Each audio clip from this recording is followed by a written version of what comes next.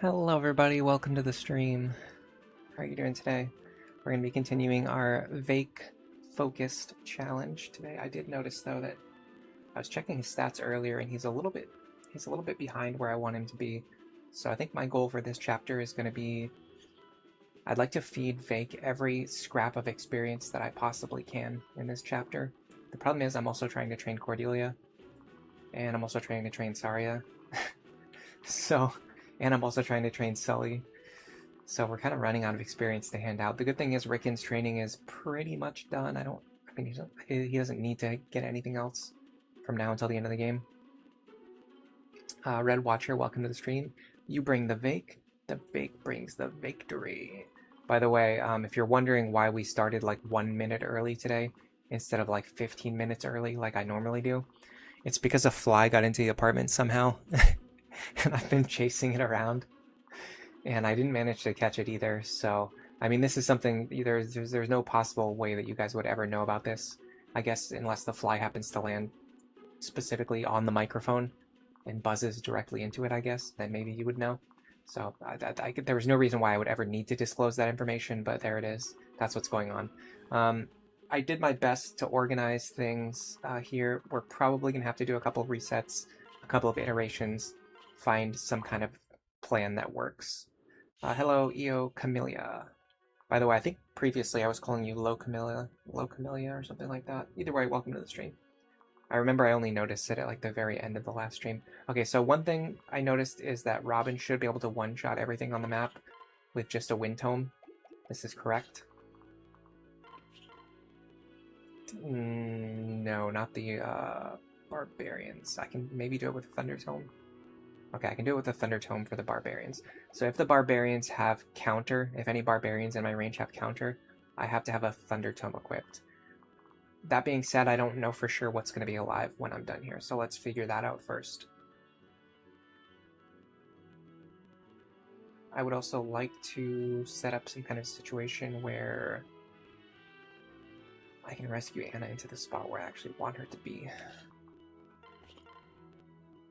Okay, we cannot one-shot this guy. I was afraid of that. I doubt we get enough strength from Cordelia. I could use the Sully pair-up for the one-shot here. Then Vaike doesn't have his partner. But I could partner him up with Crom. If I'm going to do that, I have to rescue Anna to a very specific position. But that might work. Let me try this. Also, I need to get Maribel out of there either way. Can she reach? No. Okay. No experience for you. So if I rescue here, it should drop Anna onto the forest. I know it doesn't like doing that, but if it has no other choice... Okay. Then I'm going to go here. I'd like to actually go into the convoy. I need to get the 11th sword.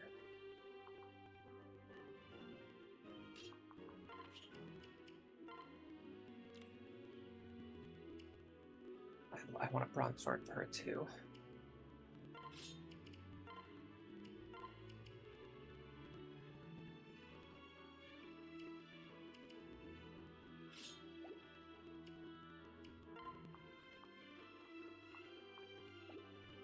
Talk to her first. Then trade. Okay. 11th sword. Bronze sword. Killing Edge. Then I pair up with Vaike. Now the question is, I'm not sure exactly who Anna would pair up with in this case. I guess she could pair up with Saria. For now, just as like a placeholder. So Sully would pair up here. This should be enough to give him 3 strength, right? Yeah.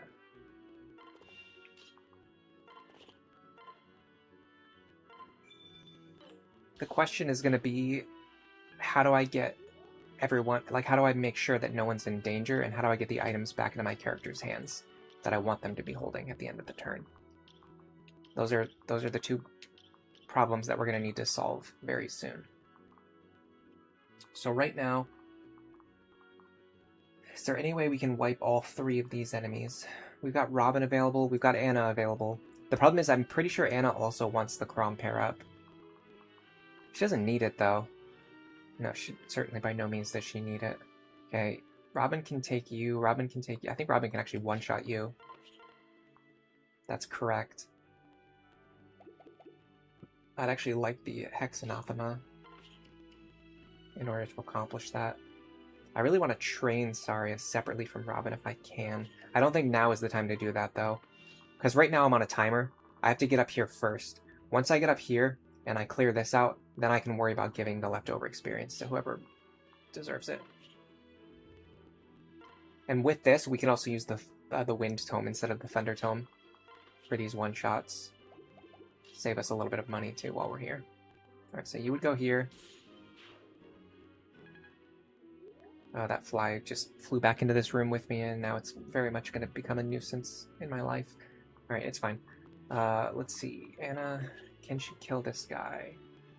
Yes, but I don't have a good way to play around counter. Same here, though.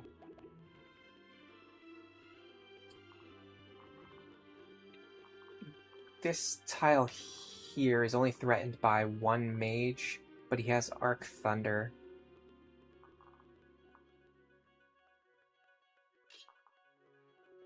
Can I get away with this? Oh, not quite. Okay, that means Vaike probably has to go here.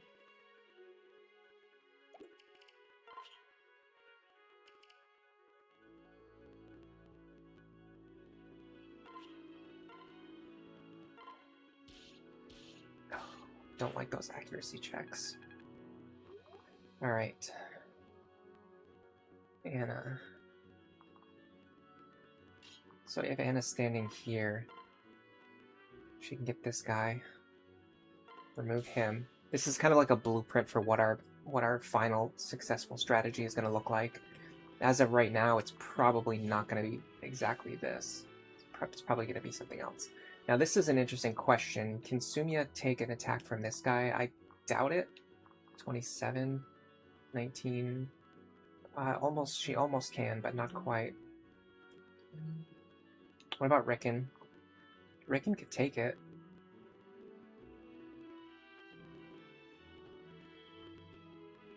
Because if so, I can put Rickon in that position. I can put Rickon here. The enemy would definitely attack him. I'd like to get him up to... Yeah, it's not happening. I can't get his speed high enough to double, unfortunately. Well, I have one option. Yeah. Okay. Alright, hold on a second. I'm trying to visualize what I want to do here, because it's a little bit complicated.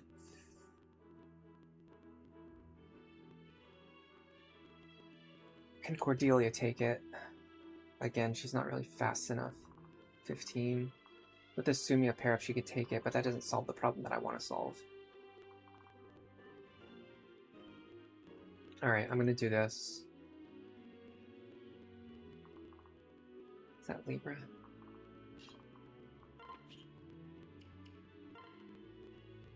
Okay, grab Maribel. Drop her here for next turn.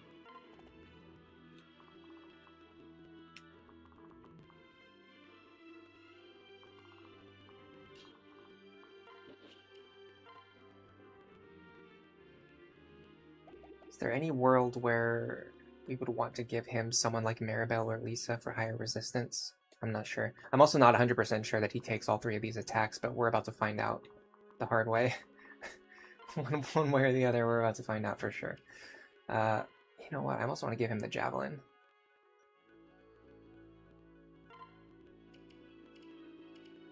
For now, we'll just use the Index. Now what I can do is pair up with Lisa here.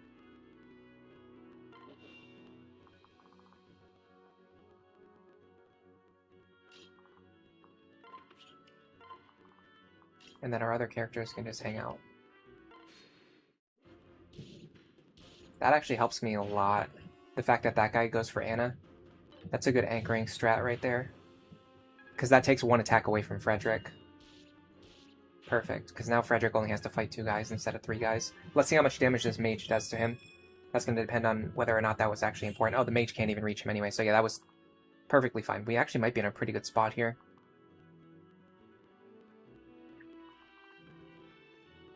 Counter Pavis is pretty bad on that guy. So technically Robin can just hold this position, but if you do that, it prevents Robin from doing anything else, which is a little bit tricky. It's a little bit unwieldy. This guy's got counter Pavis as well. That means Robin needs to kill you, and Robin needs to kill you. Or, hear me out, Frederick on this side. Nothing equipped. He just soaks these 3 attacks for a turn. So that my other characters can bust through the other side. I'm probably going to need Frederick, though, to get through here at all. Also, Fake's in a really bad spot. I can't actually get him out of here, even if I wanted to. Hello, Skywing. Skywing. Has your Rickon really landed 100% of his speed level ups? That's crazy. It says he starts with 5 speed at level 3. Yeah, I don't know if that's true or not, but I did notice earlier. I noticed his speed is unusually high. He's 1 point slower than Saria. That should not be the case. Rickon is a much slower character than Saria.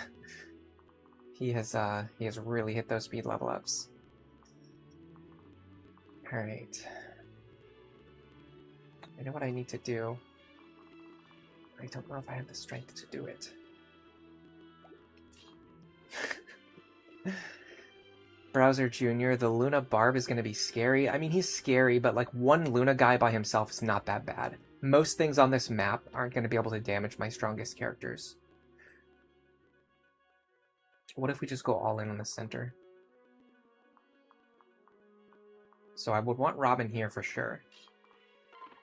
That's like a no questions asked type of deal. Can I get everyone else through here? The big problem right now is Vaike. I cannot get Vaike through to the other side. Can I set up a situation where he only has to fight? In fact, I can actually set up a situation where he has to fight nothing. I can put him safely right here if I absolutely must. If I can get the right pair up for her, she can actually double this guy. Now I gotta be careful about this archer. He doesn't have anything particularly scary. 28 damage, minus 9 defense. She would survive.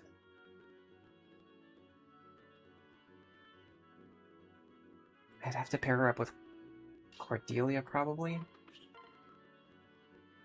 The accuracy's not really guaranteed either. Okay, let's look at... This guy has Pavis too.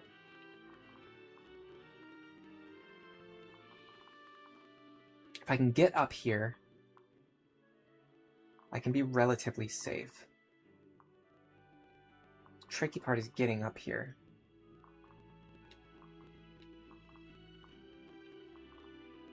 Getting all of my characters up here.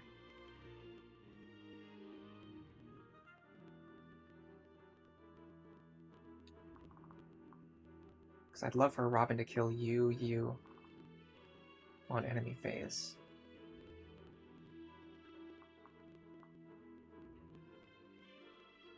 This guy having Pavis really kind of screws me because I need someone who can kill him, but I'm very limited on characters that can do that if he has Pavis. I guess I can use 2 Silver Lance charges, that kind of works.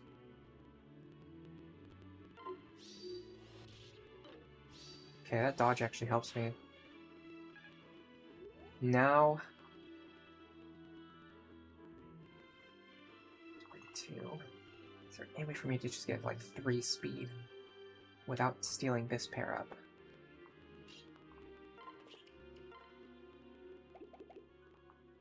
Not quite. Because this is a really valuable pair up, because I can use this to get other characters to safety.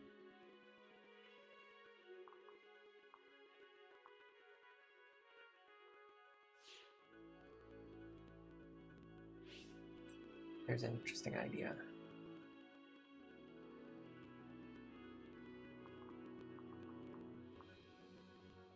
Does it help me at all if Rickon hits this guy first?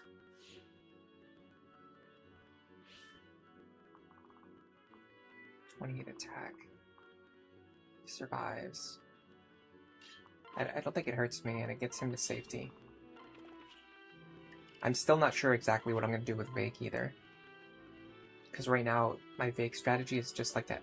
Come on, dude. Bro! You worthless piece of trash. Right now, my Vaike strategy is to have him just hide in a corner. Okay, now I have to hit both of these attacks.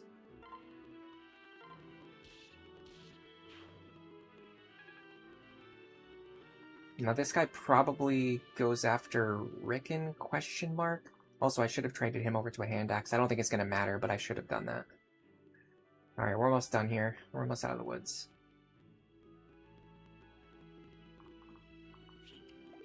This square is still threatened. Okay, I thought that square was going to be saved, but it's not.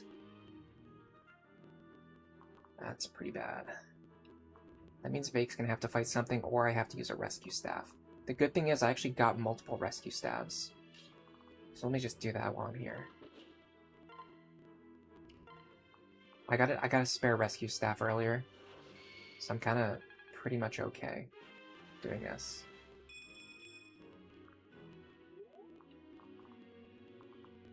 Now Vaike can fight this guy as long as he can take 25 damage. I should be able to do that.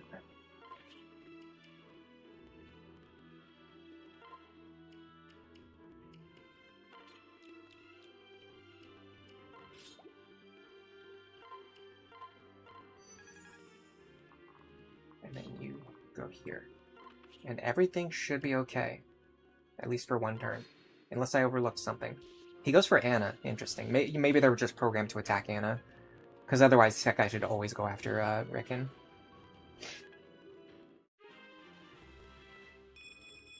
If I transfer Sumia to Anna, she won't be able to move across the map. I needed her to move across the map.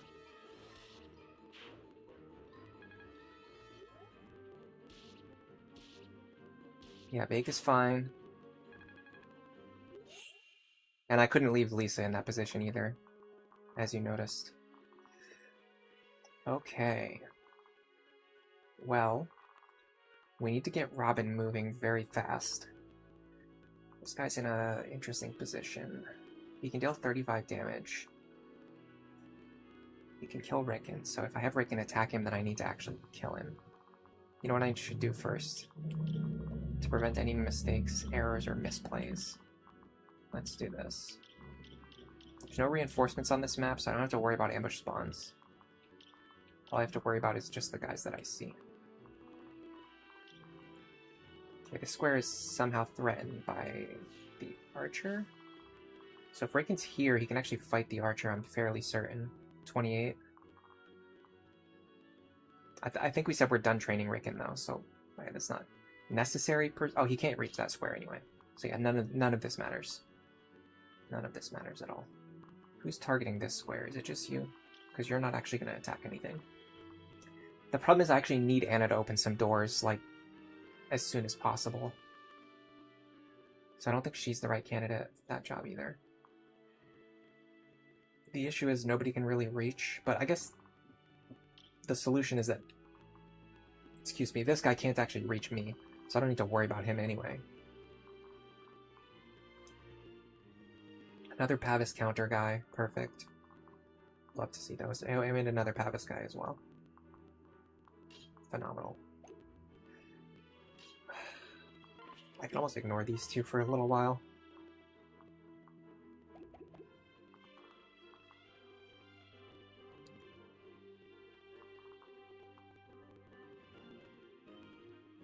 Hello, Olerin. Welcome to the stream. How are you doing today? Anna can reach the thief right now? Interesting. It's an interesting idea. I would consider doing this in the Iron Man run. In this run, I'm not going to do it. I'm not going to waste 2 11 sword charges when I can do the other strat. The other strat is to just get up here fast enough and just kill him after he opens the chest. I can do that pretty reliably if I'm allowed to reset. But having Anna go here and then here could add some consistency for the Iron Man run. So that's an interesting thing to keep track of for the future, for future routing. It's not something I'm going to do right now. And then I could just rescue her back to safety. Or I could even leave her in range of... probably not these three guys, they would probably kill her. So that would kind of defeat the purpose of Iron Man consistency, but I could definitely send her up here, kill this guy, and then rescue her back. That would prevent the need for me to have to rush all the way up here in just a couple turns. The benefit of that is I can give the experience from all of these kills to like Vaike and Saria. And that certainly has benefits.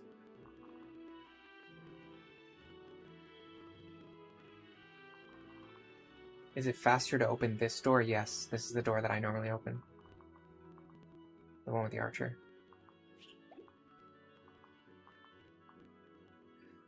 I'm a little bothered by the fact that Anna's the only one who can kill this guy. I don't think I can open this door this turn. Maybe I can. Honestly, maybe I can. Who's threatening?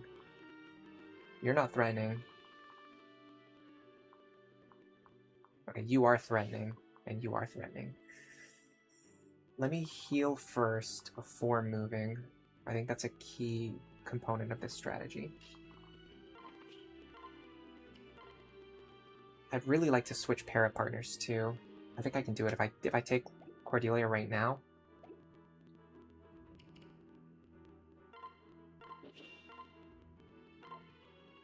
$24 HP should be enough to keep me alive for at least a turn, right?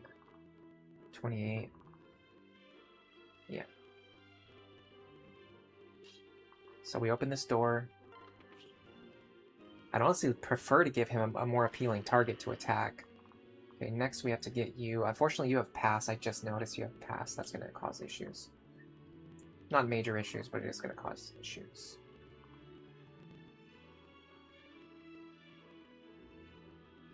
Wish I could get Cordelia back into his backpack, but I can't do it.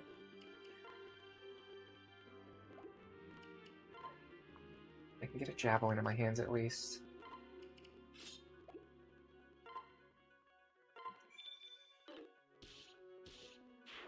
Now, we're threatened by you, and you do have counter, which I probably should have factored in. Okay, so let's see what's actually going to happen. 28. You're going to deal 8 damage to yourself. I need my calculator for this. Where is it? So Frederick's going to take 8 damage. Then he's going to deal 23. That's 31. He will survive on 5 HP. And then the second attack will kill this guy if I even double him, which I probably don't. Yeah, I don't even double him, so I should survive on 5 HP here, even with counter damage.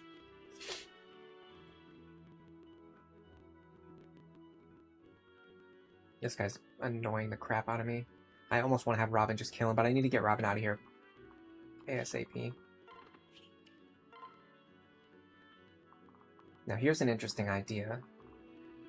I can fight this guy over the wall. That's a good job for Rickon.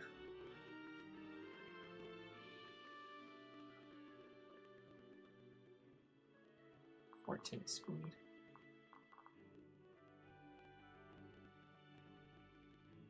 It's probably a better job for Vaike.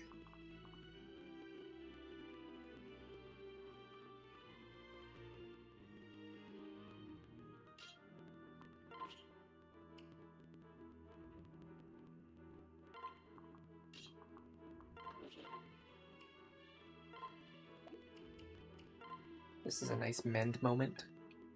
I'd also really like to start unpairing my characters.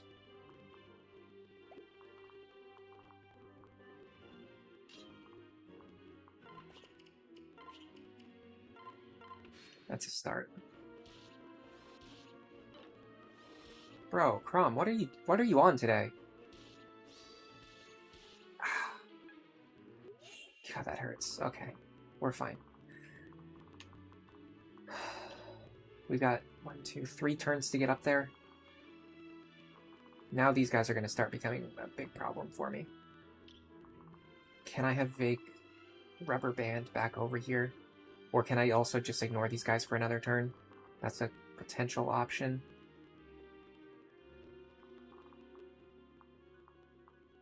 Whoever stands here needs to be able to fight this guy. That's not going to work. I have to kill this guy. And if I have to kill this guy, then I have to fight the other two. The problem is that Chrom is far and away the best person to do it. Sorry, Robin is far and away the best person to do it. But if Robin's doing that, then I'm so far behind schedule. I need Robin to be up here, like now. If every single one of my other characters goes left, can I clear this group? That's a question that needs answering. I need to kill this guy for sure.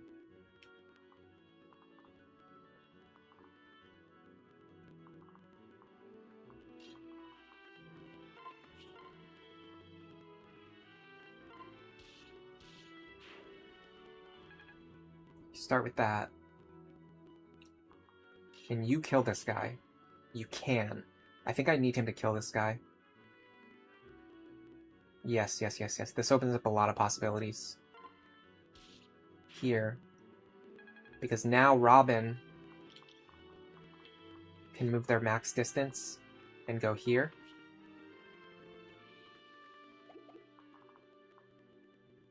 Fortunately, we'd have to protect Rickon from 2 angles. Let's worry about that when we get there.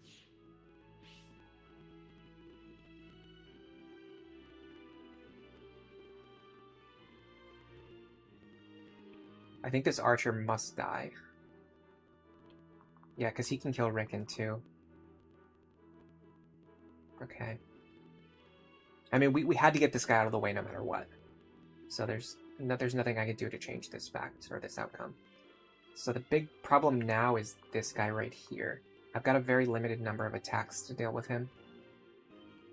And not very many good attackers. Arguably none. If I can get him down to half health, I know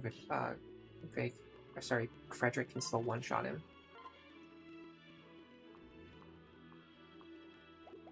We have the Silver Lance available. So that's 13. That's an extra 11 attack. So 39. Alright, let's just add 11 to this. So 35. Cut in half, that's 17. If we can get him down to 17 health, we can finish him off. There's no way, there's no world in which I get this guy down to 17 health, right? Like, that just doesn't happen.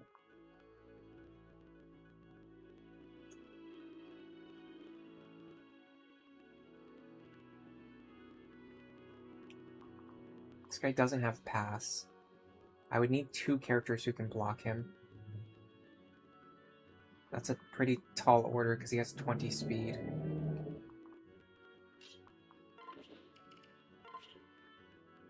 The issue is he just has freaking Pavis. It just ruins everything.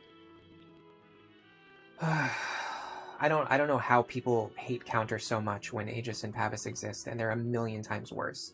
They just completely shut down any strategy that you want to use in the game, based purely on randomness. Counter has so many ways that you can play around it if Aegis and Pavis didn't exist. Whereas Aegis and Pavis, even if counter didn't exist, they would still ruin your game plan like 30% of the time if they just happen to roll on the wrong enemy, which is what we're seeing here. I'm kind of stuck. I can't get out of this position. You like Robin's Sage sprite? I think it's pretty much the same as everyone else, honestly.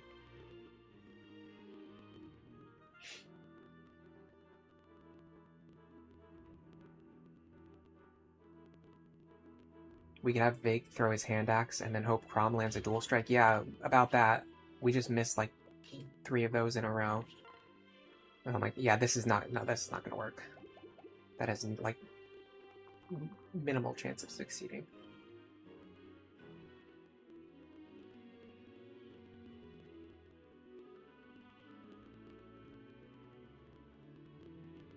I'm just trying to figure out if there's any way I can do this with any level of reliability. Okay, here's an idea. Doesn't really... It's not that great, but it's an idea. You here. You here. I think I've got the solution. Oh, the problem is Anna. Anna's actually still hanging in enemy range. I didn't even think about that. And these guys have a weird obsession with attacking her, so if I leave her in their range, they might attack her.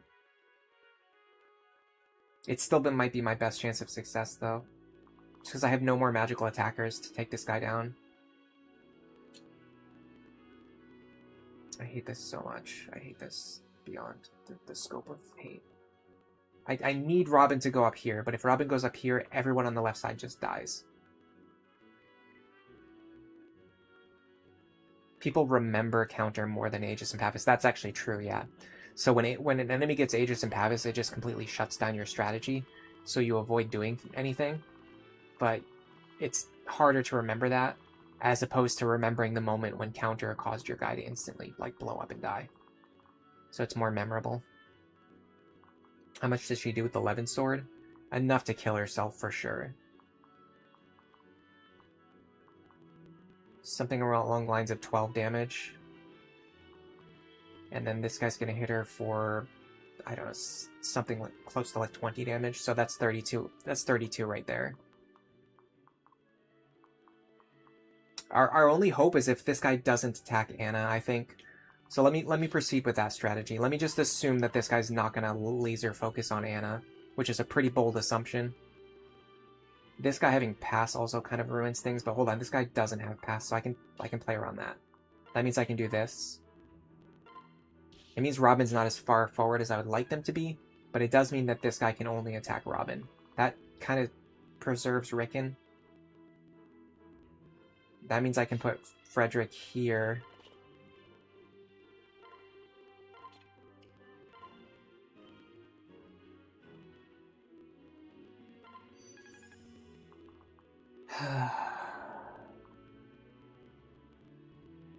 You should be safe.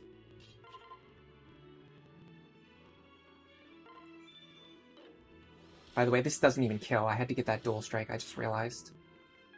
On top of everything else. Okay. So this looks bad. And it probably is bad. Do you have pass? No. You can go 1, 2, 3, 4, 5. You can hit that square. You can't hit this square. I'm gonna heal Anna just in case this somehow keeps her alive. I doubt it. But I have to move her anyway, so I might as well move her. Okay, you can take an attack. Can Cordelia take an attack? The answer is yes. If that's the case, Cordelia in the lead is better. Can she actually take an attack without killing herself? No, that's exact lethal. I would need to get a defense pair up. Those are in short supply, because I don't usually train Callum. So I'm going to have to unequip here. So the question is, who is this guy going to attack? If he attacks Anna, we get a game over.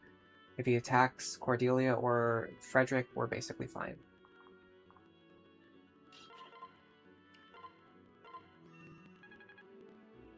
I have a feeling he's going to attack Anna. I also didn't realize Frederick was a threat in there. I mean, there's not anything we could do about that, but... Would that have killed me? Yeah, that actually would have killed me. Very fun stuff. Okay, well, he doesn't prefer to attack Anna, so we did actually get out of there somehow. This guy's still a menace to society. We have no possible way of dealing with. That's a good first step.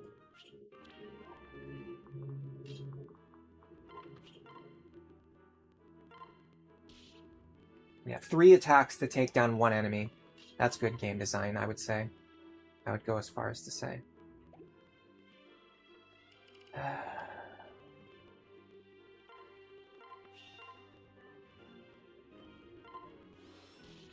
It's a good kill for Cordelia. Alright. We gotta do something about this guy.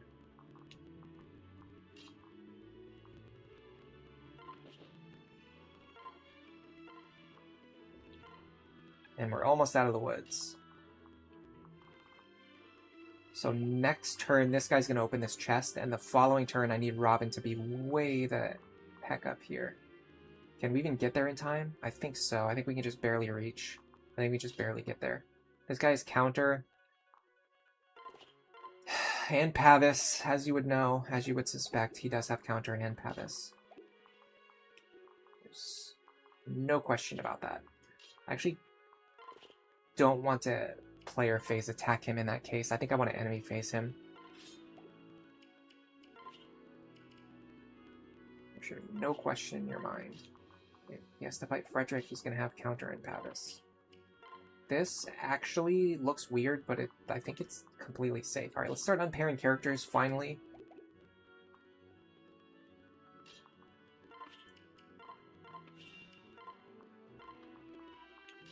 For here, we can just heal.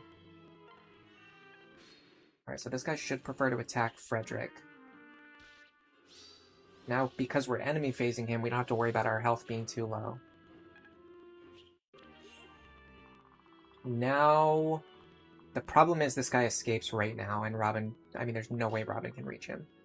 So here's the idea, though. Here's the idea. Here's how you make it work.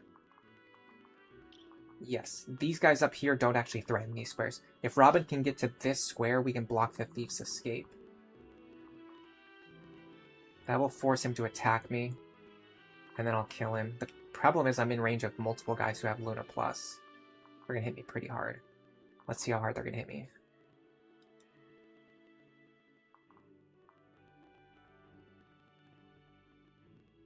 -75, -26, -10, -10. They're going to hit me for 29 damage, I'll be fine. Okay, so Robin here. This should allow us to get the arm scroll by killing the thief on enemy phase. Also, I might be able to pull this archer off of Robin.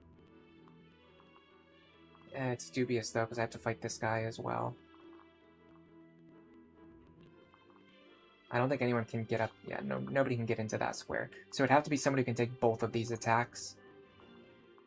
28 plus 25.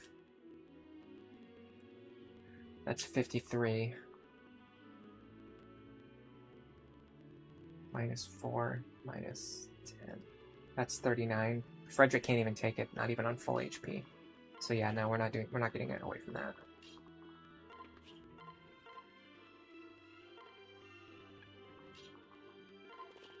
Okay, the good news is we can finally start separating our characters and pairing them up with the people that I want them to be paired up with, instead of the emergency option that they must be paired up with in order to just barely survive each turn.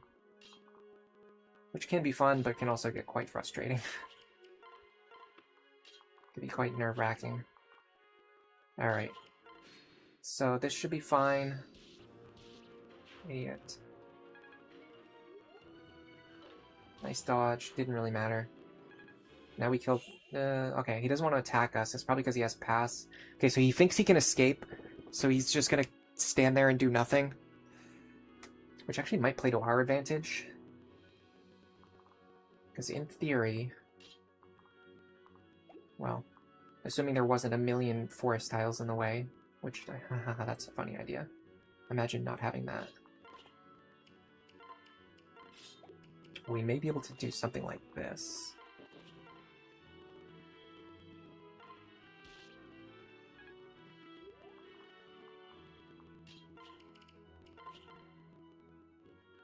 That allows me to get a level onto her. Well, at least experience, maybe not a full level. Okay. Suddenly things are looking pretty good. We got a couple mages. Couple kills over here we can feed experience to, and then we just have to break the final group.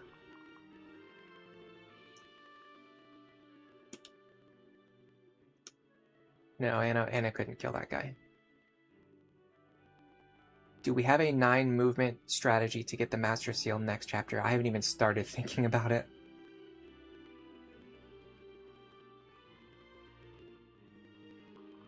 Skywing says that Anna can usually do it if necessary. I actually haven't really tried that yet. Hello, Delta Brainwave. Welcome to the stream. Haven't seen you in a while, I don't think. Unless you were here like last week and I just forgot. Hello, Nodot. We've got to fire the gardener of this abandoned fort. There's too many wild shrubs all over the place. Yeah, seriously, the forest tiles in this map kill it for me. Although they are kind of useful later on. You're doing a lunatic run with. It really helps if you finish typing the full sentence before you hit enter, you know? It's quite useful in getting your point across. Alright, these guys don't want to move, so we can take our time on these guys. Should I feed you? I think the answer is yes. Thing is, Vaike, I really want to give every scrap of experience to Vaike that I can. She's a better matchup for these guys, though. At least for drawing them out. In fact, let me see. This guy has... Guess what he has? Guess what he has? It's exactly Pavis counter. Let's do something like this.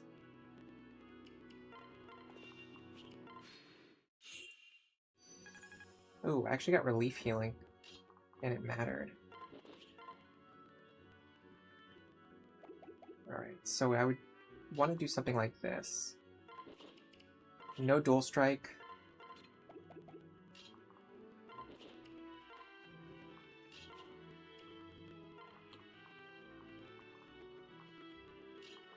We don't need our other characters to get involved, but we'll keep them nearby just in case. So my idea is we're going to draw him out. Nope. We're going to draw him out. And then we're just going to pounce on him and just kill him on player phase while he's out of position. Wow. Nice crit. Alright, so... This experience distribution is a little bit tough. I'm going to want Cordelia to be capable of fighting next chapter in the lead position.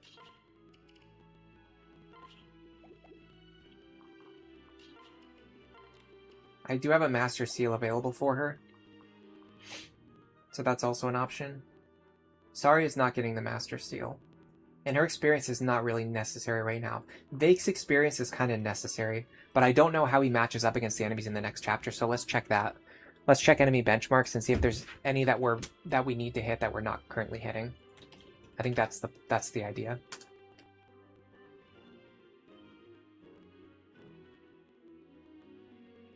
Chapter 10, Renewal.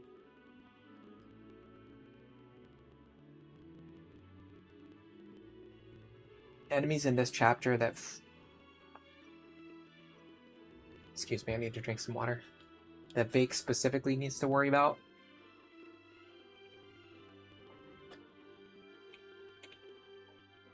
If we get one more speed, we can actually double the thieves. But our hit rate is going to be atrocious against them anyway. I doubt that Vaike is going to be our thief killer. What about the other enemies? We double all of them unconditionally right now. Is that true? No, we actually need. Yes, we do. We double everything else on the map. So Vaike already hits all of his speed benchmarks. His attack power with the hand axe is 31.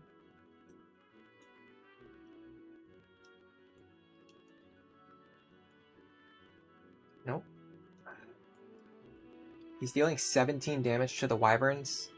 They have 40 HP. With a strength tonic, I don't quite kill them.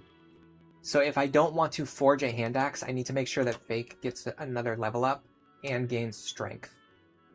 So we need Vaike to get strength to level up. So let's start feeding him kills until he levels up strength.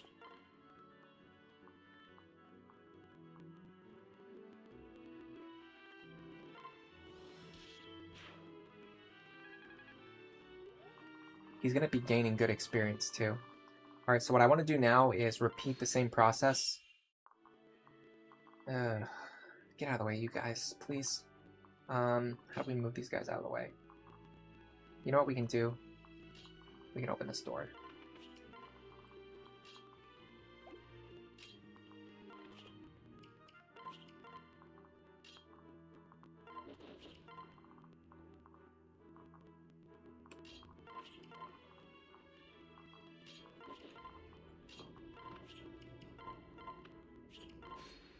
Alright, so what I'm going to do is kind of a repeat of that process.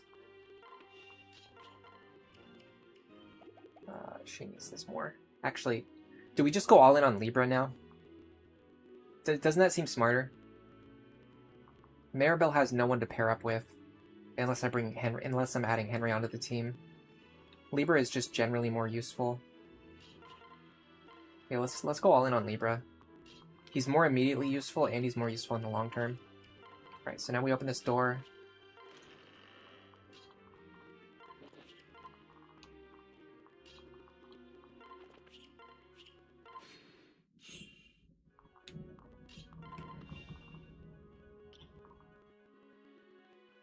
I'm gonna need Anna over here.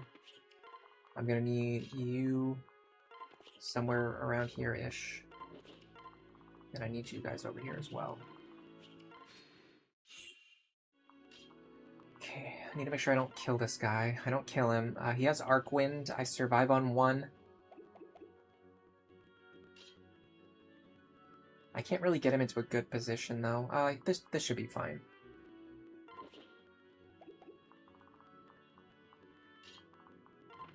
Try to not crit this time.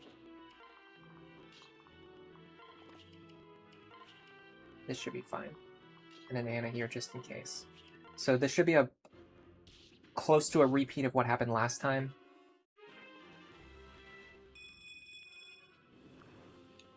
That looks good. Can we let Saria attack him one time for chip experience? Yes, as long as I don't crit. If I crit, I'll live with it. Even better. So that's 10 free experience right there. And then this old guy. He's going to take 22, which is fine. That's more experience for Libra. Take this guy out. Where's my bronze axe, by the way? Seems like I put it away in the convoy at some point. That's fine.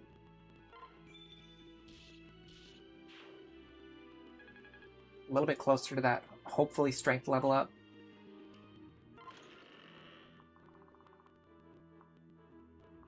Alright, now we can start moving our other characters to the center.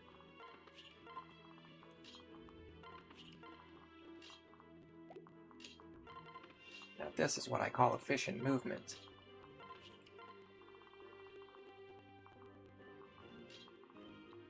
If you ever needed to see the difference between me and like other Fire Emblem YouTubers, just watch what's happening right now. Every other channel you go to, literally every other Fire Emblem channel you go to, you're gonna see them like doing hyper optimizations in order to like move their characters across the map and try to beat the chapter in like 4 turns instead of 5 turns. Even in like runs that aren't LTCs, like they're always trying to optimize and like clear the maps as fast as possible. And when you watch me play, I'm just like slowly crawling across the map. I don't even pair up my units. I'm just basically like putzing around over here. What does that word mean, by the way? What does putzing around mean? I hear people say it. I have no idea what it means. For all I know, it could be offensive. Let's find out. It's a North American slang. I know that.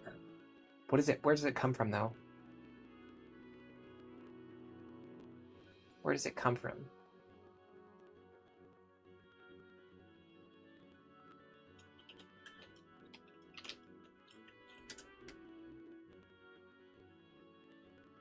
It originated from the Yiddish word putz, which refers to a fool or a worthless person. Okay, so it's definitely not offensive.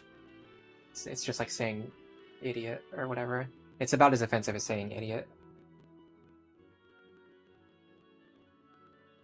It is nice to finally catch a stream again. Yeah, I thought I hadn't seen you here for a while.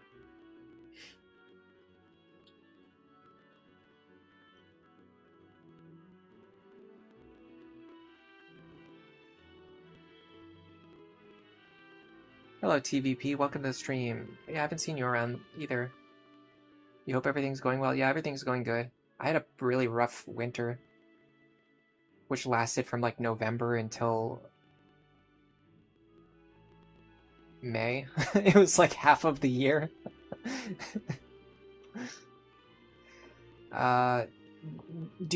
Sorry, would I like adding attacks of opportunity to Fire Emblem? No, I actually don't like attacks of opportunity in Dungeons and Dragons either. If anything, I think it should be like a specific, like a skill. Like it should be a class-specific skill or like something that not everyone can do. I don't like attacks of opportunity when just like everyone can always do them and they restrict movement, because movement is such an important part of this game. And in fact, even if they made it a specific skill, I think I still wouldn't like it. Yeah, because it would just limit my movement options, which is something that I don't enjoy. Because you have to keep in mind, if you add a skill to the game, you have to give it to the enemies as well.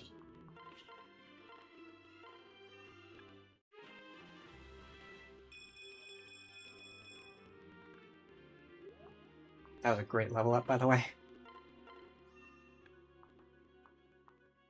Technically, I can have Robin heal to get extra experience. Should I be doing that?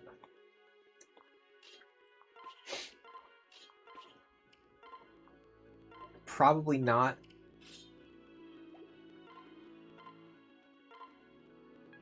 It's good experience, though. Like, for Robin, that's good experience. That's like an extra combat.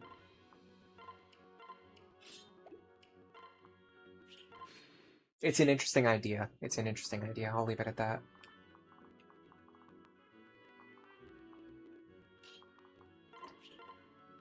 I also realized I need to train Anna more than I need to train Libra. So let's focus on Anna as our staff healer for the rest of this battle. Unless we get into situations where it's absolutely necessary to emergency heal someone.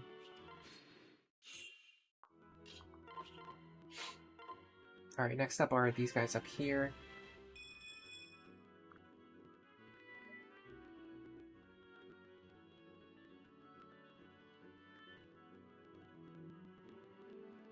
Yeah, it just doesn't fit Fire Emblem. I think that's what Chad is concluding. Attacks of opportunity just don't fit Fire Emblem. Hello, Scuba Luigi. Welcome to the stream. Okay, you're doing plus magic, minus HP, Robin. Ah, I see. I've actually theorized that minus HP might be a good flaw on specific builds, but it's tough to run. It's tough to get out of the early game. But if you could get out of the early game, I think it's an idea. Let me bring up Robin's stat table again. I was just looking at this the other day.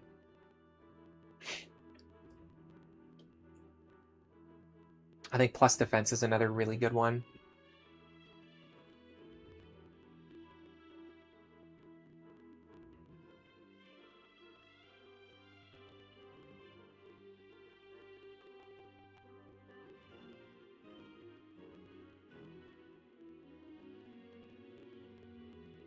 So plus HP in the long run really only negatively affects your defense and resistance. And I think you have... Or sorry, we're talking about minus HP. And I'm kind of curious about how it negatively affects your caps. Because every character in this game has the same speed cap. So how does negative speed affect your caps? If it doesn't affect them at all, it's actually really powerful in the long run.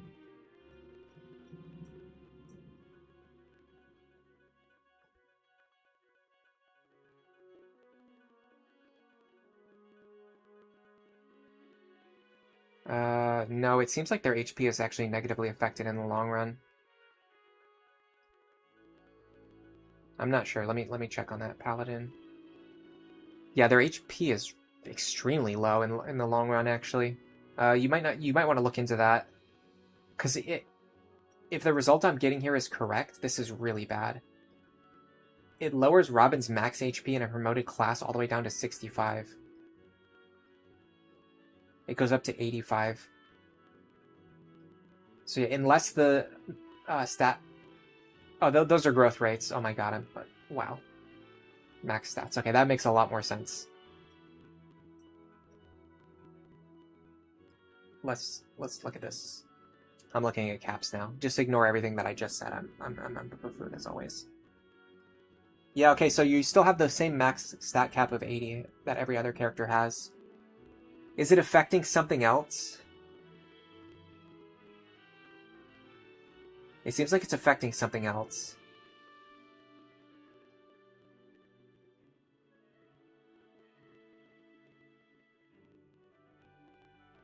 It's lower it's lower strength, magic, defense and resistance. No, I wouldn't run minus HP. It's quite bad. It lowers a bunch of stats that you can't afford to lower.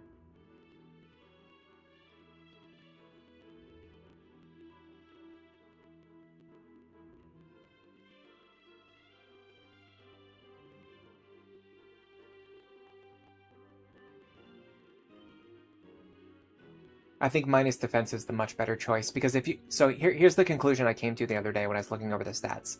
I think in the long run, I think minus defense is the best flaw for Robin, because the only caps it affects are luck, defense, and resistance. And those are stats that you don't really use in the end game, but they're very, very powerful in the early game. So you will struggle to get out of the early game, but if you can do that, you're just going to have a Robin who has no negative stats that really affect them in any way. Minus strength still might be a little bit better, just because not only is it easier to get out of the early game, but also you don't care that much about strength, skill, or defense. The advantage of minus strength is that it's easier to get out of the early game. The advantage of minus defense is that you'll have like 1 extra point of skill at the very end of the game. But other than that, I would say minus strength is probably the most optimal flaw still. Let's see. Do you need capped stats? I talked about this during the last stream, but yes, capped stats are actually quite important. It's a difficult conversation because I'm one of the people who used to, like, even if you watch my earlier guide videos or just in general, one of the things I used to say is that your capped stats aren't really that important. And you have to think more about what your stats are going to be during an actual playthrough. However, there is some nuance to that, because during an actual playthrough, some of your characters, especially your primary combat units, are going to be capping their stats. So you need to actually think about what your stat caps are at 2 points in the game. Number 1, around the point where we are right now, just from around like chapter maybe like 7 to like 12, your characters who haven't promoted yet are gonna be capping their stats. Like Vaike is probably gonna cap his strength. He's probably going to cap his speed. So those stats matter, because once they cap, he can't gain any more strength, he can't gain any more speed until after he levels up, and it also determines what his matchups against the enemies in these chapters are going to look like, because he has a finite amount of speed, and once he reaches that, he can't go any higher. That's actually kind of helpful. That's going to help them reach their next support point a little bit sooner. The other thing is that when you get to the end game, when you're fighting Grima, whichever characters are fighting Grima, you need them to have their stats capped. And those caps are important, because you have characters who are dealing like 3 or 4 more damage than others, and that doesn't seem like a lot. But if you're doubling Grima, so first of all, just having a few extra points of speed is going to matter for whether or not you're getting doubled or if you can double Grima, because the speed benchmarks are that tight at the end game. Secondly, when you're doubling Grima and you're hitting with a Brave weapon, having 3 extra points of attack, or having 4 extra points of attack is like 16 extra points of damage or 8 points of damage, depending on if you're dealing with like Aegis or Pavis or Dragon Skin or whatever. It matters, like your caps matter a lot in the last couple chapters, and they matter a lot from like chapter 7 to chapter 12, especially on Robin. This is why I started running the plus magic Robin, because those extra points of magic you get before promoting into either Sorcerer or Sage actually allow you to one-shot enemies, so that you don't have to take counter damage. Plus strength minus defense. Yeah, plus strength minus defense is one of the ones that I theory crafted, because you can't run something that's going to nerf your speed or your strength stat, and that severely limits your options. Because if you remove the options that nerf your strength and your speed stat, that removes HP, that removes magic, that removes skill, that removes speed, that removes luck, that removes resistance. Defense is literally the only flaw that doesn't nerf Robin's strength or speed stat. So if you're running plus strength Robin, you kind of have to run minus defense, or you have to take a hit or to your strength, or you have to take a hit to your speed. And none of those options are good. That's the reason why I think plus magic Robin is so much better than plus strength Robin. Am I going Berserker or Warrior? I'd like to go Warrior, but there's merits to Berserker. So we're going to wait and see how it looks. Alright, let's pull this guy out first. Because he has counter, I need to kind of do something weird. I need to do something like this. Will he attack me? Yes. Okay, that's actually helpful. There's a guy behind him who moves automatically. I mean, we're probably fine. We're not as fine as I thought we were. What's our speed? 16. Plus 4.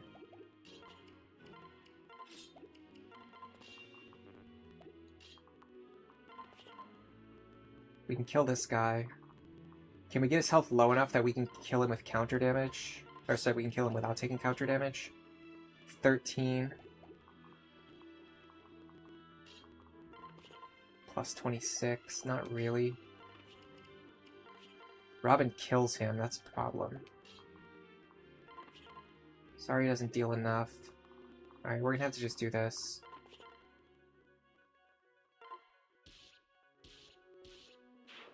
Sully got some free experience there. Alright, we really want to strength level up here. Got it. In fact, let's see what our strength cap is.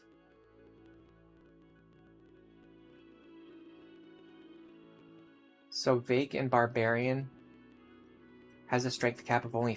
it's actually 33. That's quite high. What about speed? 28. 17. Yeah, so we're not that close to hitting any of our caps yet, but we'll probably hit our strength. If we level all the way up to 20 Barb, we'll probably hit our strength cap. And 11, we might hit our speed cap. Depends on how many of the 50-50s we win. This guy is passed, that's going to be an issue.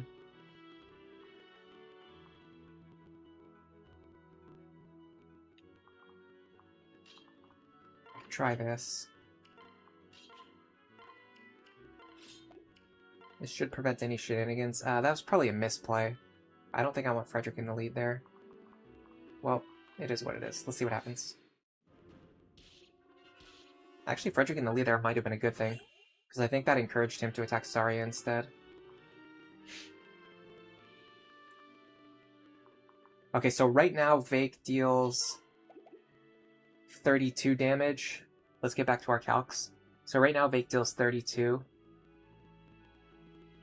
Defense.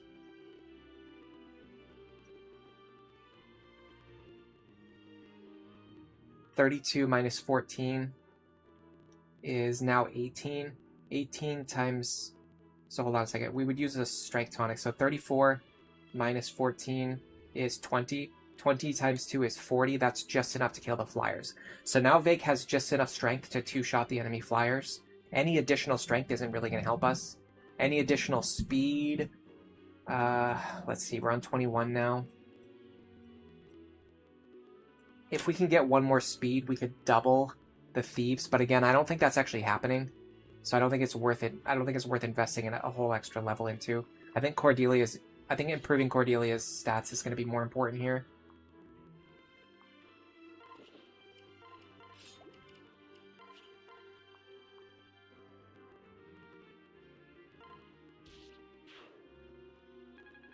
We just need to make Cordelia as strong as possible.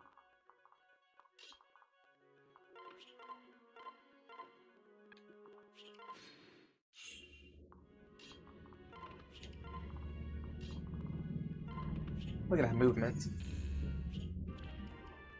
Free Killing Edge. I think these Killing Edges are really good for reselling, honestly.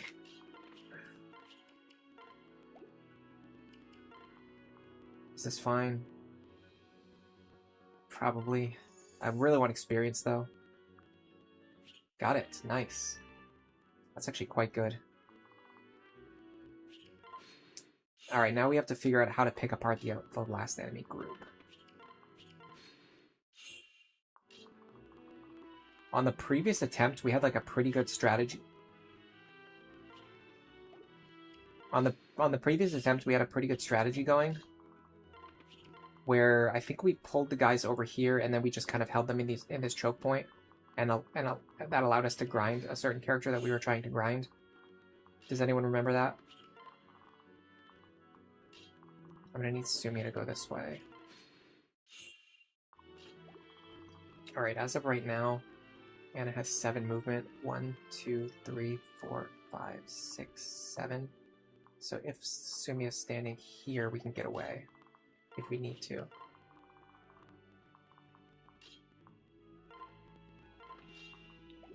It's actually better if Robin is not holding a staff, because if they are holding a staff, I could accidentally use it in turns where I'm trying to move, and that could be devastating.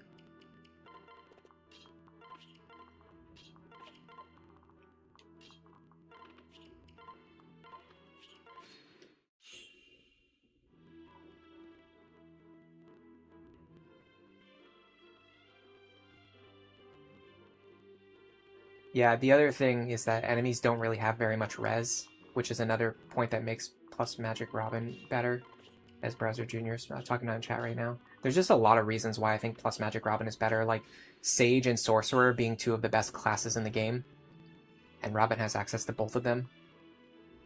Plus Magic Robin's stats and growths end up looking better than plus Strength Robin's just because of the way the stat caps and modifiers and growths are calculated on your bonuses and your flaws.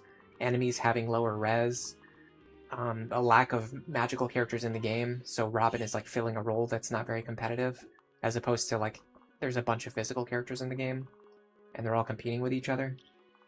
You don't really need Robin showing all of them up even more. Isn't there a way? Yeah, there's a way to actually fight just the boss.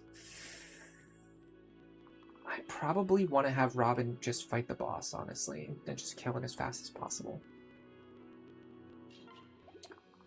He has Wrath. That's not going to be too big of a deal.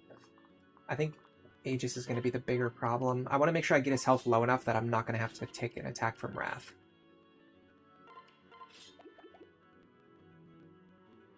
So 47 minus 4 is 43. Divide that by 2, that's 21. So we're going to deal 21 damage to him twice. That's going to put him on 15, and then we can one-shot him after that. So this should be fine.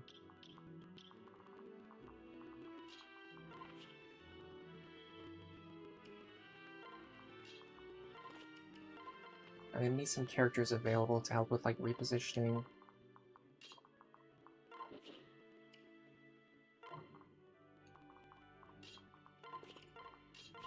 Item swapping and things like that, so let me do this. Now the interesting thing is whether or not enemies will go to the right and try to attack Anna. Ooh, nice.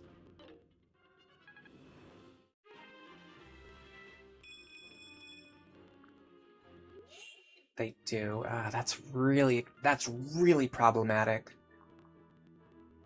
It's not the end of the world, but it's going to make it so much more annoying to try and get this chest.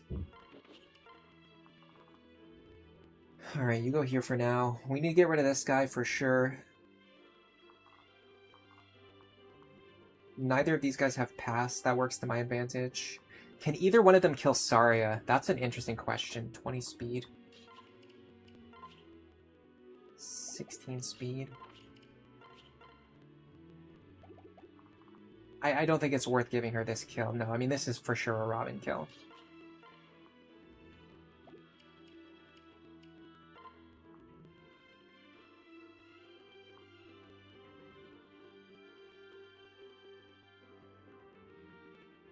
I do need to do something a little bit weird here.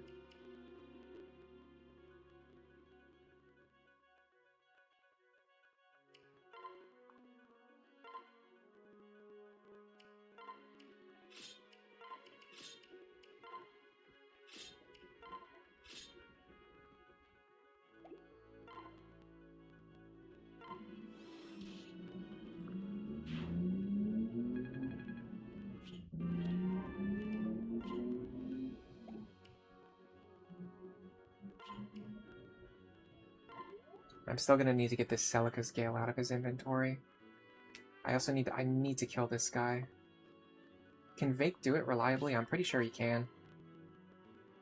With Sully's pair up, I'll be able to double. This is a big deal. In my last run, I couldn't do this. I remember not being able to kill this guy reliably, so this is one of those cases where Vaike is actually shining. Ooh, and we procced Despoil. Free Bullion. Thank you.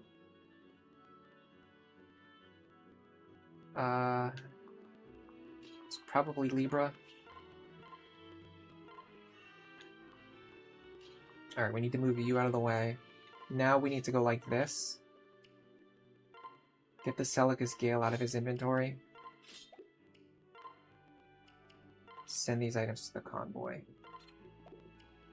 Now Robin is threatened, but they can't kill him by any stretch of the imagination. So right now he's just holding this position that the enemies can't attack through. This guy does have pass, so I want to try to pull him away separately if I can. Oh, Luna Plus on that guy really sucks. I'm gonna have to kill him fast. This guy has Luna Plus as well. Perfect.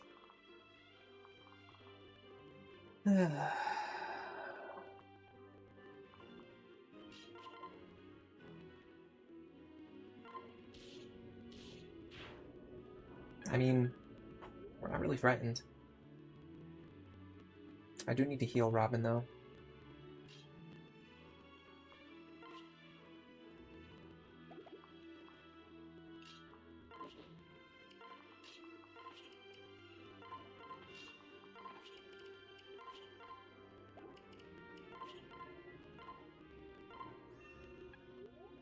Alright, is there any way I draw this guy away to a spot that... I think Anna survives and a hit from him, right? 35.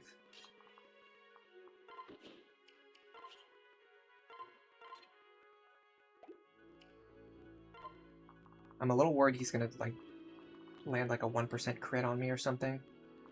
No, there's no way. My luck is 28. Pulling him away is really, really useful. Because...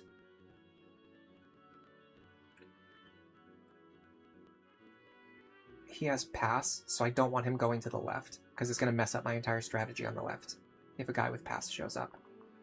Okay, this is a Cordelia kill, or a Cordelia matchup right here.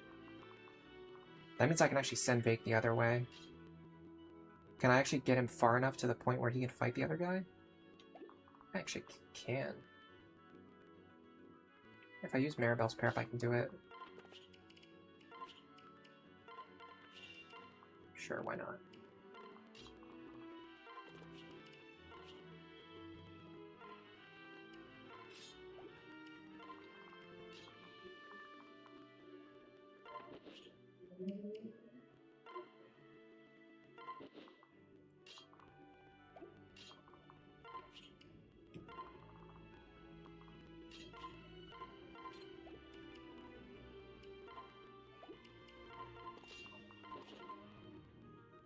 Don't want to crit here.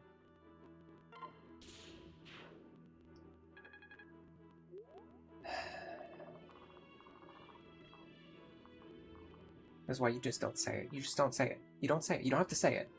Because the moment you say it, it's always going to happen. Man, this guy hits like a truck. I can't believe how hard that guy's hitting me. Alright, so I have to go get that treasure chest now.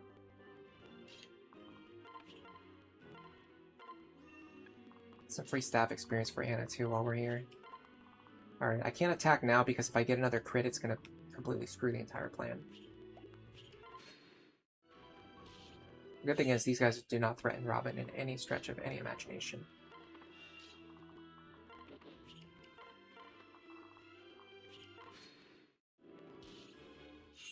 Alright, I can open this chest now. Got our men's staff. Alright, so I do not want to crit here, please. Thank you.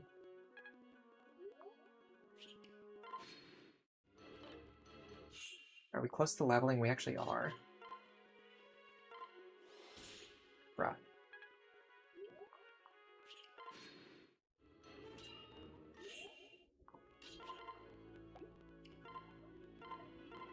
Some free experience for any of our characters who are just hanging around.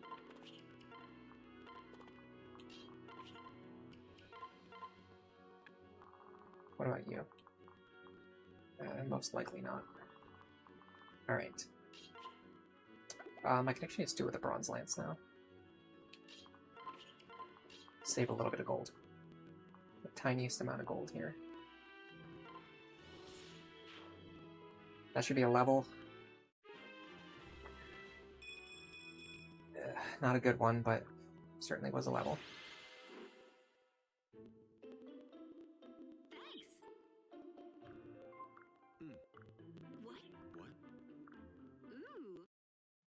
Yeah, because of the high base damage of axes, you can still get plus strength Robin's attack high enough. We calculated this in Discord the other day, because someone was talking. It was probably you. We were talking about it in the Discord, and I ended up calculating it because I wanted to see.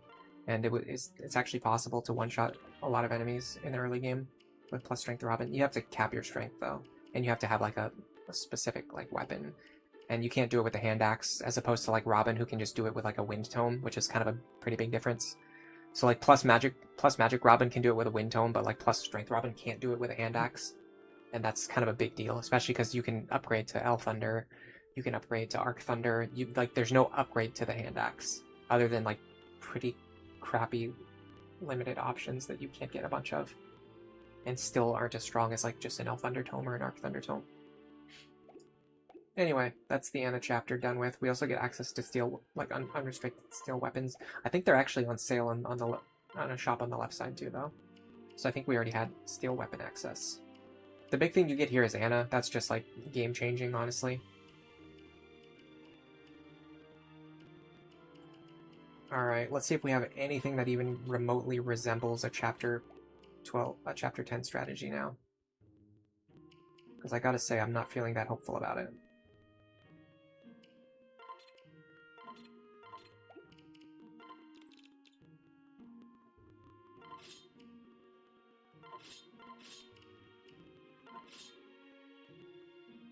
The one thing I like is that we have an Elwind's Tome and a Salika's Gale.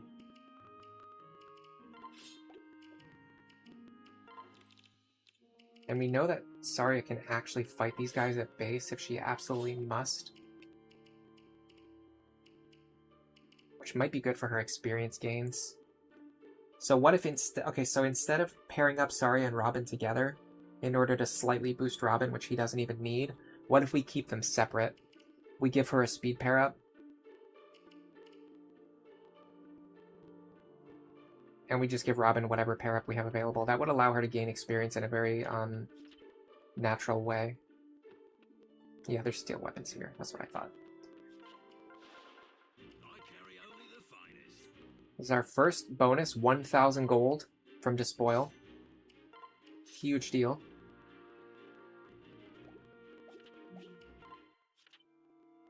Yeah, the short axe. You can't get infinite short axes, and it's still not as good as like just like a regular tome. That was the point that I'm making. Hello, Milquetoast. Welcome to the stream. Anna's so good.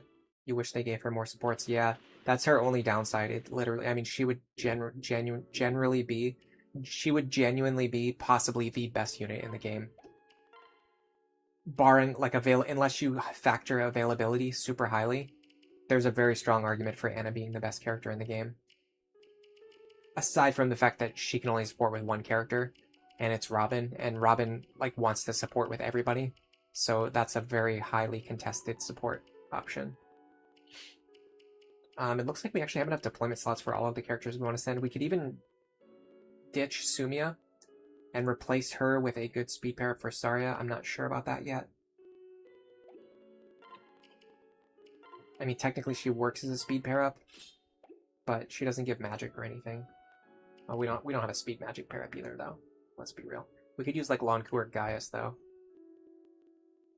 That might be slightly better, because it would boost her skill. What is she actually doing right now? 24 damage.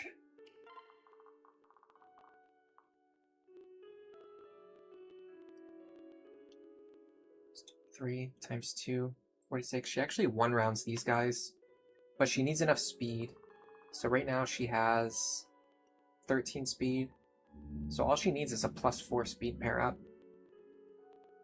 Let's start with Sumia, because bringing Sumia increases our mobility, which is important. And then we'll pivot to other options if we must. I think there's a good chance that Vaike can actually go up this center lane, or this right-hand lane here, Robin here, and then I don't know what we're going to do about this guy. We need someone who can reach him, so let's see if we have that. I don't think Frederick reaches. No. I don't think Cordelia reaches. No. Frederick and Cordelia together could get here, but then we have to one-shot him with a javelin. Can we do that? We would need 32 damage. If I remember correctly, it's actually pretty close. That's not anywhere near as close as I remember it being. I thought it was way closer than that. That's like not even remotely close. Am I missing something here? I mean, a strength pair up would do it, but then we wouldn't be able to reach because we wouldn't have enough movement.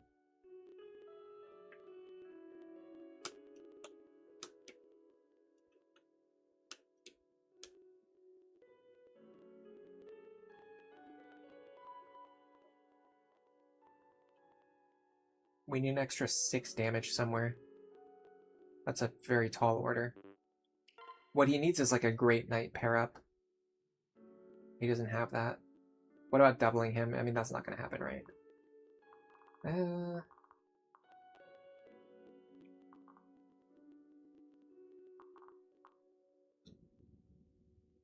If I can get to 22 speed, I can double him. I'm probably going to have to use the Master Seal to solve this issue.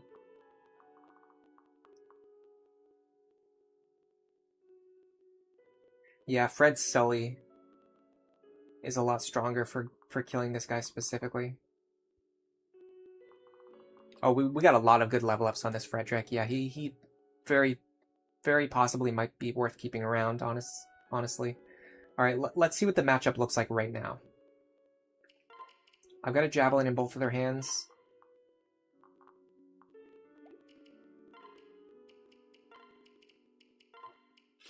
Let's just see how close we can get with the current loadout. Promoting Cordelia is also an option. That pretty much solves it. So she's hitting for 19. And she is 4 speed away from doubling. Let me get my notepad open.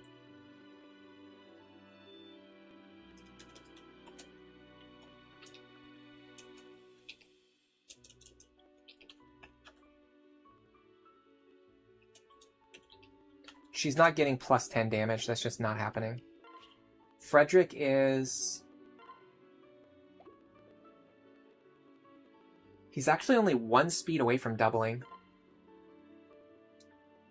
This is solvable. We have a speed tonic. This is way closer than I thought it was. I was right about the damage too. He's exactly 6 damage off. So if we give Frederick a speed tonic, he can just double and kill this guy. We don't even have to promote Cordelia. We could save the Master Seal.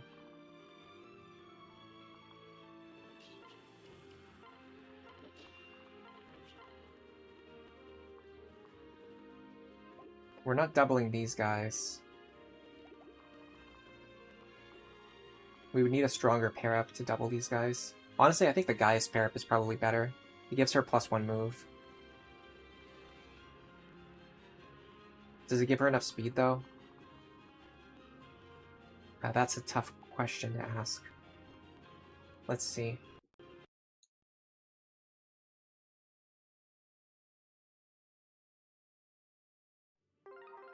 Yeah, you can also forge the javelin if you absolutely need to, but it looks like this time we're actually fast enough to just double this guy. So let's do that. Let's do that route. Boom, problem solved. Okay, let's check on Gaius now. I'm a little worried he won't give enough speed. I have a suspicion he doesn't give enough speed.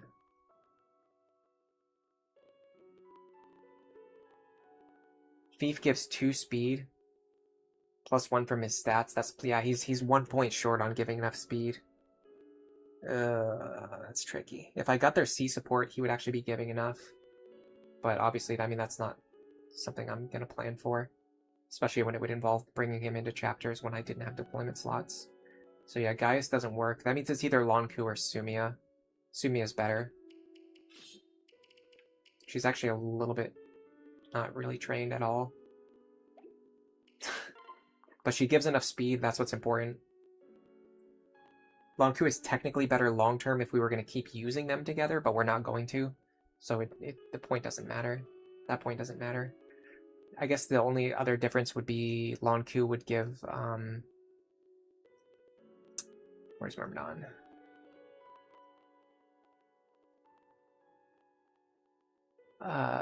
Luck, which doesn't really matter.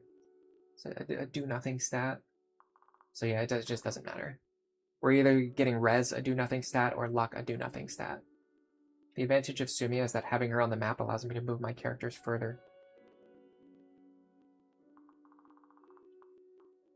So bizarrely enough, Frederick can just take this guy. Next question is Robin here. I don't see any issues with Robin here. Crushing our way through the center. That pretty much always works. The question is what pair-up do I want them to have? A defensive pair-up would be nice. Is there any room for Callum on this team? Let me make sure I actually one-shot everything. Yes. Yes. Yes. So I one-shot everything even without a magic pair-up. I double everything without a speed pair-up. A defensive pair-up would go really hard here. Is there any way to fit Kellum onto this team? Seriously. Who do we cut? Maribel, right? Yeah, we were done with Maribel anyway. Hold on a second. Are we bringing Kellum? I see the vision here. I'm actually seeing it.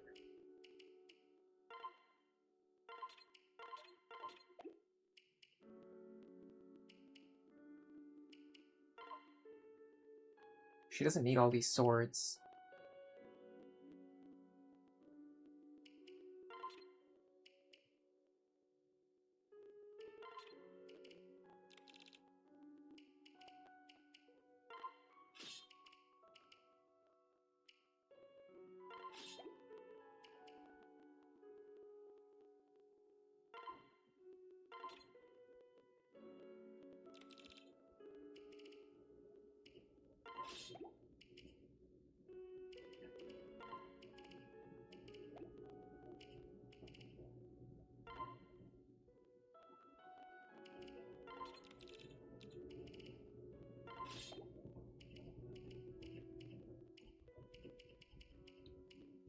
I might be onto something here. I might have an idea that's something that resembles a working idea. So, Kellum Robin goes this way. That's actually gonna make Robin's threshold for surviving so much cleaner. Vaike and Saria here on the right lane, and then Frederick on the left lane. I can see it. I can see it working. I can visualize this working. Let me make sure everyone's got healing items, especially the people who need to act independently. Frederick needs much better healing than this.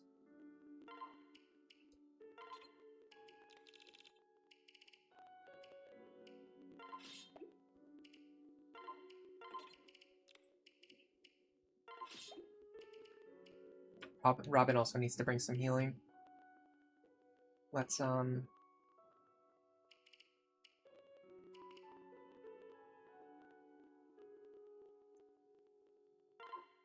we're not going to need this. In fact, it might be better to have someone else holding it.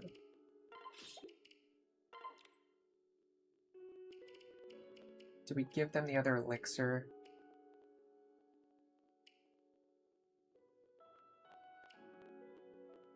Almost certainly, right? Because Vake's going to have staff support with him.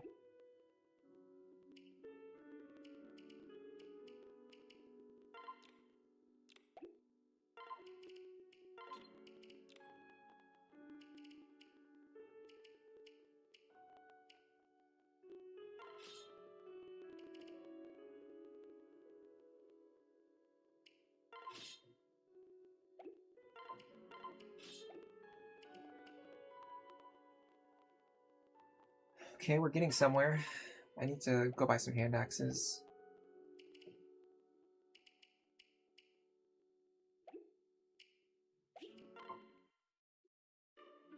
I know I'm not talking very much, but I'm kind of focused on organizing my inventory.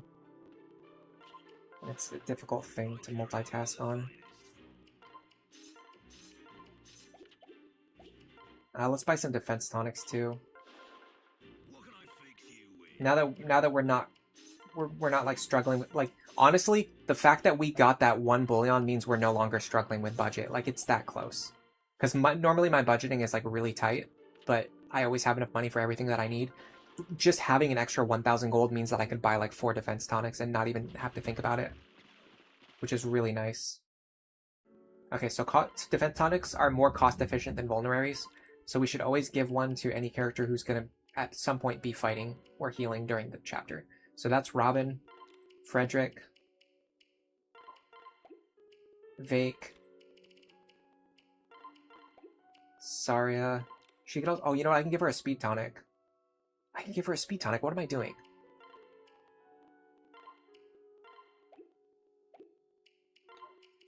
Yeah, get out of here, Sumi. I don't need you for anything.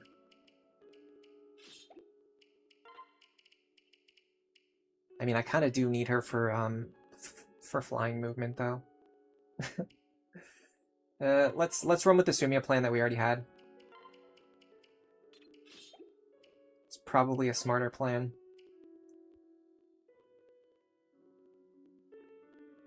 Is there any world where we give him a strength tonic? I don't think so, because he's already hitting the kill benchmarks.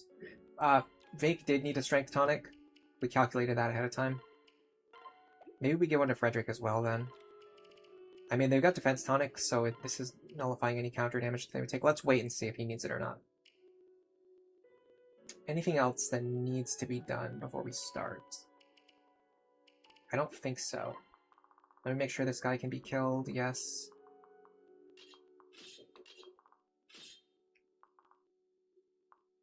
Robin here's fine. Vaike, I don't know. Sure. Everything looks good to me. Yes. Okay, I don't see any issues with this opener. I'm probably overlooking something. It doesn't matter. We're not doing Iron Man right now, so we can just reset if I mess up. Yeah, I could do the Speed Tonic plus Gaius, but the thing is I actually want Sumia to be able to fly up and block these forts if I need her to. So it's a tricky proposition.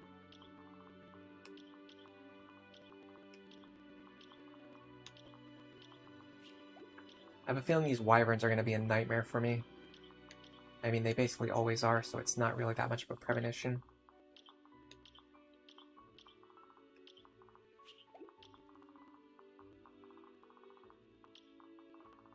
First thing,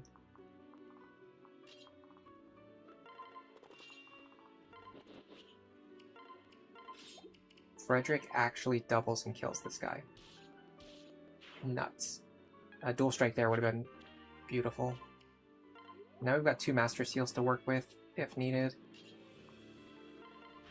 Okay, Robin can one-shot everything.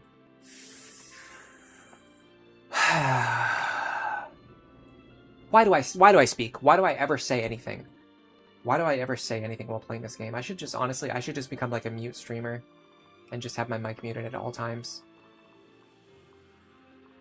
2, 3, 4, 5, 6 out of 8 guys have counter. Yeah, sure, I bet. I bet that's the case. Here's the problem now, because this clown chose to roll exactly Aegis counter, I'm gonna have to fight him from this position, which I guess is fine. I think that kind of screws up my future plans, though, because I need to move as far as possible next turn. I'm not going to be able to do that. Maybe my right side team being stronger will help me solve that issue, question mark. Probably not. Also, all of these guys having counter is a little bit of a problem. Can Vaike double that guy? He actually might be able to do it. Hold on a minute. Is Vaike gonna be gaming right now?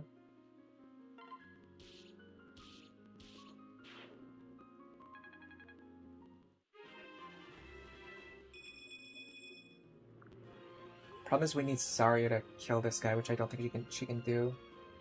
15. Actually, she might be able to do it. Not quite. She can get his health quite low, though. Flux. I need to hit these attacks. Quite dubious.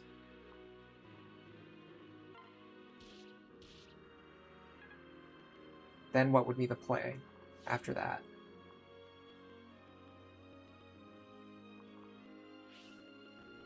Nosferatu's not going to keep me alive. I need a character standing in this position who can fight this guy. That actually might be Libra. 15 speed. In fact, I can take the Sumia pair up. Give me that. Kill this guy. We have to take a hit from Vantage, though. That dual guard kind of saved us. Saria is actually still threatened. Does she die? 35. She doesn't die. I might even be able to double him.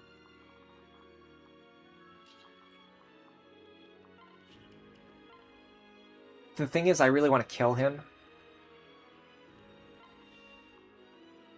I mean, we have to accept whatever we get.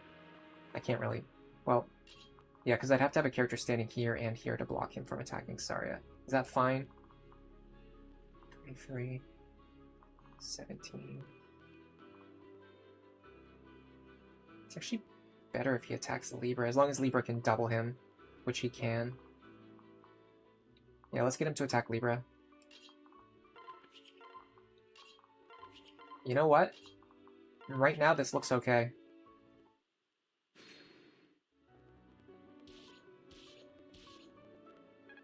Hello, Ikularg. Welcome to the stream. Yeah, the only time Robin can't one-shot enemies...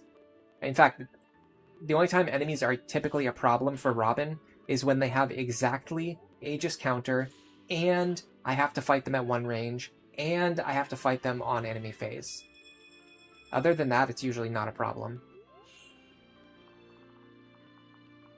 Okay, so now...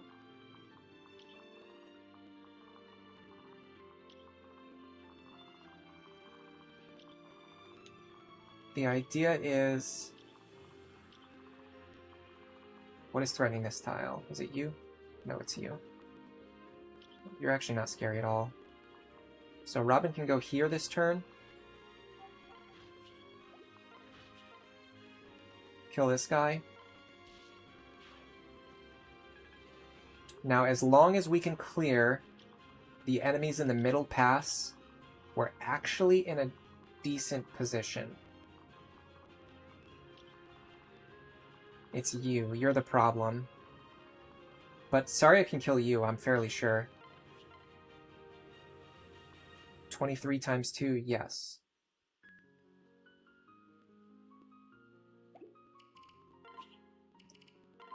Don't do that.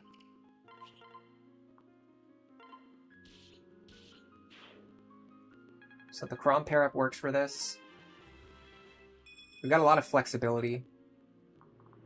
Alright, now we have to kill this guy. And we could try to enemy phase this guy.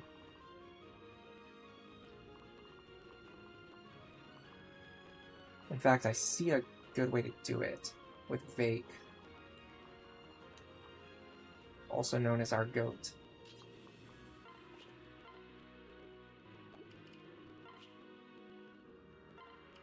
Wormslayer would be nice here for dual strikes. Okay. I want to trade to the Iron Axe if I can, but I'm very limited on actions right now. No Vantage on this guy, that's nice. Okay, I'm seeing a vision, but I don't have guaranteed accuracy. What about here? Rickon can kill this guy.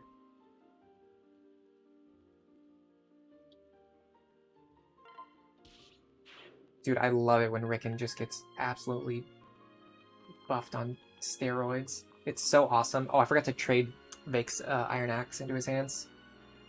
Which is a problem because I also forgot to restock his hand axes, even though I went out of my way to buy them. I went out of my way to buy them.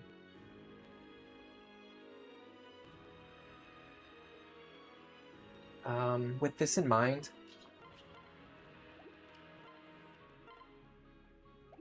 I think this is actually the better play. I need this to hit. Accuracy there was pretty good, though.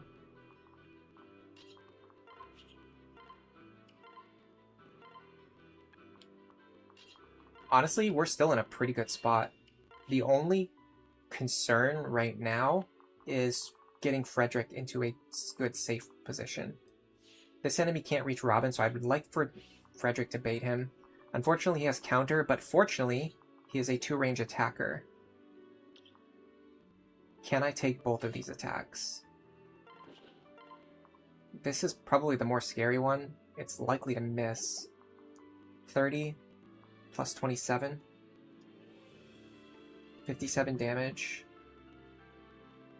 Minus 1, first of all, because of weapon triangle. And then minus 19, and then minus 9.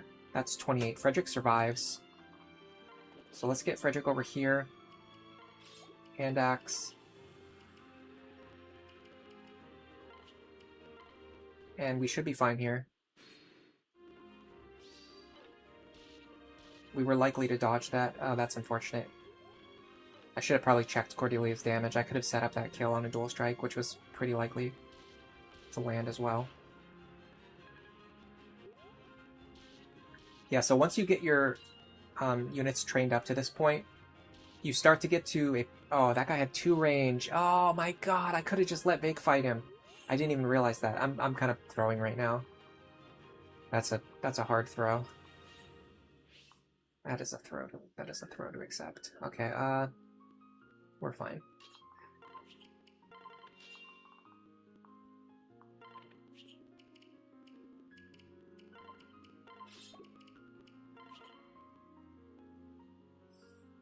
This guy's a little bit scary. He's got a crit chance.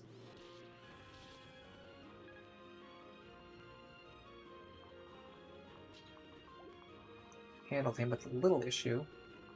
Now Rickon can finish him off. Dude, Rickon is putting in work today. Look at this guy.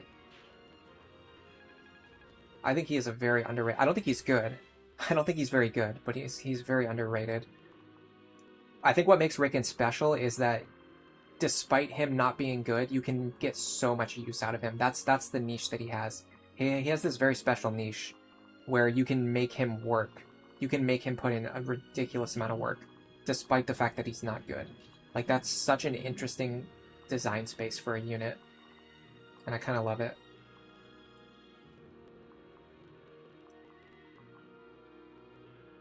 I think we just back up Frederick 5 tiles.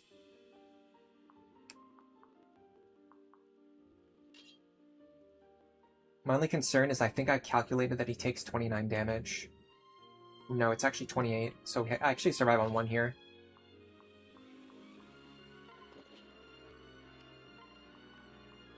I want Robin to go as far as possible, but I need to kill this guy. Can I kill him next turn?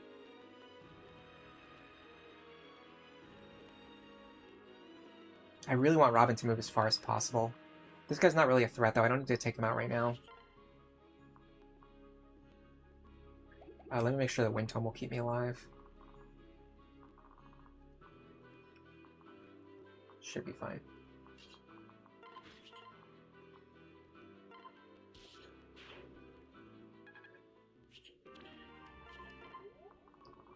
Alright, this guy, I can actually probably get him off of Robin, too.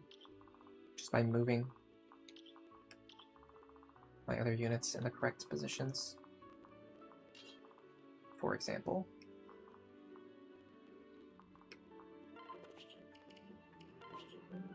Can I get Crom up here? No, not where I need him to be. Alright, let's just do this. I suspect this guy goes after Vaike instead of Robin. I could be wrong, though, because Vaike is actually pretty jacked as well. I can see that one going either way. I really, really, really want to unpair you.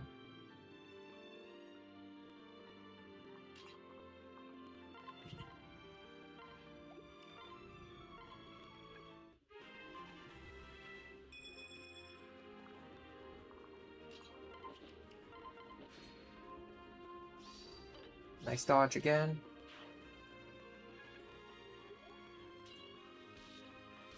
Nice dual strike. Kill. Honestly, this is going very smoothly right now.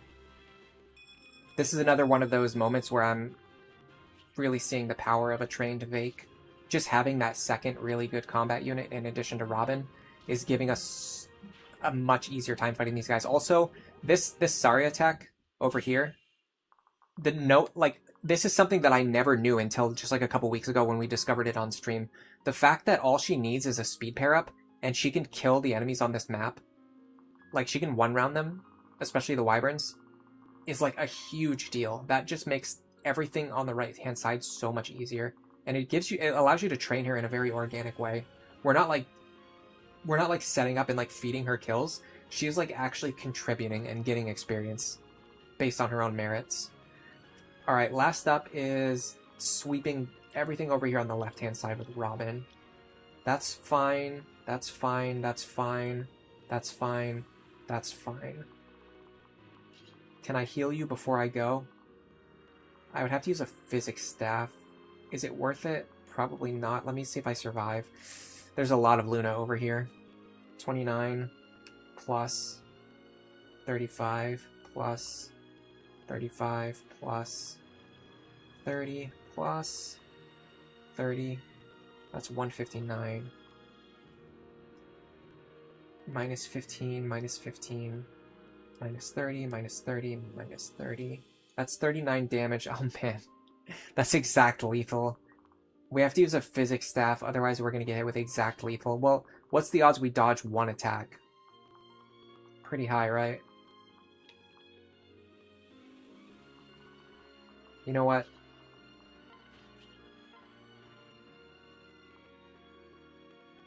This is a very, very stupid maneuver. I could die from doing this, but it's way more fun. My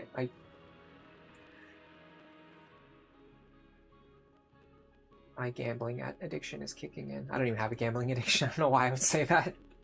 I don't even gamble at all. Alright, 4. So we got enemies appearing next turn. So we want to have our characters in good positions next turn. So let's make sure we can facilitate that.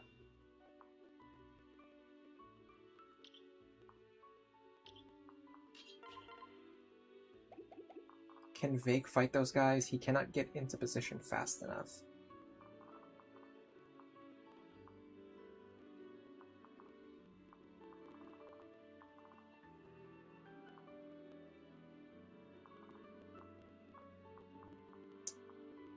Both of these guys having Luna is a little bit scary.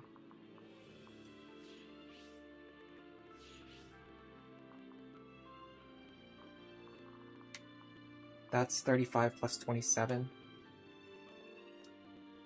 62.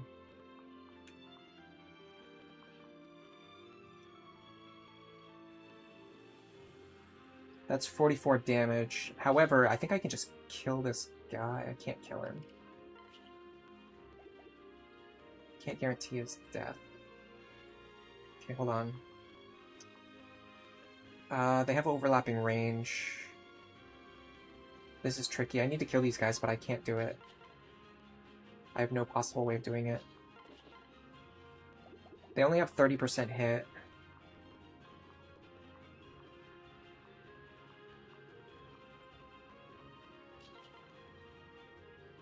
My dual strike chance isn't great either. I really need to kill this guy before he does anything.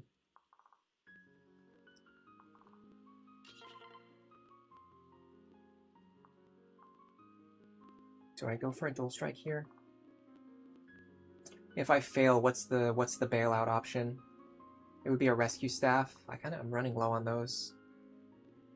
I have 4 here, 4 here, and 4 here.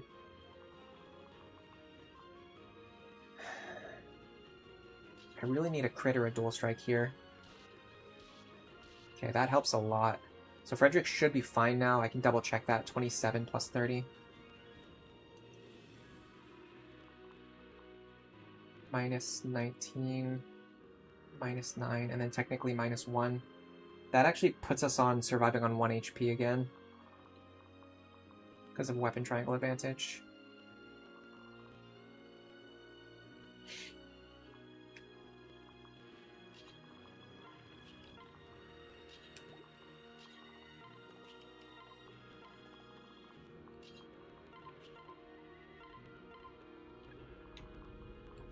We need to get these characters out of reach of the wyverns that are about to spawn on these forts. Can Crom fight this guy? No way. No way. There's no way our untrained Crom is fighting that guy. That's bad. That only had like a 30% hit rate. So the other guys should hit us for 11 damage, I think. He missed, so I can't tell. I can probably check now, because I don't think I'm going to kill him. Okay, Robin should sweep here as long as we dodge one attack, which we already dodged one attack, so we should be guaranteed to survive now.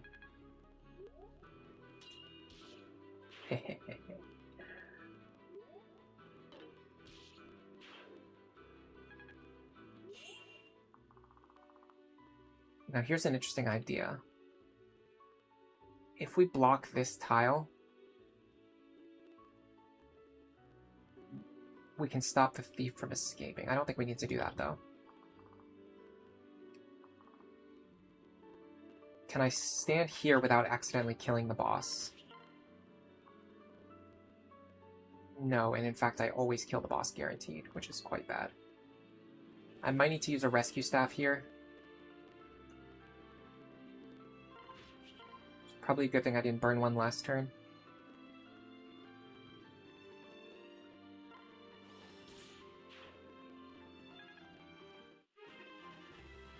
This turn, the wyverns are spawning on the western forts, not the eastern forts. Which means I don't even have to worry about them. I mean, I kind of have to, but not that much. There is a steel axe here and a hand axe here, which means their ranges will overlap. They should have 7 movement, so if I put Vaike here, you can fight them.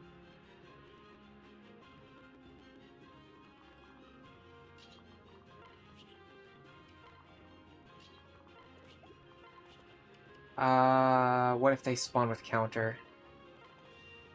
Well, it's too late now. I should have thought about that.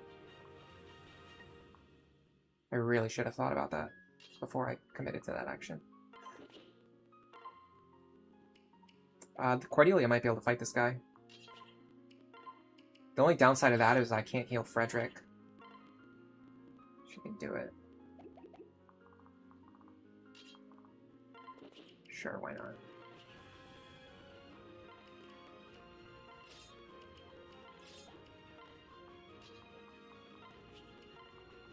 If this guy in the front spawns with counter, I kind of just screwed myself over. It could be fun to reset.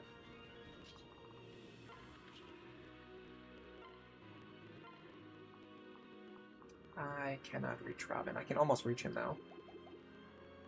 Probably should have thought about that before I moved Rickon. Yeah, I could have gotten a lot more magic from Rickon.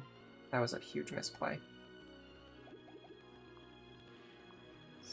18, okay.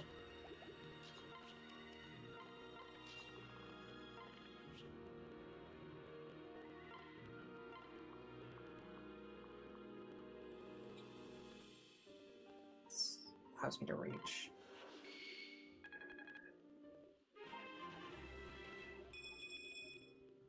There's a very good chance that Vaike is in trouble right now.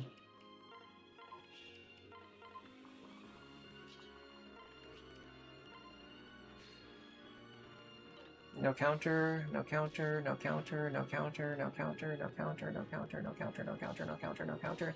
Yep, counter. Always. They always have it. They always have it when they need it. If the other guy doesn't have exactly Luna, we might be fine. We're actually fine. Dude, Vaike is a monster. Did you see that? Did everyone see that? They just rolled an ambush spawn with counter, and Vaike just face tanked the entire thing. That was clean. Alright, there's gonna be 3 wyverns spawning over here. Short axe here. Silver axe here. Silver axe here. I want to fight the short axe guy.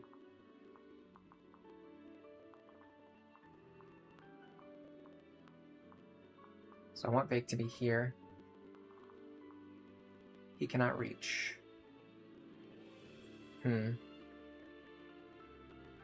Could put Robin there.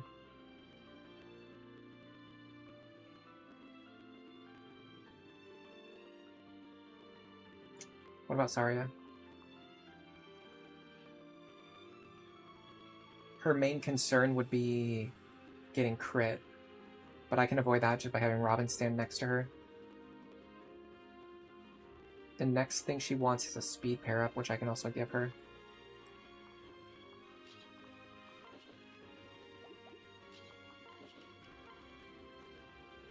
I probably want to give her a lower cost speed pair up.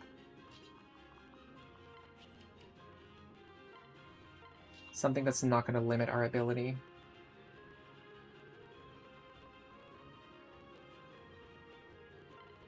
I can honestly get away with just using a Wind Tome here too. Yeah, I don't know, we're losing a lot of attack. We're losing 9 attack by switching to the Wind Tome. But I don't think it matters. I don't think we need to kill him right this second. Maybe we do. Is there a rush? There's kind of a rush, actually. Yeah, there's more of a rush than I'm thinking. Let's use the Elwyn Tome. It should be fine. Robin here.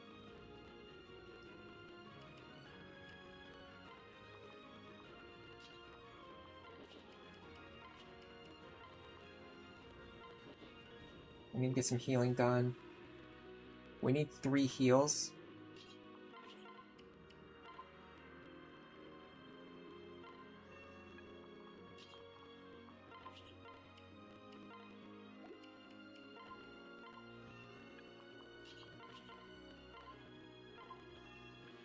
Rickon can hold this spot. Yeah, Sumi is more valuable unpaired right now.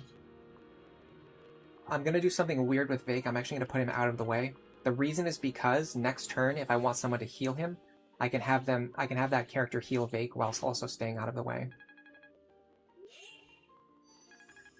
Alright, what have you got? So there's gonna be another set of wyverns that are gonna spawn here.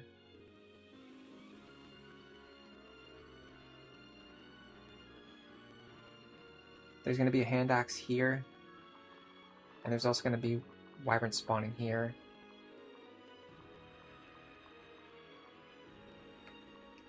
We should be fine as long as we stay where we are and don't go any further to the left. This guy's a slight issue. This guy's not a concern yet.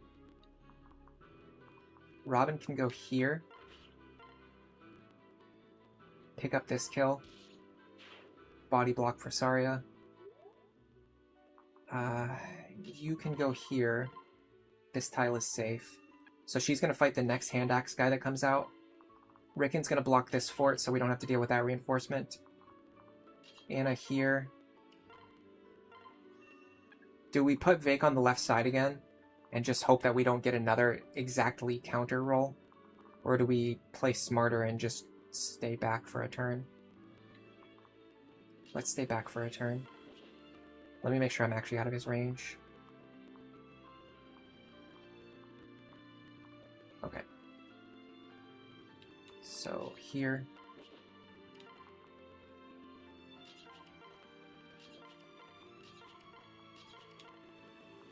I think we're fine this turn. That's fine. That's whatever. Oh my god, we have a lot of wyverns to kill, and not that many characters that can kill them.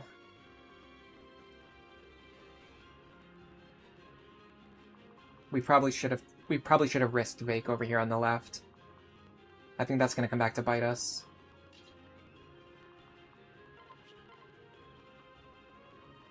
Oh, guess what? The guy Rickon needs to kill has exactly Aegis. Never would have suspected that, would you? Okay, what if only Robin on the right side? Everyone else goes left. How much territory do we need to open up? Surprisingly, not as much as you'd imagine. It is annoying, though, because it's going to funnel experience into Robin that I would rather give to Saria or Vaike. But I don't think I can afford to pick and choose here.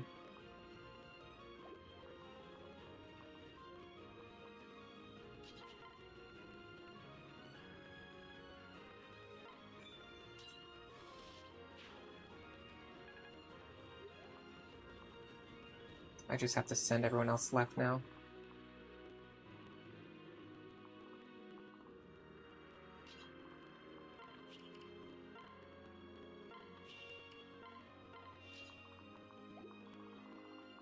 Okay, let's assume we're going to kill both of these guys, which should be reasonable. Especially because we can do this. No, we cannot. But we can do this. This works. And in fact, this one is better for her to kill anyway, because this one resists physical attacks, which means Vaike would struggle to fight them. Okay, between Vaike and Frederick, we should be able to take this other guy.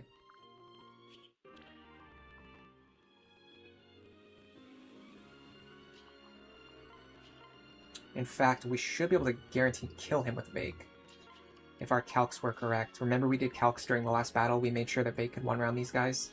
That's what we're seeing here. Vaike's getting the one round. And another bullion, yes please, thank you very much. Alright, heal up over here.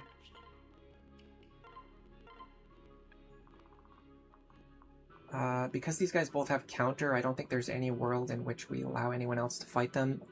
Other than maybe we pull Frederick with nothing equipped. 72. No, he can't take it.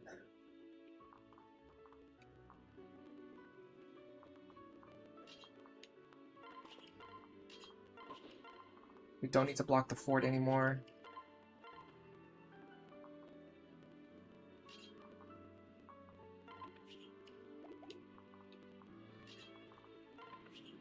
This is safe and a safe. Yeah, we're feeding a couple kills to Robin that I would rather not.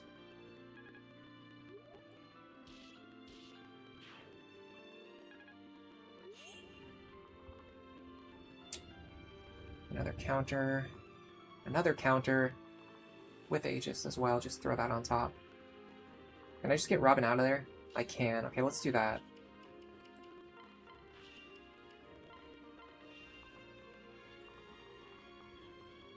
Counter on this guy is a big problem. Counter on this guy's a big problem, but what we want to do is move to the edge of their range so we can just jump them next turn.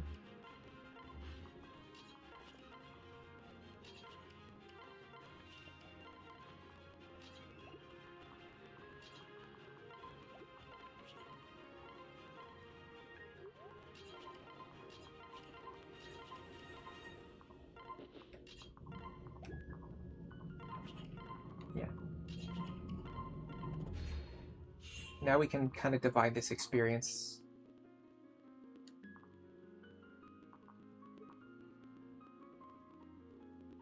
In a way that befits us. So probably Rickon and Saria here. He doesn't have any 2 range, so we can just do this.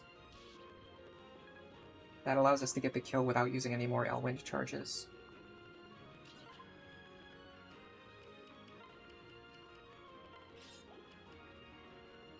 Actually, hold on, I want her to fight with Robin a few times before the end of this battle.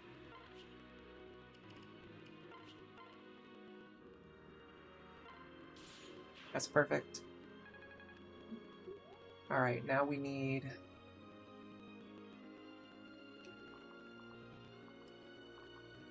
You know what, I'd actually like for Sully to get some experience too. Can we get this guy's health low enough to the point where Sully can kill him? 19. 20 times 2, that won't kill. If we don't crit here... Come on, man. Why do I say it? Why do I say it? Why do I say it? Why do I open my mouth? It's a mystery why I ever say it at this point. Of course you crit when you don't want to crit. It's just the way this game was programmed. Because Sully's kind of falling behind on her experience curve. There are enemies that we can feed her in the next battle for sure. With like nearly guaranteed safety. We just need to get her to level 10. But still, that's like a tough benchmark. She's a little bit harder to train than Rickon, which is why her level is a little bit further behind. Okay, this is definitely a Robin kill. The question is, can anyone else chip him for free chip experience? Yes, but we don't want to double crit, which, if I say it, it's going to happen.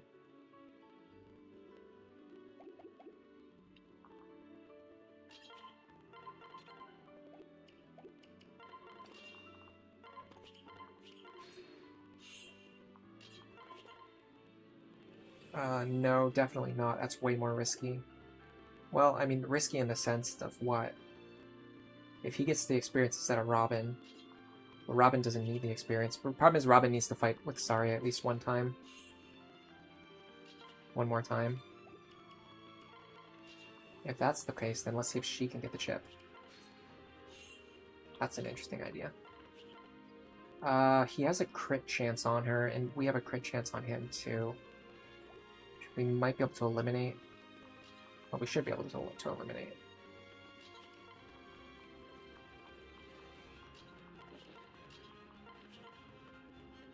Fortunately, that raises my crit chance. Let me see if I can adjust that.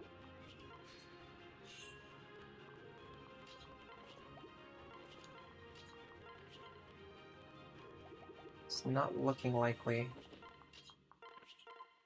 Okay, that's good. So now he can't crit us, but we only have a 15% chance of critting him. We also have a chance of missing, which would be nice. In a weird way. Missing is actually nice here. In fact, we can use the Flux Tome to lower our accuracy even more. Flux Tome kills on a crit, though, whereas the Wind Tome doesn't. Yeah, the Wind... Oh, no, the Wind Tome kills on a crit, too. So yeah, we'll just use the Flux Tome. We can lower our accuracy.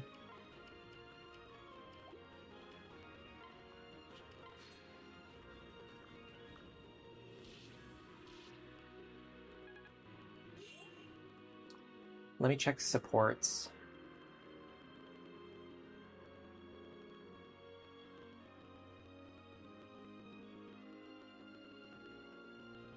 Support growth. No, not that.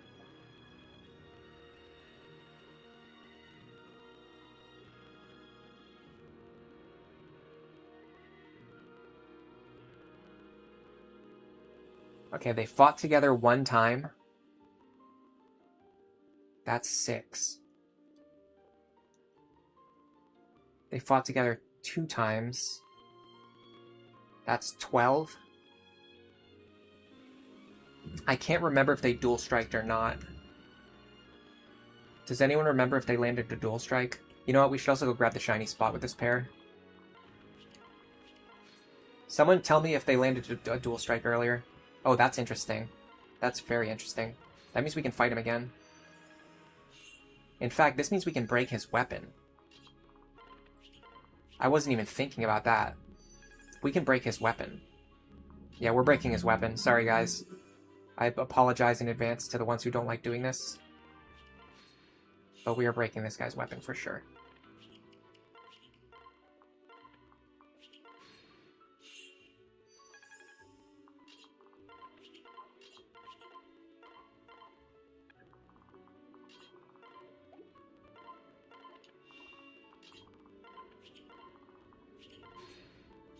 Alright, who's my best defender? 18. What? 24. The only problem with Robin is they can't benefit from their own solidarity, which may cause problems.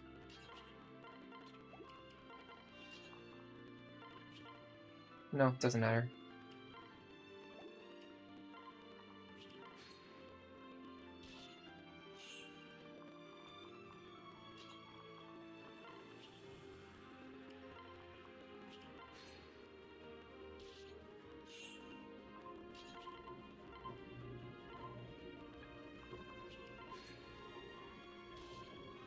Any dual guard that we get here will help boost our support growth. Like that right there. That's an extra +2. So we're on at least 14 now.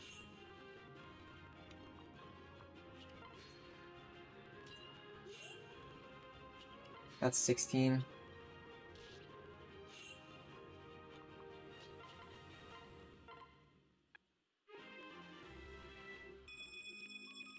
Does he have a second weapon? No, he doesn't. Yeah, we can easily break this thing. He has counter, that's gonna kind of limit our options.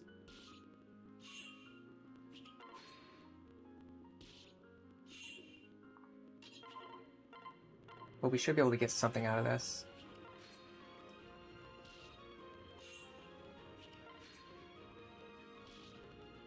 I love the fact that he's hitting me consistently. He has Hawkeye. You love to see Hawkeye on bosses, especially if you want to break their weapons.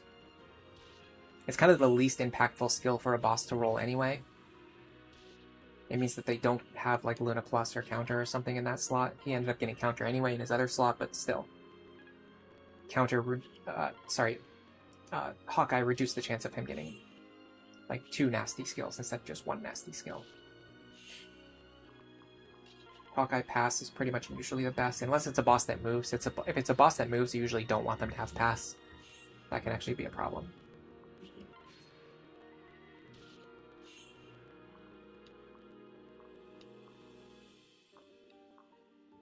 Is there a world where we start focusing on Libra now instead of Anna? I mean, they kind of both need it. So it's tough to make an exact call here.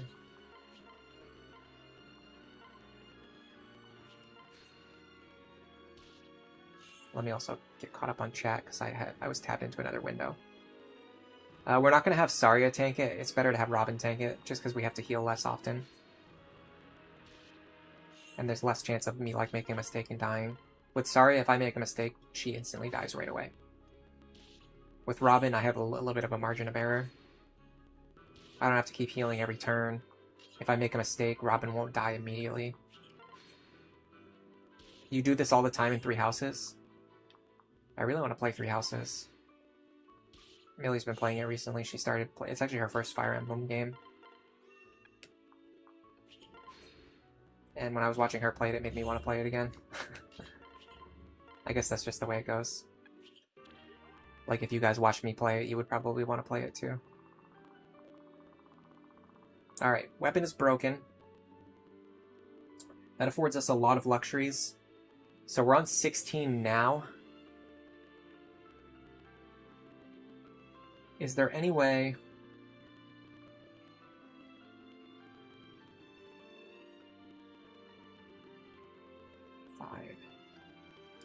We get to 23. 23 is actually kind of tough.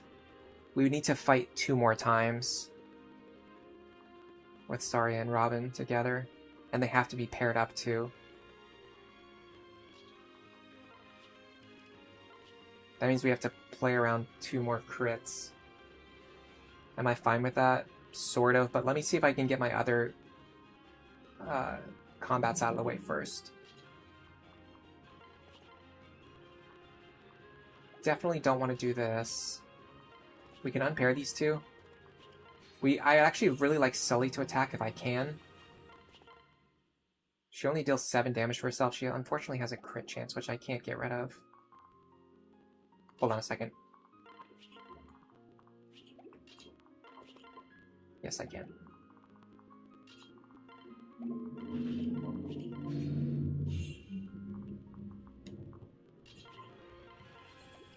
Let me give her a bronze sword.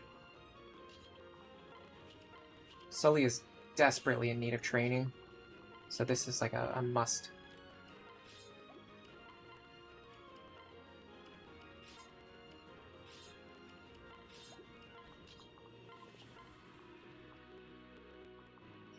With the Vaike pair up, unfortunately my crit chance comes back. I'm gonna have to have them not paired up. That's fine, they're already at S support anyway, they don't need to gain support points.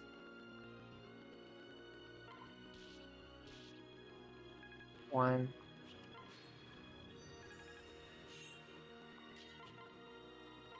Two. 3.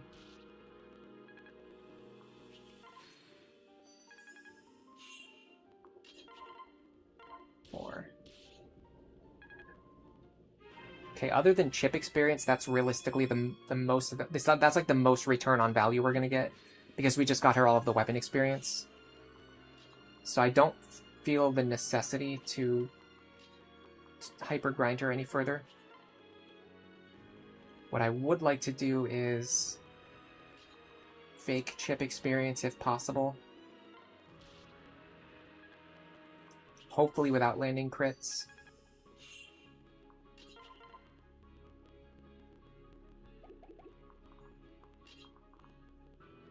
Then we do... So I need these two to fight together.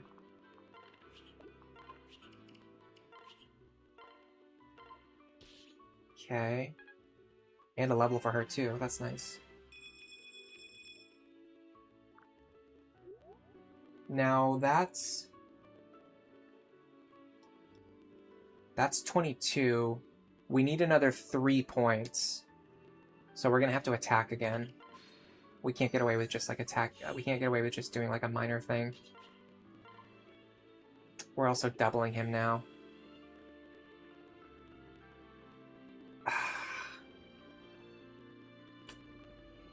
Sucks.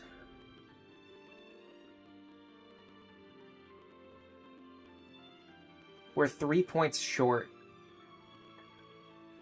So even if we got that dual strike earlier that I wasn't sure if we got it or not, we're still 3 points short. No, they fought together multiple times. Yeah, they fought standing beside each other multiple times earlier. We should be fine on Robin Saria. So let's see about giving the kill to Vaike for experience.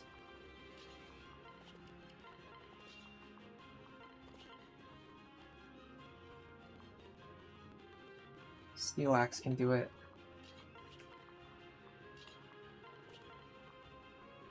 Iron Axe won't kill me.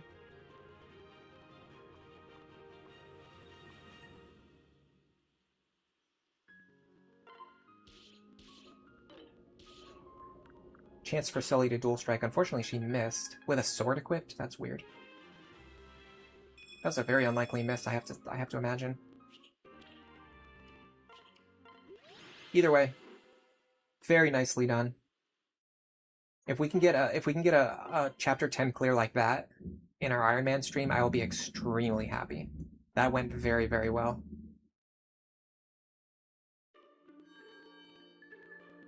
We did risk Robin a little bit one turn. We would have to do like a smarter version of that play, where we don't risk Robin's life over like scraps of experience or a single physics staff charge. But other than that, that went really well. We've kind of succeeded at our goals of training Saria and Vaike. Not so much Cordelia, not so much Sully. But there's still a lot we can do with this team.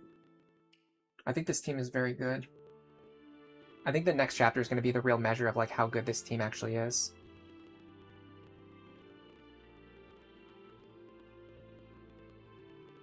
Watching the Fortune Weave trailers made you want to play Three Houses. We can farm experience with Sully. Yeah, we could have farmed more experience with Sully there, but I wanted my other characters to get more of the experience. You're hoping the maps are going to be good, but it looks concerning. I have a feeling they're going to be like the Three Houses maps, so I wouldn't get my hopes up. Hello, Yang Yu from Finland. Welcome to the stream. You beat this game on Lunatic thanks to my guides. Awesome. Great to hear. If you stand side by side, you only get 2 points. You have to be actually paired up together to get 6 points. What's the vibe for this run? It's kind of laid back. I mean, it's Lunatic Plus, so it's going to be difficult, but I'm at the point now where I can play Lunatic Plus in like a very laid back way. Our main goals are training, like our main goal is making Vaike as strong as possible. Javier Palacios, 1462. Welcome to the stream. Yeah, our main goal really for this run is just making Vaike as strong as possible. That's all. That's the #1 thing I care about. But we have to also have a team supporting him that's strong enough to beat the game. So I'm kind of investing into like Robin, Frederick, and Cordelia, question mark. That might be what we're going with. I have a weird idea too. I'm training Robin to get Tome Fair, and then I might make Saria into a lead unit. That's an idea that I'm considering. Tome Fair Robin in the back with Saria in the lead.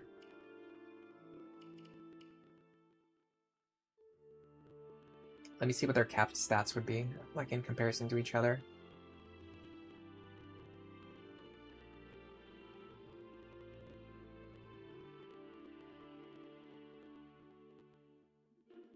So we've got a plus magic, minus strength Robin, the most base Robin that's ever existed. Assuming we're going to be in, like, Sorcerer, probably, which is somewhere at the bottom of this list. Let me find it. Sorcerer, there you go. And then I think with Saria, her big problem is going to be her speed. It might be the same for Robin, though. Okay, so her magic is 47. Her speed is 41.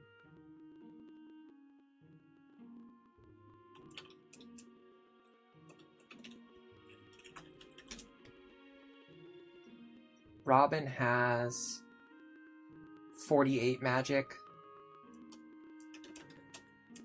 42 speed. He's like almost unquestionably better. 40, 46, 42, 44. She's actually got higher defense, which is kind of interesting. They have the same skill. She has higher strength, but that doesn't matter. Yeah, he's like a slightly more optimized version. But the other thing is the backpack question. Robin makes a much better backpack compared to Saria. Her only real options to boost Robin's speed are Bonite.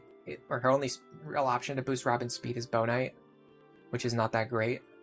Whereas Robin has good options like Trickster to boost her speed, although if he does that, he's not getting the benefit of Tome Fair. It's something we need to decide early, because if we're going to use Saria in the lead, we need to start training her more. We need to funnel more experience into her. Same thing with like Frederick Cordelia, like we have to decide which of these units is going to be in the lead, and we haven't quite figured that out yet.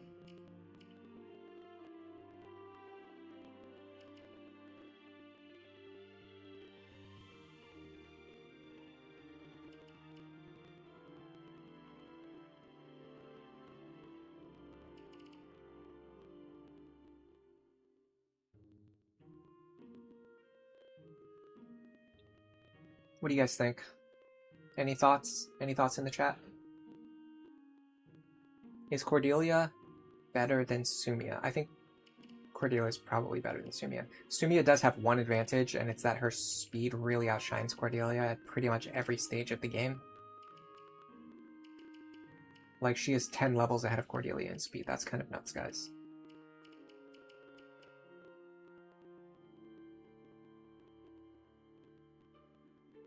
Yeah, I really like Shadow Dragon. I think it's underrated too.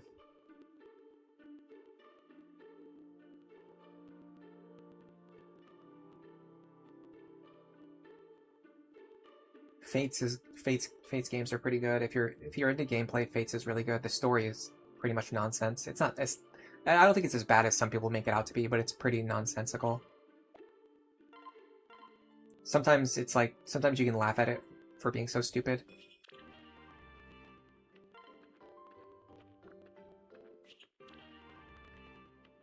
Free experience for Anna. That's actually not bad.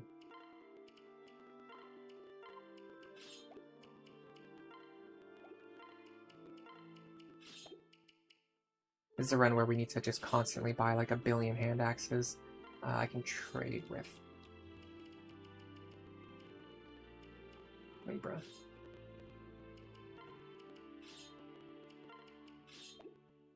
Sorry, I'm kind of dragging my feet right now. I'm thinking about a lot of things. I'm thinking about my team structure. And there's a lot of stuff I have to decide. Like Robin or Saria in the lead. Cordelia or Frederick in the lead.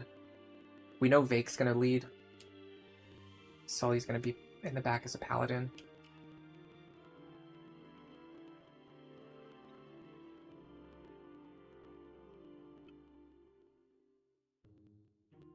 Hello, Asurio. Welcome to the stream. You like Fates, but it is narratively ridiculous.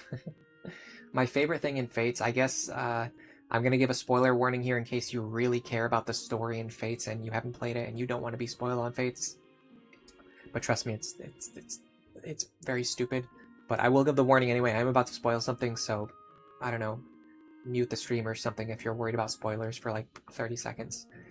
The most ridiculous thing I can remember in all of Fates is when you go to Izana. I can't remember which route it is, but you go to Izana and he uses some kind of divine power in order to learn about the Rainbow Sage and tell you that you need to go visit the Rainbow Sage in order to get information, and then he dies. So he just randomly dies because using this divine power to like get information is apparently, it requires so much of his strength that it literally kills him. So he dies, okay? He dies in order to tell you that your party needs to go visit the Rainbow Sage.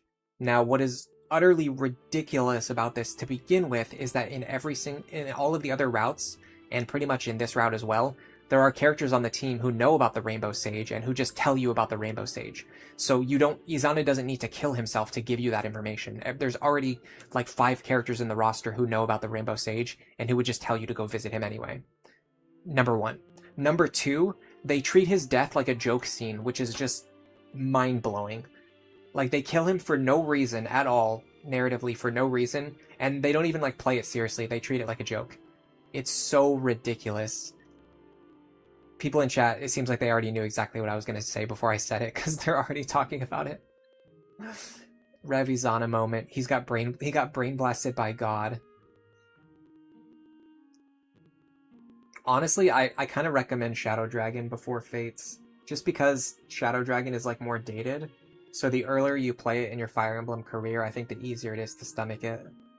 Yeah, that's on Rev. That makes sense. That makes it even stupider because there's characters on Birthright who know about the Rainbow Sage, and there's characters in Conquest who know about the Rainbow Sage, and so those characters are going to be with you when you're in Rev, right? But they don't say anything. They just stand there and let Izana kill himself.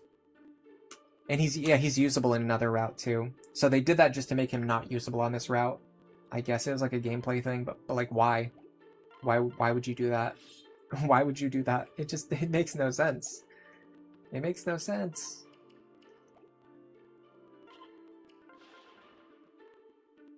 Alright, let's look at the Mad King Gangrel.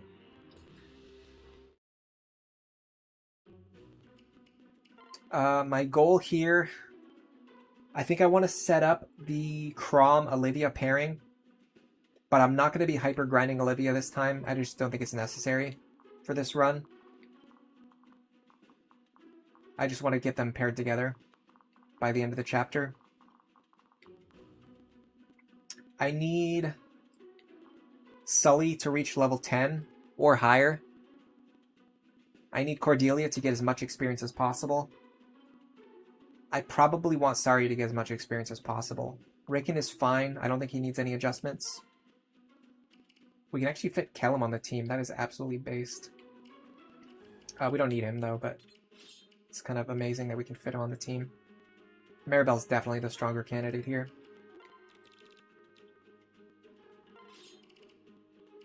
Because of her high movement and the fact that she can just be an extra healer as required. Which probably will be required. We're probably not going to be able to just run into this map and beat it without any prep. To begin with, I already need more wind tomes. I can trade with you.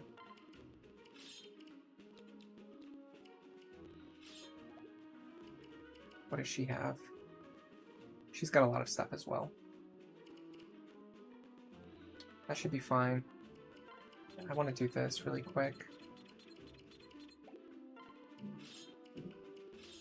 This is like the only way to organize the order of your units. I like doing this so I have my characters next to each other who are paired together usually.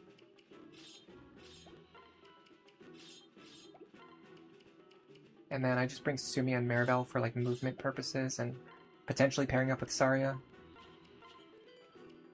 If she can get enough speed to double the wyverns on this chapter as well.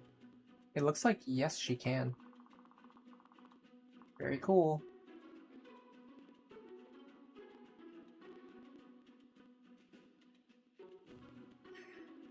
The worst one that you can remember is Azura. She uses the crystal ball that shows the truth and can only be used one time. But when she uses it, Corrin is the only person there as the witness, and none of the Norian royals are there. So then afterwards, they have to go and they have to go and convince the Norian royals without having any proof, when they could have just waited and just used. They could have shown the proof to everyone instead.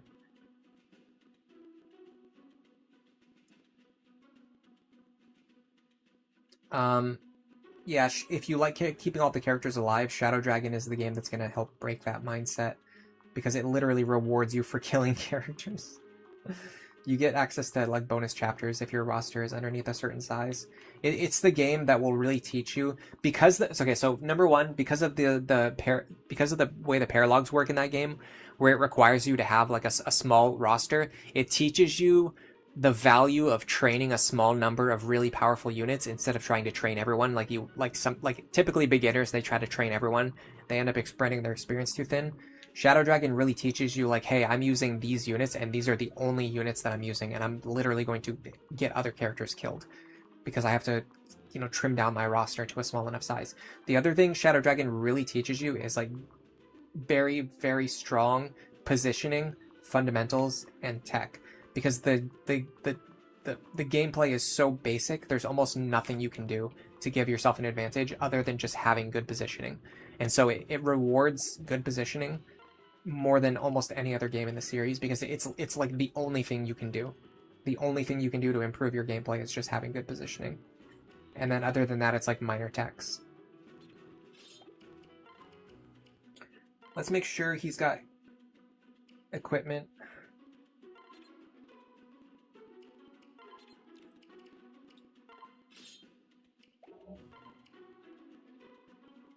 Bronze axe, I don't see being useful for anything. Maybe. I will keep it just in case we need to spam something.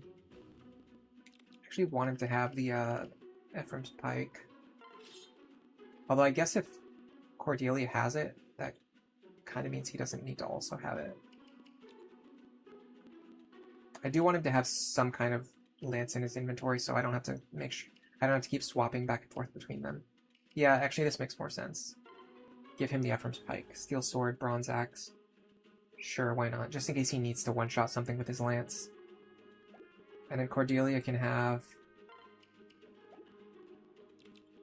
We are really running thin on supplies here.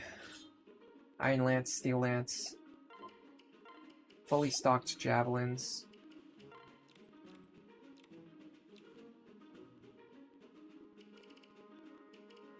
She can probably use the Killer Lance, but I don't have it because I sold it.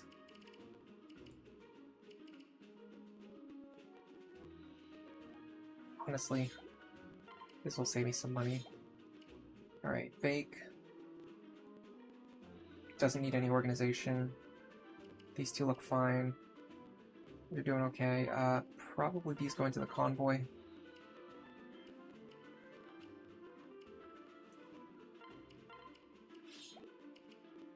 Rickon looks good. You're doing fine. I'm a little worried about him if he has to fight anything. Should be fine though. We're gonna get another 11 swords soon. She's doing well. She's doing well. Okay. Everything looks good right now. We need Robin to zip across the map. And we don't have Dark Knight Saria this time either.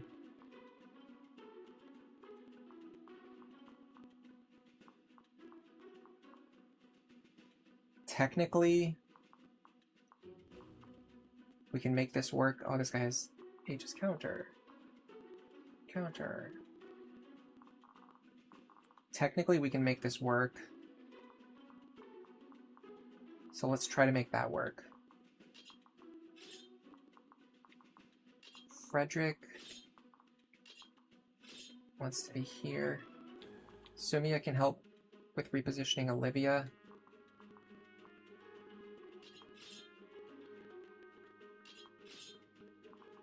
Where's the Vaike? There he is.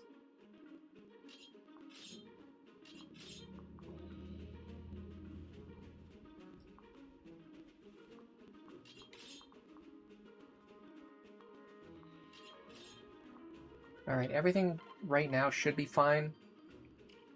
We're gonna have to do some resetting. Let me go grab a snack before I do that. Hello, Sukase Adventure. Welcome to the stream. How are you doing today? Yeah, it's a lot of, you have to play Shadow Dragon with the right mentality, but I think it's actually very, very fun and very underrated. It actually used to be it used to be a very hated game. It was by far the most hated game in the franchise when it came out. People didn't like the graphics. People didn't like the lack of support conversations. People didn't like the way the paralogs worked, requiring you to kill your units. The way people played Fire Emblem back then was like the exact opposite of all of those things. Like the number one reason why Fire Emblem was popular in the way, yeah, this is tough to imagine because it was a long time ago, but back then, like Fire Emblem's popularity was entirely driven by GBA Emblem, and the reason people like GBA Emblem 7 and 8 is because of the cool animations and graphics, the cool characters designs and like personalities and support conversations and dialogues and the story. And so introducing a game where the animations and graphics look bad and the characters have no personality and the story is really bare bones and there's no support conversations and you have to kill off your favorite, well, not your favorites, but you have to kill off characters so you can't keep everyone alive. People back then were also obsessed with like keeping everyone alive. So it just like broke every single convention that people wanted out of a Fire Emblem game at the time when it was released. So even though it's actually a very well-designed game, it just didn't give people what they wanted. It was like, and it became very hated as well. It's still very hated by a lot of people even to this day, but I think the hate has died down a lot and it's more rated just kind of like fairly, but still a little bit underrated. I think it's better than a lot of people think it is. The simplicity of it is one of its strengths in my opinion. Anyway, I'll be right back. I have to use the bathroom and I'm going to get some water and I'm going to probably get a snack too. So, I will be right back.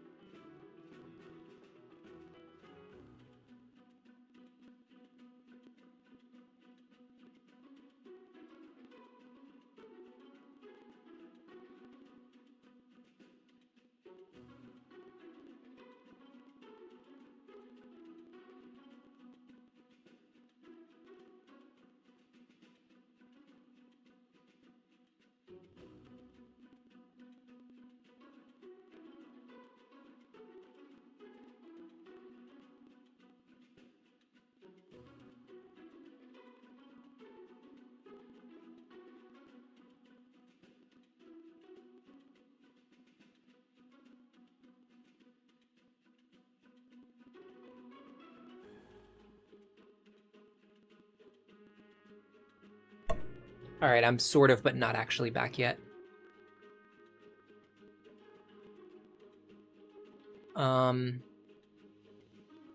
Wallerin says it's bizarre that the graphics are worse. It's actually not that strange when you realize that 3D animation is cheaper and faster.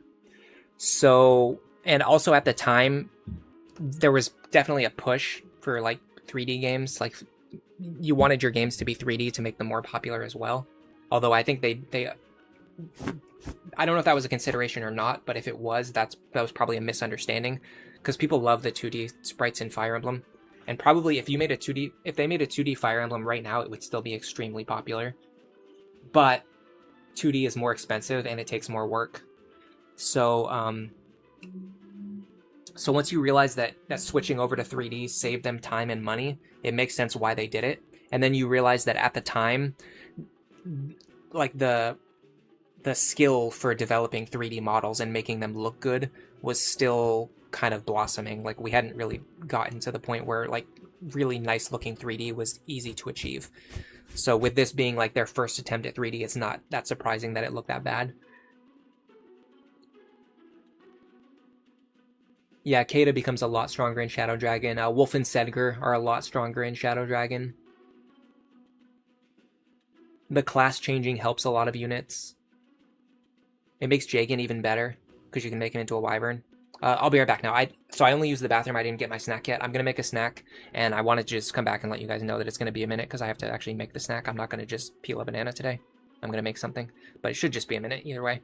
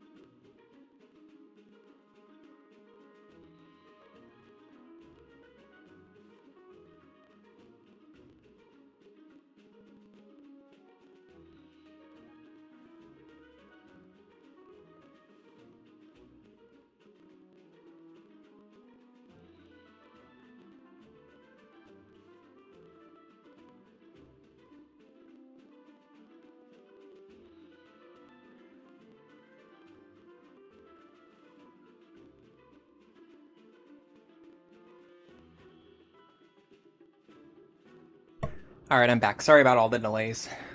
I know people did not come here to watch me read chat for 30 minutes and do battle prep and make snacks and eat, but you got to do what you got to do. There's a limited amount of time, or there's a limited amount of like focus and energy that I have, and I have to distribute it evenly if I want to keep streaming for more than like 2 hours. Hello, Nef Champion. Welcome to the stream. How are you doing today? Yeah, the weight of the attacks feels really significant in the 2D games in general, and this isn't just a Fire Emblem thing. I like 2D way more than I like 3D in games. There's almost no cases where I prefer a 3D game over a 2D game. Like you could almost always make the decision to make a game 2D, and in my opinion, it will look better. Almost always. It's not a universal thing, but it's pretty often the case. Almost always the case for me, personally. Having said that,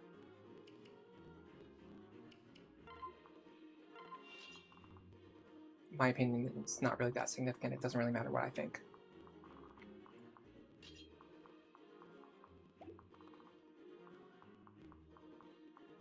can get over here. I need to make sure I can dance for him.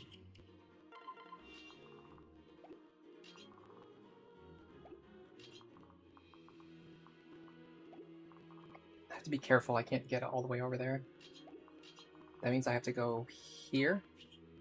No, here. Then here. Okay, it actually lines up perfectly.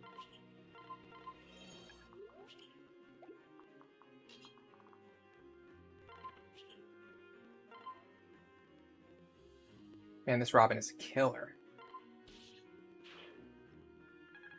This Robin is disgusting. This might be one of the strongest Robins I've had in a while, which is weird because we've been focusing so much on training other characters.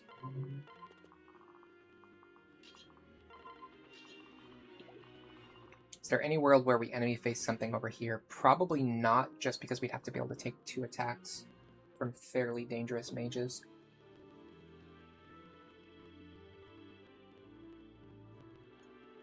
Hello, Raza. Welcome to the stream. Is the only reason why I haven't done a pick my units in Awakening because I know people will pick Donald? No, that's actually not the case.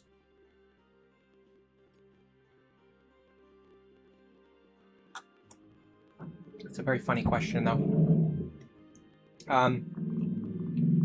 The reason is because I have like a billion different Fire Emblem Awakening playthroughs that I want to do, and I still haven't even gotten through all of them. Like, it's 2 years later, and I'm just now doing like a Vaike playthrough, which is something that I always wanted to do on stream, and it took me 2 years to get around to doing this one. I just don't have time to fit like a pick my units into like the stream schedule or whatever you want to call it.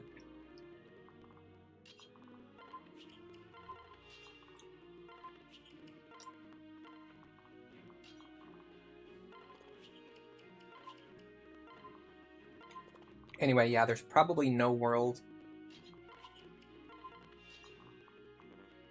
in which I try to enemy phase those mages on the right.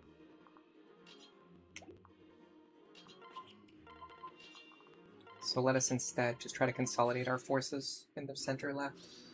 I'm going to be eating while playing for the next little while, so I'm probably not going to be talking as much. Oh, you heard the motorcycle guy? Yeah, I heard him going by. At this point, I almost tune it out. Oh. Terrible level up.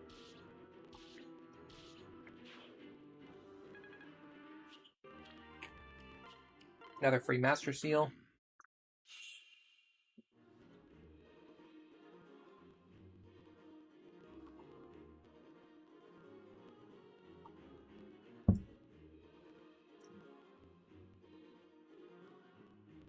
Olorin says the unit variety isn't lacking across the playthrough, so I don't see the merit.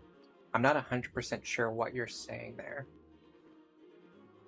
I think if I'm understanding it correctly, and I might just be giving myself the benefit of the doubt here, I think Olorin is saying that I've done several playthroughs already, and usually my team structure is different in every playthrough, so there's not really any need to do a pick my unit because I'm already doing like I'm already showcasing a wide variety of units. I think that's what he means. Do I want to stream other Fire Emblem games? Yeah. I want to finish FE4 at some point in my life. I want to stream games on Switch, but I haven't finished setting it up yet.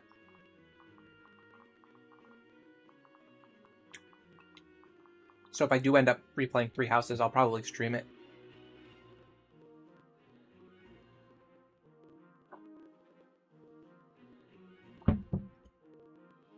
And let's see. I don't know about streaming GBA Emblem at this point.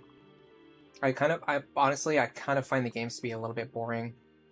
I don't think it's because they're actually boring games. I think it's just because I've played them so much already.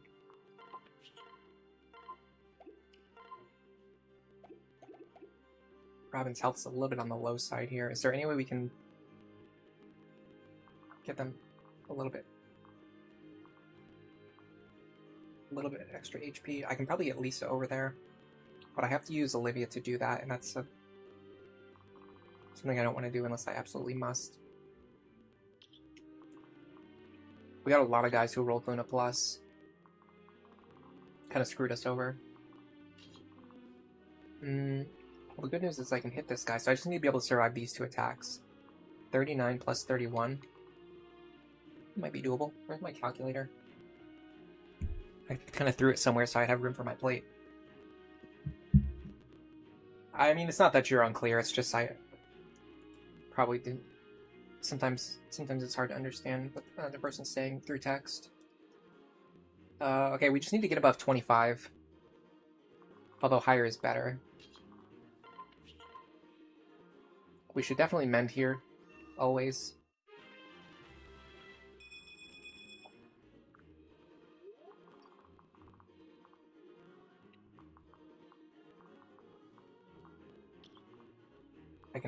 I can fight this guy. Unfortunately, he's got a really bad matchup into me, or I have a really bad matchup into him. Vaike can fight him. I need to get over there, but I could fight him if I could. The other option is just to use Vaike. I really think Sully should have the Worm Slayer here.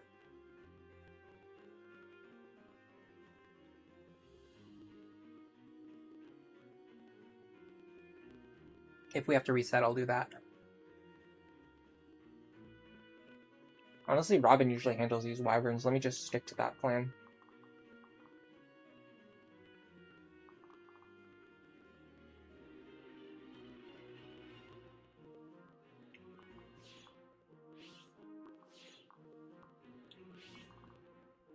I'm gonna have to use Olivia for this. I don't think that's a big deal.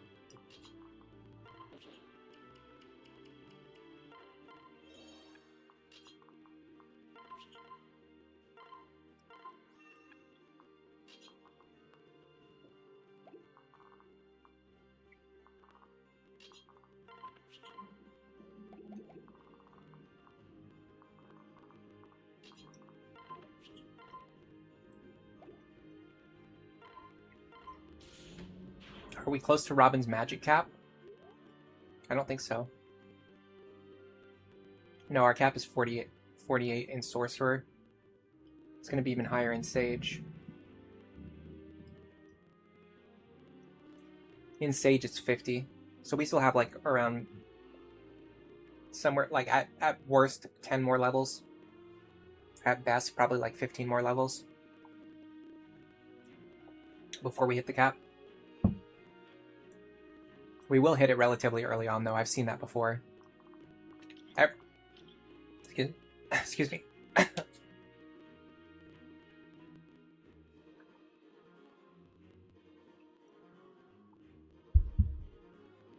Ever since I started using Plus Magic Robin, I usually hit the magic cap by, like, the mid-game. Vaike can fight this one. Can we get over there in time? Yes, we can.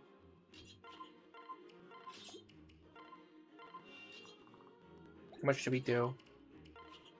35. Minus 14, though.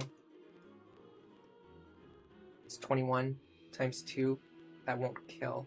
But it will with a dual strike, and I don't have to switch swords for that, I don't think.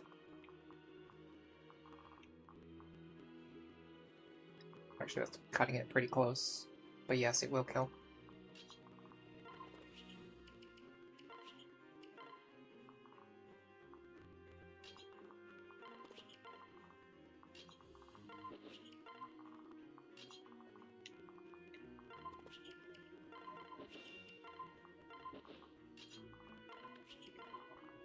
Right now, I feel pretty good.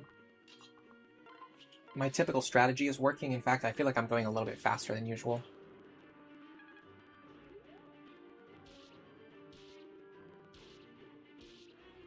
Nicely done. It's my power couple. I need to have the reinforcement list open. I don't know this one by memory. I have like a general idea of what comes out in what order, but I don't always have like the exact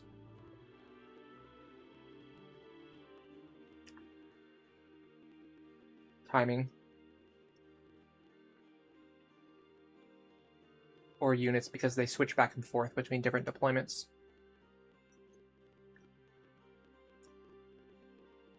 turn 3. That is right now.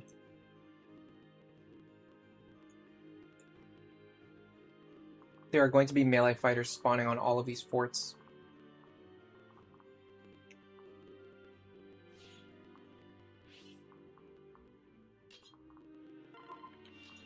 I can drop Rick in here.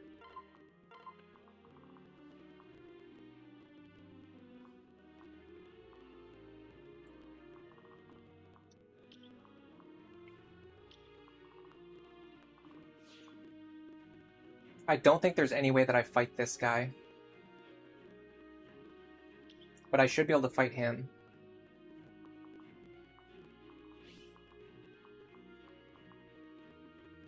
Technically, if Robin stands here, they can sweep a lot of enemies this turn as they spawn. But I think exactly Aegis counter will kill me. Or severely injure me.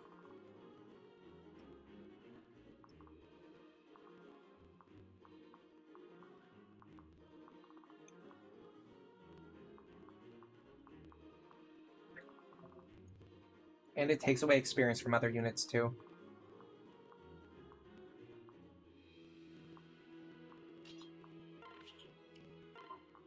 So let me just make sure I stay out of this guy's range.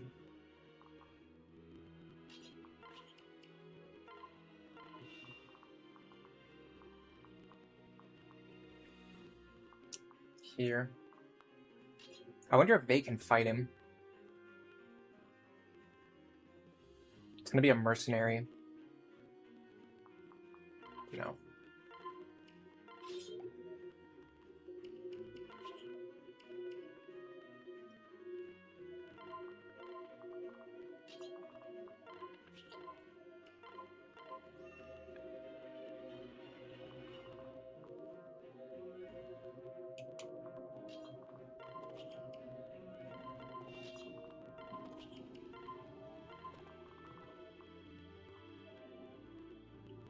That should be safe.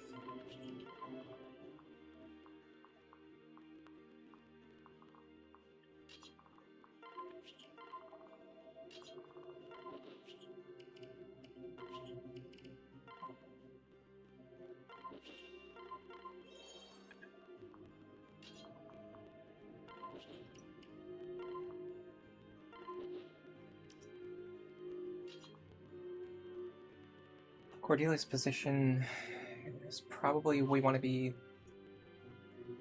up here for next turn.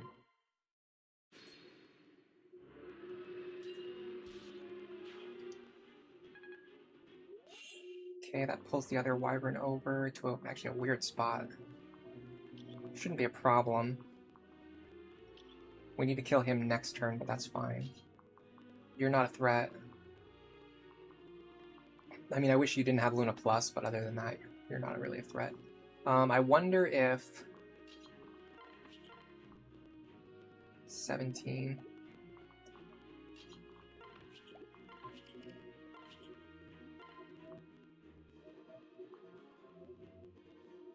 24... 21... 24... 25... I almost think Sarya can hold this position. Flux kills this guy. Well, actually, it won't kill him.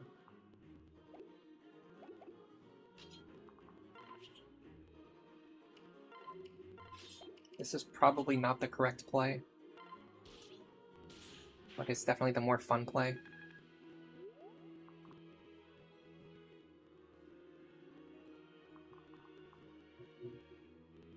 This guy doesn't...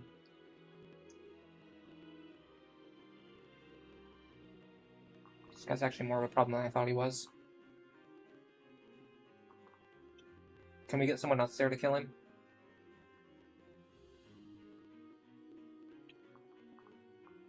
I probably should have killed him and then enemy phase the fighter.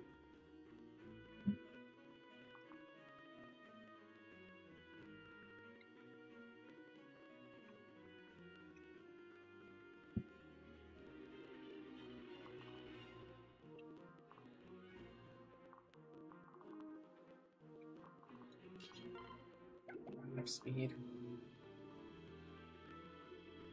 I suspect if I get Vaike over there, Vaike can probably kill him.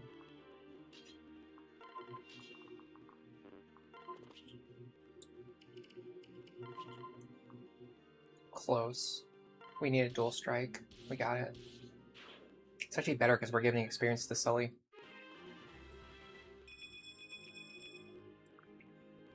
Alright, I'm almost done with the sandwich I made. I'm just going to take one more big bite.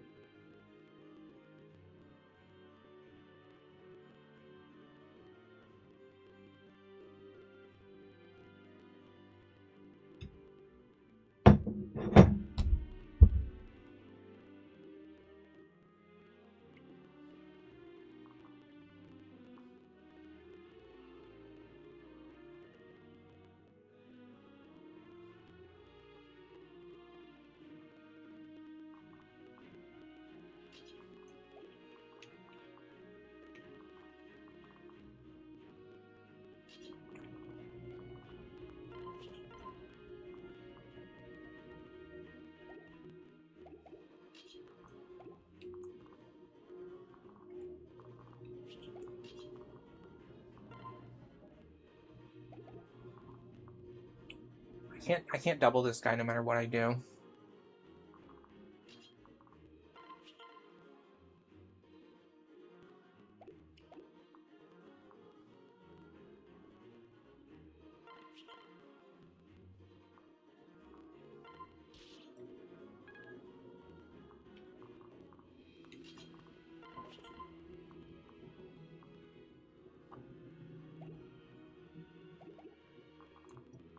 Can't quite one-shot him either.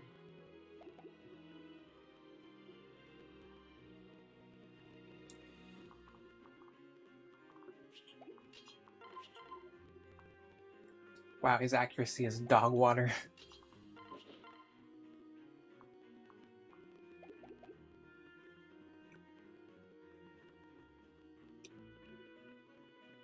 I could grab Sully.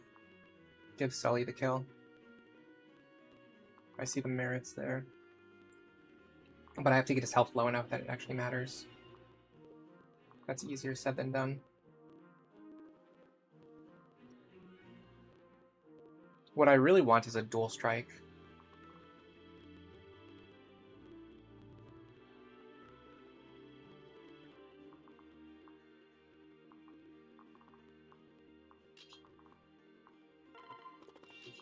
So like something like this.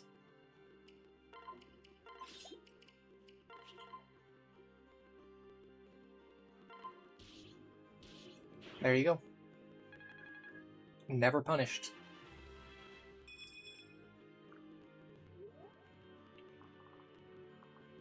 This guy won't attack anyone. So now we dance for this duo. Okay, so coming out of these forts are a hand axe fighter, a mercenary, and a hero. The hero is going to go 1, 2, 3. 1, 2, 3, 4, 5, 6. Here he's going to threaten this square. The issue is we don't know what he's going to roll.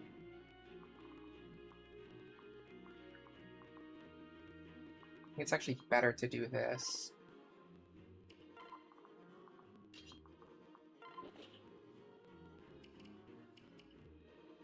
I'm also not certain that she always survives this, but it's probably likely that she does.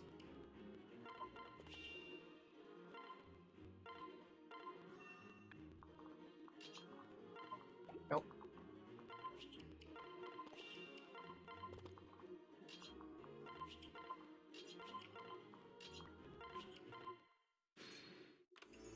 Oh, they didn't even spawn in the order that it says. I messed that up. Well, that draws the hero away, so I don't have to deal with him this turn.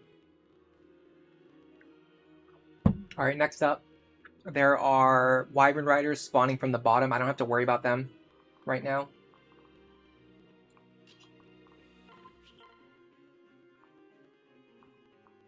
I do need to kill this guy. It doesn't necessarily need to be Robin or Saria, but I do have to kill him right now. Honestly, because of her positioning.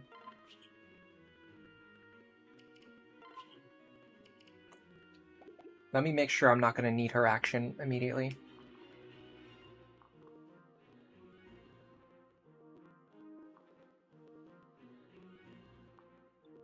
The short axe is in front. The armor slayer is behind.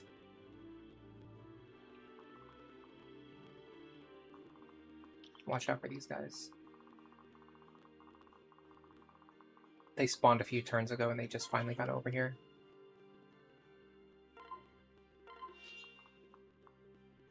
The short axe doesn't really scare me.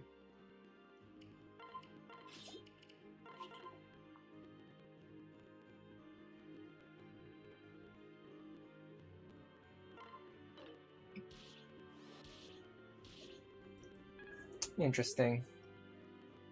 Interesting.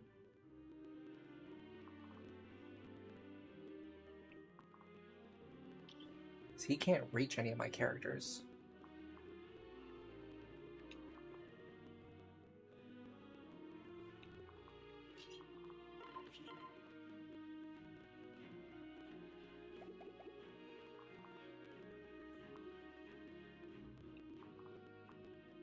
I have to get rid of this thief right now.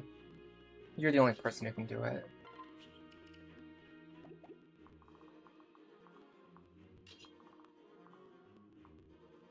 How much does he do to me? Certainly he can't kill me.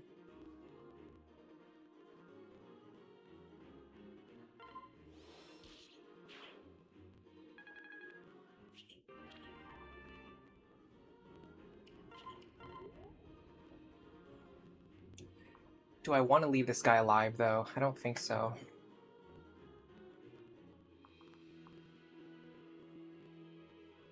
I think I'd rather do this.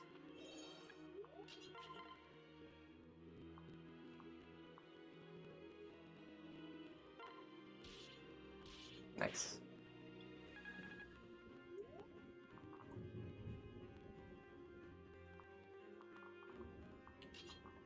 Because I don't have Olivia available, Robin's gonna have to pick up this kill.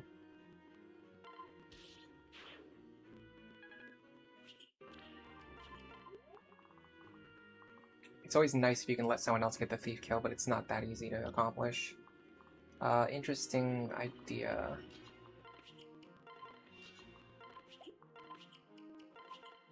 Yes, Ricken can fight this guy.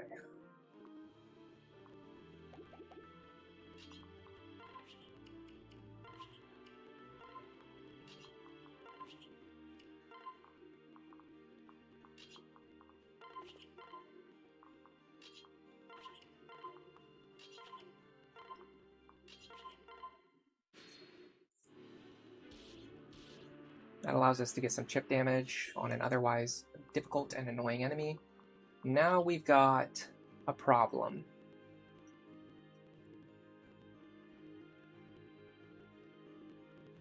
This turn... This is turn 6, right?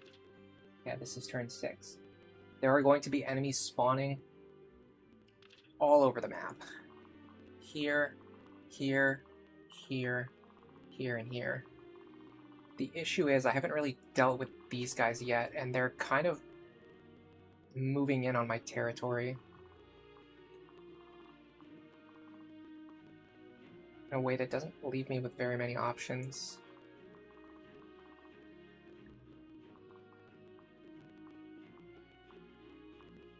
Like, this square right here is actually threatened, so I can't end my turn here.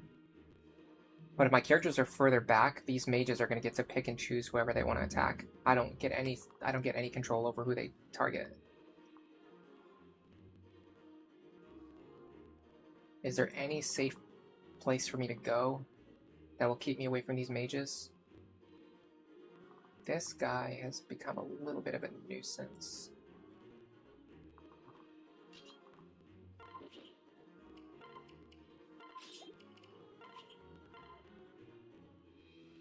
I'm not going to double him either. Do I have anyone fast enough to double him? Probably just Robin, right? Yeah, that's way too fast. Okay, what if I do...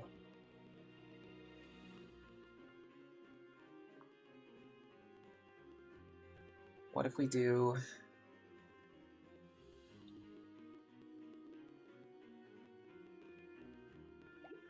I think I messed up somehow. I think these guys should already be dead, but I'm not sure why they're not. I guess last turn I was too passive. Because killing these guys always leaves me in range of the guy spawning from here. I can't do that. So I have to back up. But if I back up, these guys get to just attack whoever they want. Plus, we haven't even dealt with this guy yet. Plus, we have to keep this fort blocked. Which means... actually less than you would imagine. If I put Robin on that fort, it's actually fine. But then these guys are all alive for another turn. Doesn't solve my immediate problem. Well, what if...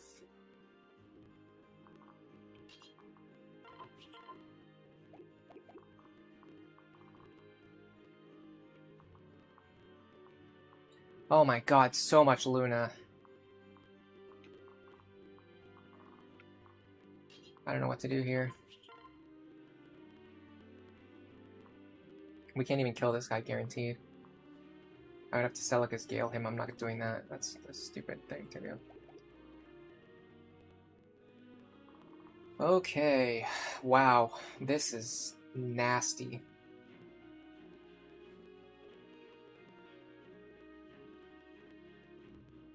I'm trying to think if there's anything I can do here other than just like spam rescue stabs.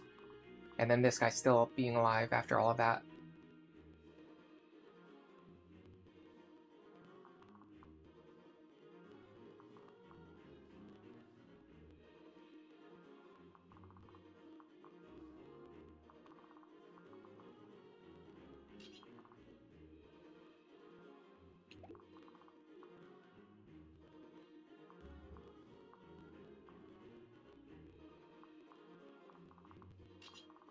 If I can pick up a kill from here, that gives me some flexibility.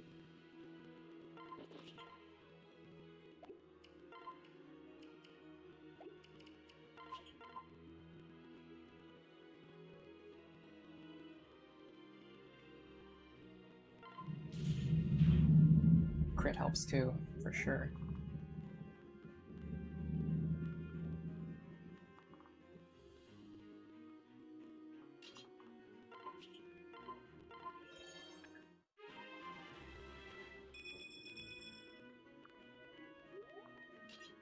Okay.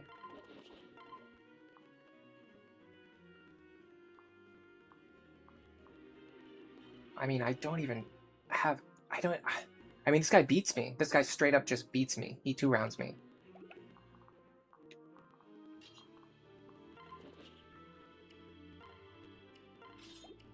I have no solution for this guy.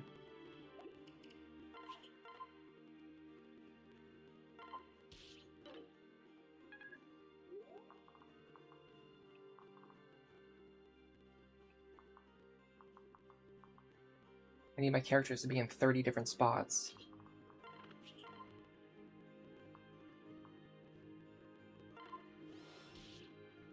Good God, really?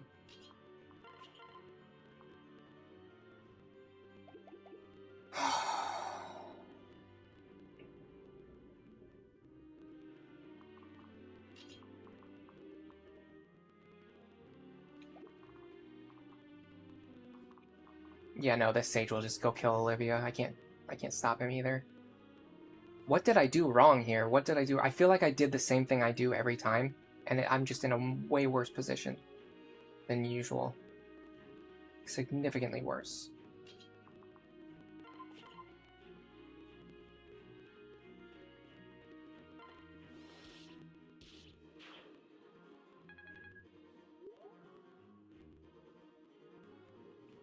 How do we kill this guy?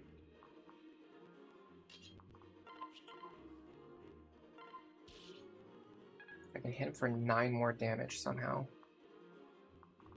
He has 13 defense. I need 22 attack. It's not that easy to get 22 attack. 1.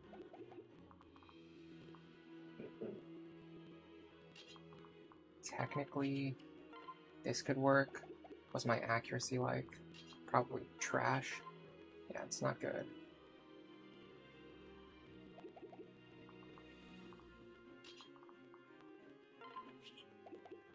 I also need to rescue someone, which I can't necessarily do.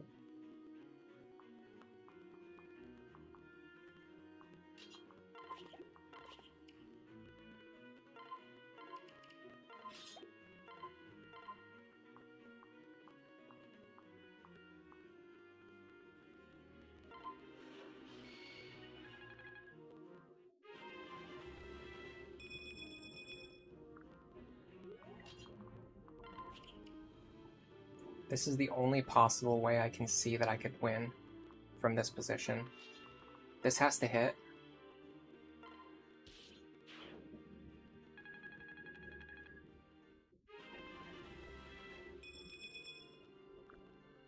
Okay, now what tiles are threatened? Not as much as I was expecting. So if Robin goes here...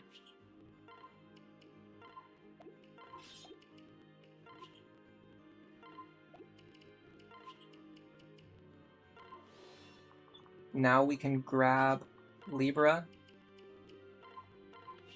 switch him back into the lead, get our rescue staff back, and then rescue Olivia to safety.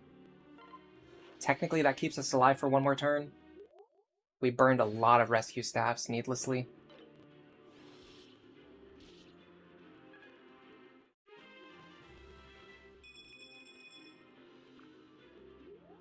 And we're in just as bad of a position now as we were last turn, arguably worse. The only good thing about this turn is that we don't have a lot of pressure from ambush reinforcements.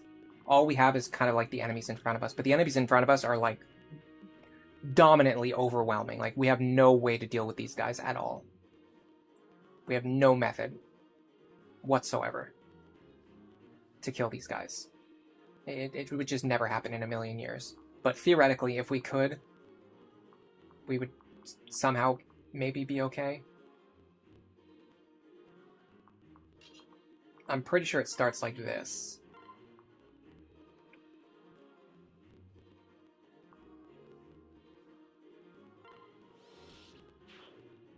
That's always the first move.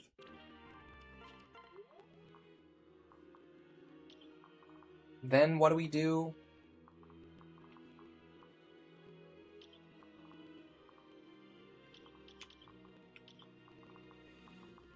I mean, you're still screwed beyond belief. There's just a billion enemies surrounding you from every angle.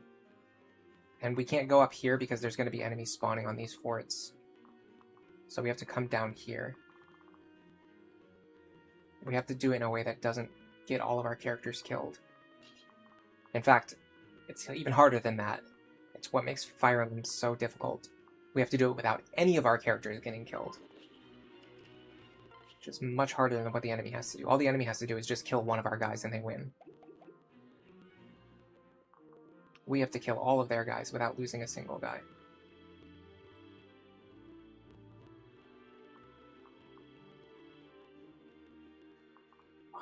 Where did all these mages come from? I just don't understand.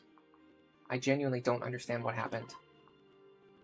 It feels like I did everything the same way that I normally do, and yet it turned out completely different from how it normally does. Clearly, I overlooked something. I did something wrong on one of these turns earlier, and it just spiraled out of control from there.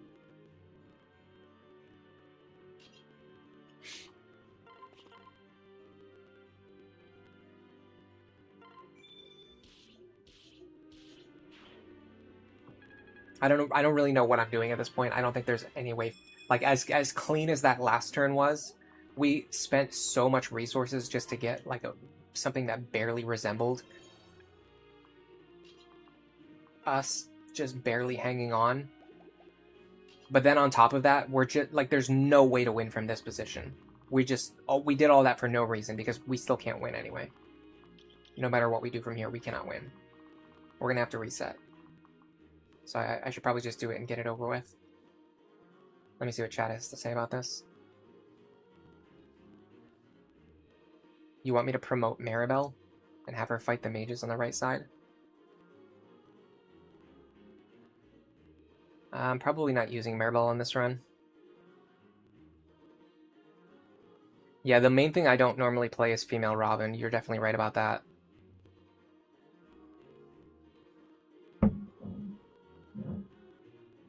This should have been a female Robin run for sure, because we could have paired up with Henry.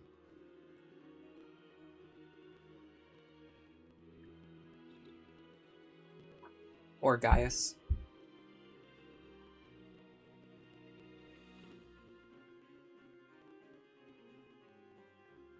Aid, you don't think it's a good idea to go all out on one side of this map, really?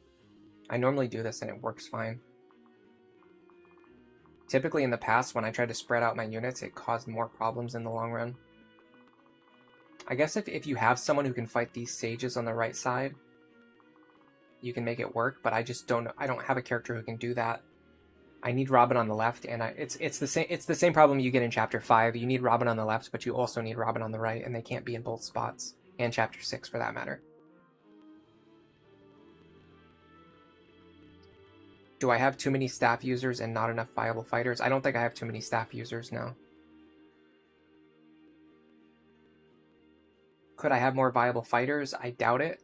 I've optimized my experience gains way far above the level that most people ever do. So this is about as good as my fighters are going to be. Do I normally have Robin fight the mages? Maybe I should have done that. Hello, Krios. Welcome to the stream. You're asking if male Robin can't support with Henry or Gaius. No, they can't. They can only get the A support. They can't get the S support with other male characters. Yeah, I would need a much stronger Maribel if I wanted to use her on the right-hand side. I think I have a couple of Master Seals, right? Yeah, I actually have 2 Master Seals, and I'm about to pick up another one. Okay, so here's the question. Does a Master Seal fix this? Like, for example, Warrior or Berserker, Vaike, Sage Rickon, Dark Flyer, or Falcon Cordelia. These are all options that could potentially help us. Sage Lisa could go pretty hard here.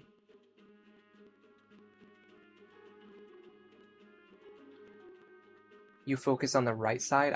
The reason I go left is because you have to go left if you want to get the chest.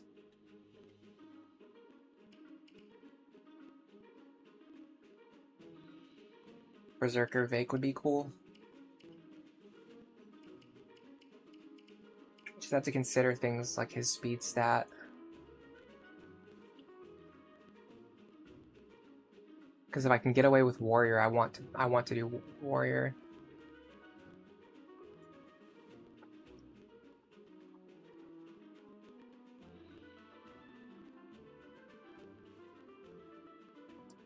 Let me check the class stats. So Barbarian is 8 speed. Warrior's we'd actually lose a point of speed if we go into Warrior. That's insanity.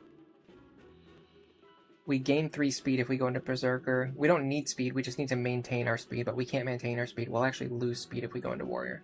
We will gain 4 strength, though. A lot of skill, a lot of HP. Some res, a lot of defense. We get access to bows, which is a huge deal.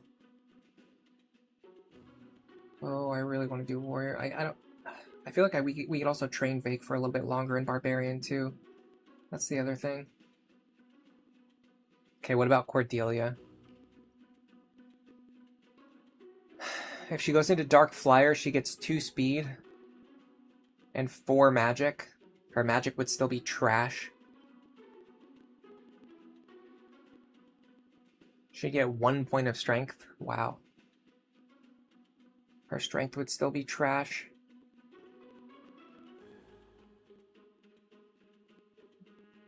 Again, I feel like I want to get her more levels before I promote her. Is Sage Ricken really the play? If Ricken goes into Sage, he gets 3 speed. What are the speed of the enemy mages and sages on this chapter? 14 and 21, which is extremely fast. I feel like the promoted enemies in this chapter are the ones giving me the most trouble. I need my own promoted characters to deal with them. If I go into Berserker right now, that will make me fast enough to keep up with the enemy sages.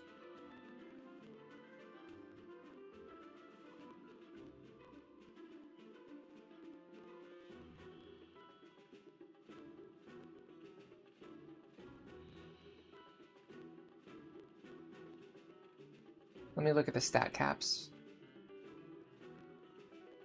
That's going to help me decide what I want to be at the end of the game.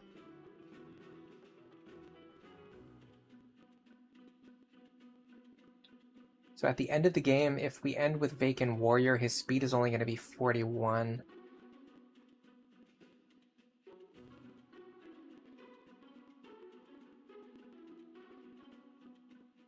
It's actually not that terrible, but I'm pretty sure Berserker's faster, right? Berserker's 45. It also hits harder. So Berserker really feels like the stronger endgame unless you need access to a bow. If you need access to a bow, then all bets are off. Will we need access to a bow? Yeah, actually, we're going to want access to a bow at the very end. So this is going to delay us getting a bow, but I think we go into Berserker right now.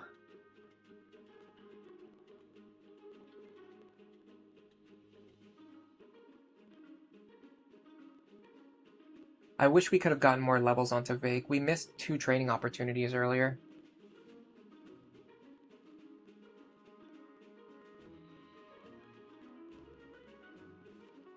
You can also use the Ward Staff on Cordelia. Maybe.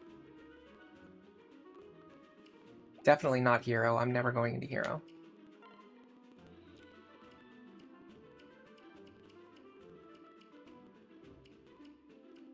I can't use it. I have to get to level 10 Barbarian. Oh no.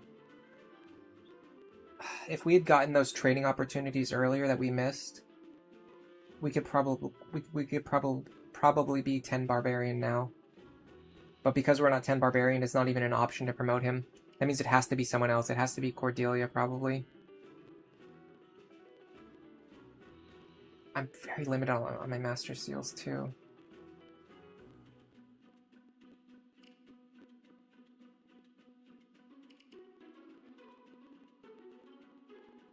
I could give him Swordmaster Sully pair up at some point in the future, yeah, but it's worse than Paladin.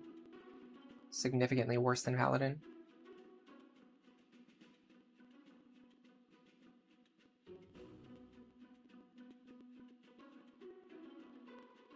You give up.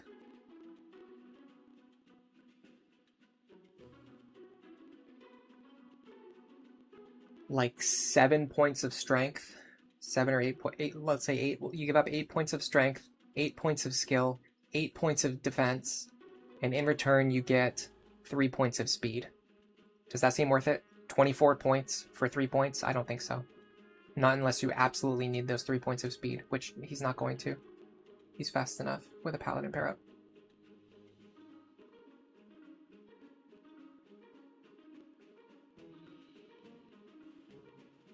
Yeah, I think we're going to have to do Berserker first, but we have to actually get to level 10.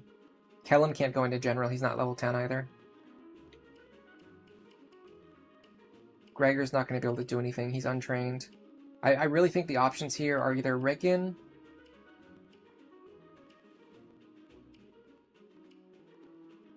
Lisa, or Cordelia.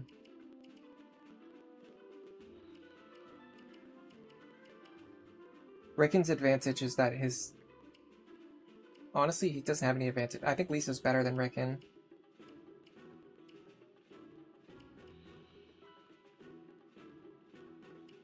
The only problem with her is that her tome rank is going to be E when she joins. And her magic stat's not that amazing.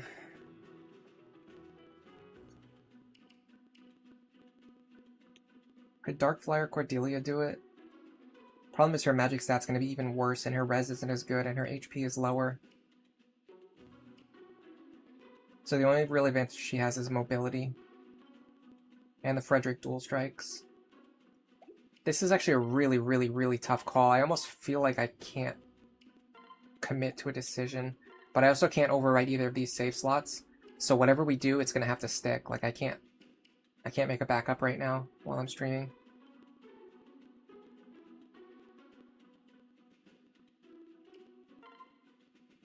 I'm pretty sure Lisa's the bet. I'm very sure that Lisa's the better option.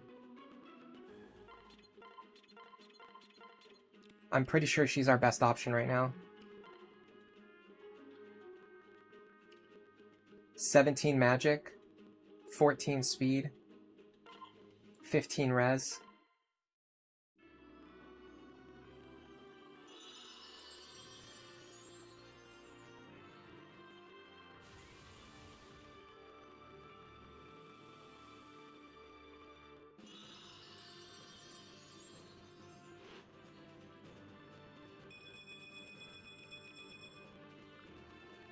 Now, if I really wanted to hyper juice her, I could give her the arm scroll. And I could even technically promote Rickon to a Dark Knight to make her combat even better. You know what I could do? I could go sell these bullions and then go super forge her some tomes.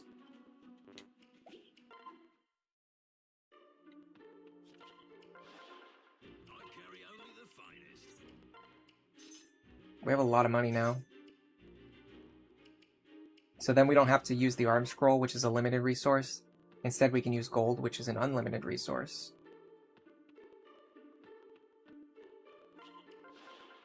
What can I fix you with?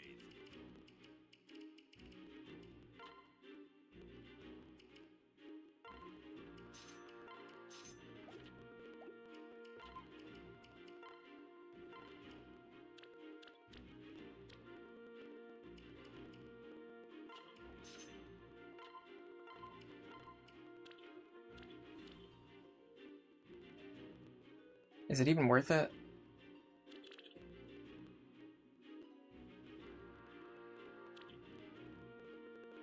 Probably like, well, I mean, we don't know that we need the extra might yet, so I'm just gonna wait. I can buy a rescue, I don't need another rescue. If it's not on sale, then it doesn't matter. I won't need more until after chapter 12 when I can buy more.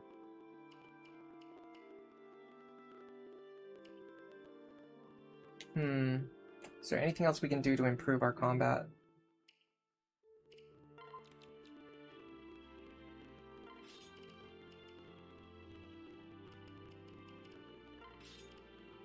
Okay, if this is the case, I'm probably going to give the ward staff to Maribel.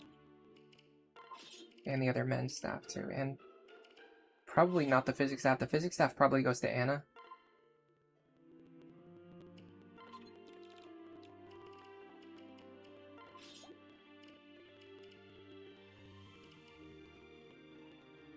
This should be fine. I'm stressing over here, guys. I'm probably over-preparing here. Like, we already have a team that could win. I just didn't play very well last time. Whereas, like, now if I just play better, I should be fine. But I'm just stressing out because of how poorly that last attempt went.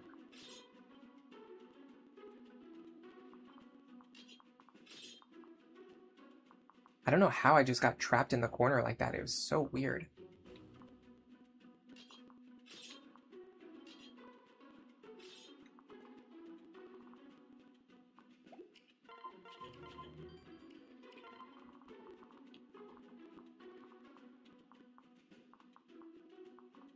I really don't think going all in on one side is that bad. It's worked for me. Ever since I started using that strategy, that's the first time it's ever failed me, and I still don't even fully comprehend what went wrong.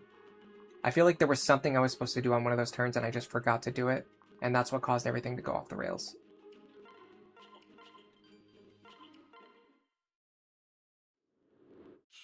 Have I watched the Lunatic Plus 0% growth run? I'm not sure. If it's an old run, I probably watched it a while ago. If it's something new, I don't think I've watched it yet. Alright, let's try this again. Sumi's in the wrong spot. I'm an idiot. But you guys already knew that.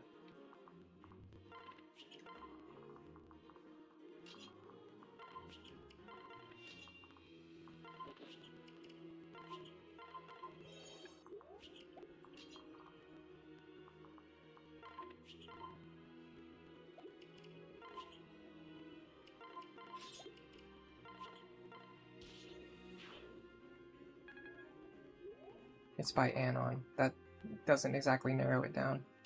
That could be anybody.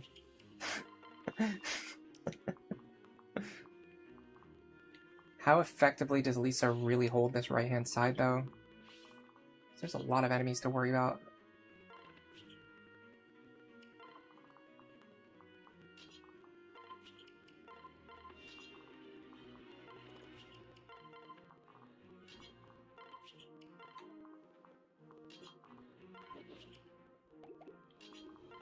I love it when your super high movement is far in the back and can't do anything effective. Or accomplish anything of value. It's always a smart way to play. Alright, let's try this again. It was a year ago. I might not have seen it then. Ever since I started streaming, I've been watching less of other people's videos. Mostly just because of, like, I don't have as much free time anymore. Between, like, streaming, editing videos, being in a relationship.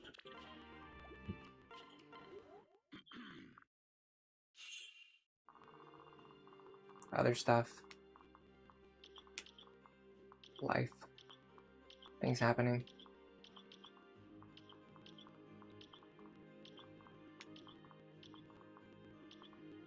Okay. We can do some semblance of this again. We just need to get a heal off. Oh, we could actually heal Robin this way this time, but that actually might be fine. So heal here.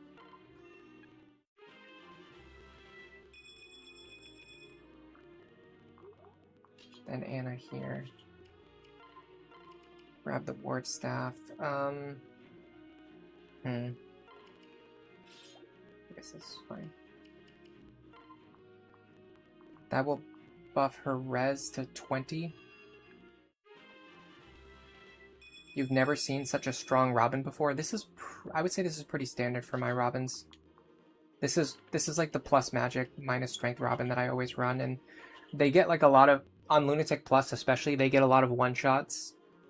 Like in chapters 5, 6, 7, 8, 9, 10 that other characters can't get. And so they just naturally gain a ton of experience and just get out of control really fast. The one-shots are very important when you're playing on Lunatic Plus because it means you can't get killed by counter. Alright, so let's see if we can fight all three of these guys if we had to. If I absolutely had to. 25 plus 33 plus 29. That's a lot. 62. One of them has Luna. Minus 20, minus 20, minus 10 is only 12 damage. Wow. Okay, I severely underestimated how powerful this Sage promotion was going to be. I can probably take another attack if I need to. The only problem is the only other attacks I can take are from physical attackers. Can this guy reach me at all? If I stand right here, he can. That's going to allow this guy to stand on the forest, which he will, but he doesn't have counter, so it doesn't matter. Alright, so if she stands here... Thunder Tome. Thunder Tome. Worst case scenario, these guys are going to have way less health.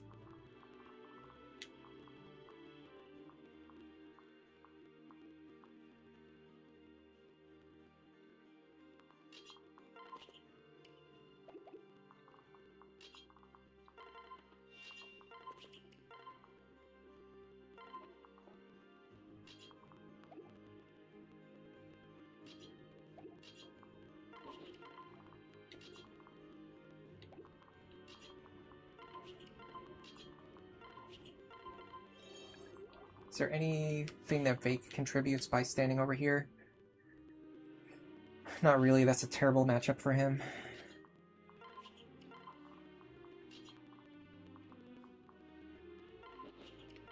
There's a reason why I'm putting those characters there, and it will become more apparent on the next turn.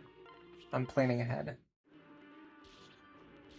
Yeah, the ward staff helped a lot there, and honestly just, oh, okay, he dealt way more damage than I thought he was going to do.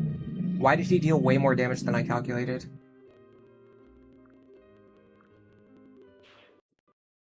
That was bizarre. I mean, him doubling me obviously caused problems. Is that a Z? There's no way that's a Z, right? That's a 2. That was a Z. Okay, so for some reason, this is absolutely wild. For some reason, instead of typing 25 into my calculator, I somehow typed Z5. First of all, what are the odds of that happening? Of me not only typing a letter instead of a number, but typing Z, which also looks like the number 2, in the exact spot where I was trying to type a 2. Then, on top of that, for some reason, the calculator didn't spit back an error. It just counted that as a 5. And just ran with it. So I calculated 20 less damage than I was expecting to take, which is a pretty big difference. I was expecting to take 37 damage there. Not 12. And if that's the case, I actually would not survive, even with the ward staff. So I have to set it up where I only fight 2 enemies. Alright, let me put Sumia in her correct position, and let me see if putting her on the right-hand side will let her get over there. Probably, actually, yeah, this should work.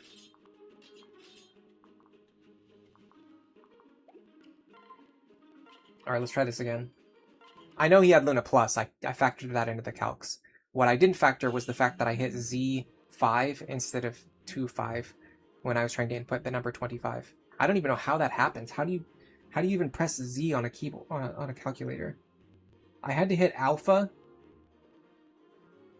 Okay, well that's interesting. So if you hit alpha and then like one of the other keys, it inputs a letter. The letter key for Z is the same as the number key for 2. That's how that happened. So I must have hit alpha somehow accidentally, and then when I press 2, alpha 2 actually creates the letter Z, which is a really bad design for a calculator to have, because then what happens is what just happened to me. Here we go. So this allows us to fight something on turn 1. Something with Luna Plus, of course. You wouldn't have it any other way.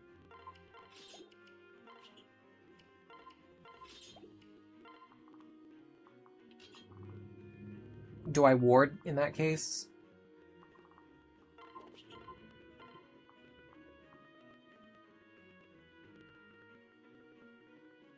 The problem is the ward efficiency lowers by 1 every turn, and I'm only fighting 1 guy this turn, so I'm not getting as much value out of it if I use it this turn.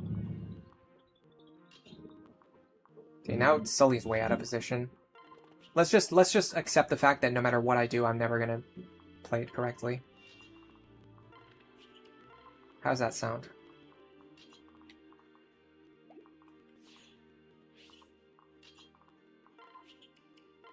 Yeah, that could have gone better for sure.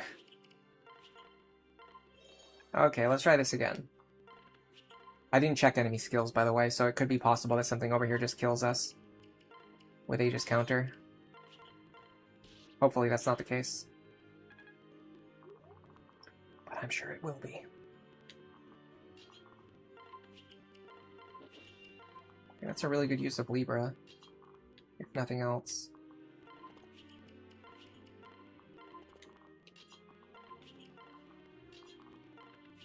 Let's assume Robin can handle most, if not all, of the left-hand side on their own. How does that change my plans?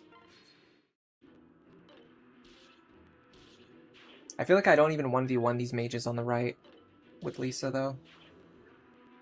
Maybe I do, but she's very slow still. She hasn't gained enough speed yet. That crit helped immensely. Yeah, I had a feeling that there was going to be at least one guy with counter there, and it was the worst one to have it, too. That was the worst enemy to have counter. Luckily, I survived.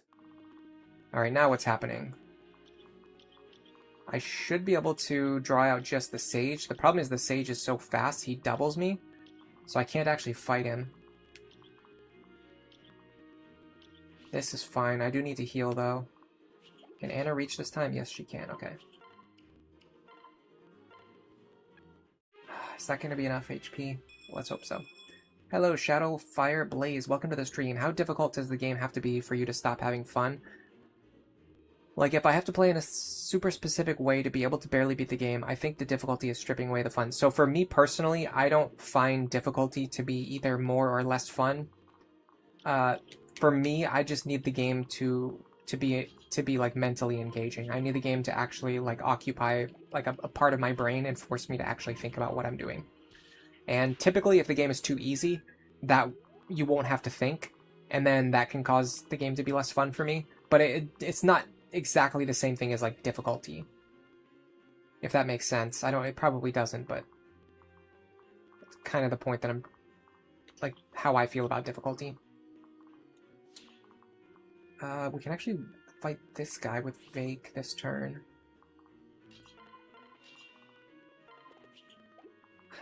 You would think so. You would think so, but you would be wrong. Hold on, I can still do it. The issue is this puts me in a terrible position for next turn. This is why I don't like doing both the left and right side opener, because it puts you in an awful position for the following turns. Like, you're going to see how bad my position is going to look next turn. All of my units are going to be out of position. I'm going to have no possible way to get to a safe spot on the map. It's going to be ugly. But we'll try it. But yeah, and then like making a game more difficult doesn't make it more fun for me. I'm not like, oh wow, it's more difficult now. It's suddenly more fun. Like, that's just not how my brain works. I mean, if we're gonna do this anyway, we might as well go here. All right, next up, this guy. Having Frederick fight him actually might not be bad if I can double him, which I can.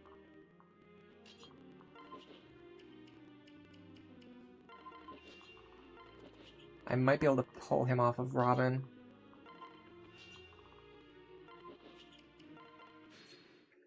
Alright, so the problem now is going to be the turn 3. I think we're in a significantly worse position for turn 3. Oh, and that guy didn't even die either. So I have to have Robin fight that guy. Frederick can't do it. Okay. You.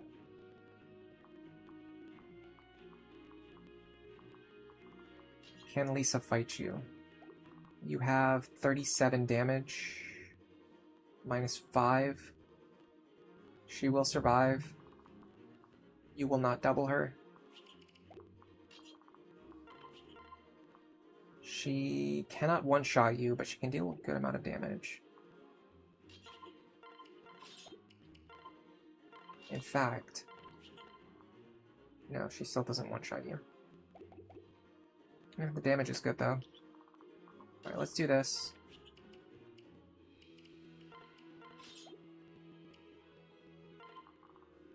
So now I have to get everyone away from these forts, but they're all, like, stuck in the middle.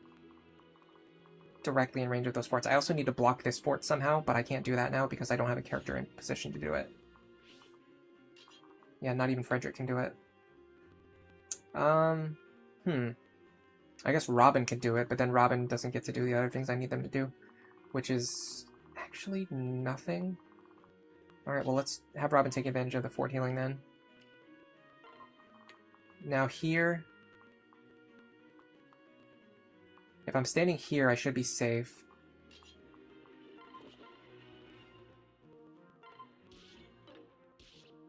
Get away with that. You here. Probably unnecessary use of a mend staff. Okay, so now the rest of my characters all need to fall back. They need to get out of range of this guy.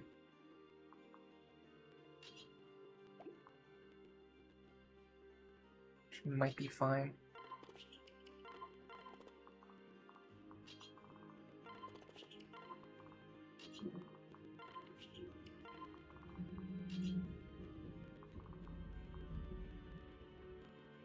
Wish I could rally magic for myself.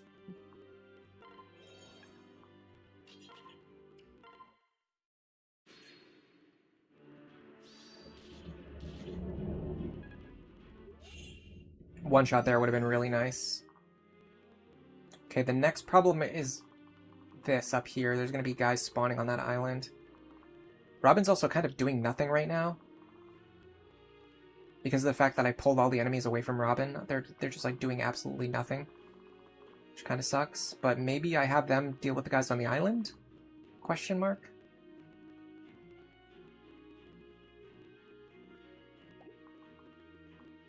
Man, I really need to get like a regular heal staff into her hands. Do I have any? I do.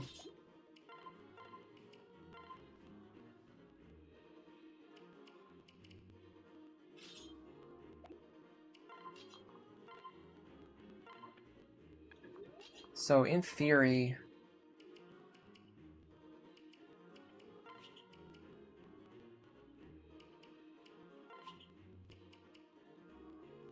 Where's Olivia? Nowhere nearby. In theory, this... Hold on. I don't like this because I'm leaving myself in range of multiple guys who could all have counter.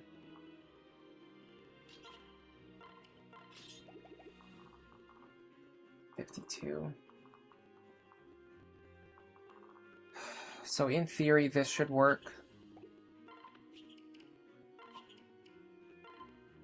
Oh, Robin doesn't have water walking anymore because he's not tactician. Of course.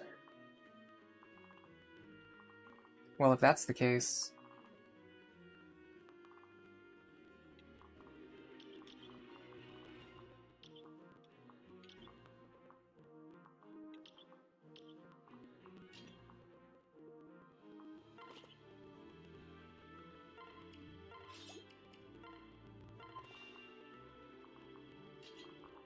You just know this guy's always going to spawn with Habis Plus if Vaike wants to fight him.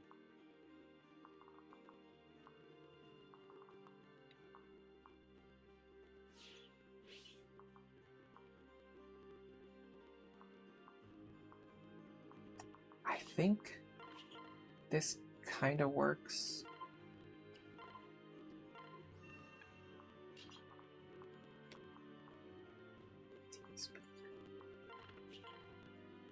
Six. I'm just not quite fast enough. I'm like a couple of points shorter than on speed than what I need to be. I really want to get her a trickster pair up. Just don't have one available.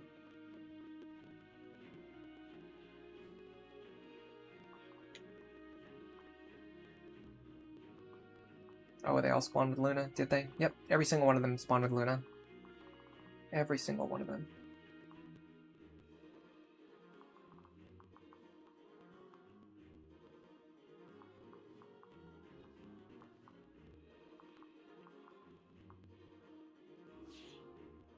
It's kind of interesting that if dealt with properly, these guys... Actually, he has pass, so he'll always be able to reach Lisa no matter what.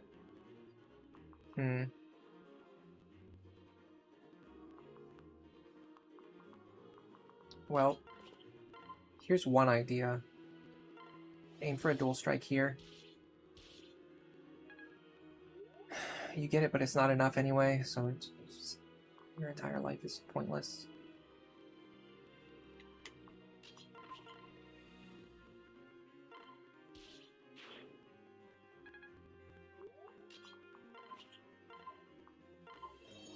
Now we can dance her to safety. What does safety exactly mean in this case? She survives that. What if? No advantage there. Kill this guy. Maribel backs up. accomplishing absolutely nothing. Okay. This is the guy with the hand axe. Correct? Yes.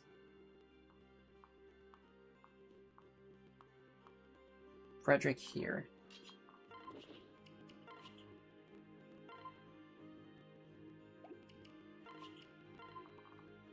Robin here. I don't think the enemy will be able to reach me no matter what I do.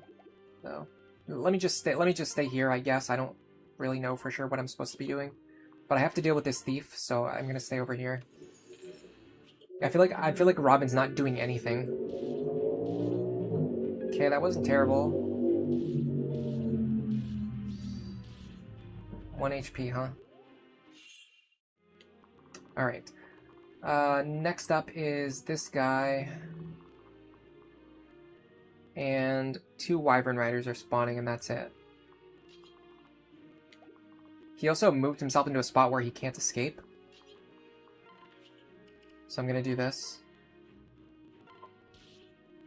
Even if I failed to kill him there, I still could have gotten him next turn. Alright. Sumia, you can go here.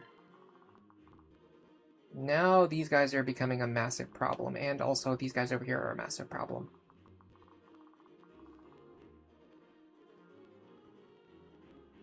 Can I somehow get everyone over to the left-hand side?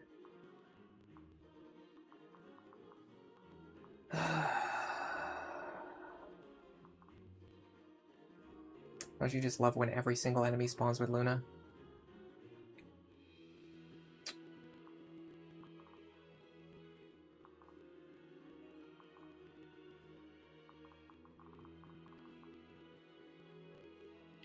Speed Tonic would stop that guy from doubling me. But it wouldn't make me fast enough to double these guys. Yeah, I feel like my units are just scattered all over the map, and I have no cohesive strategy at all. I don't agree with this. I don't agree with this decision at all. I don't think this was the right strategy.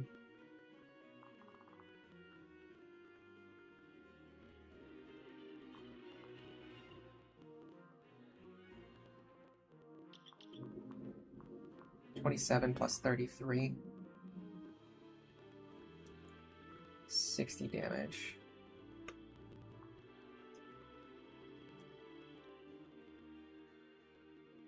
I mean, there's no possible way to survive two mages with Luna Plus.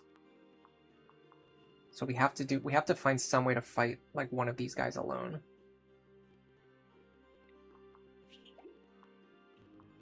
$27. Vaike is the obvious candidate.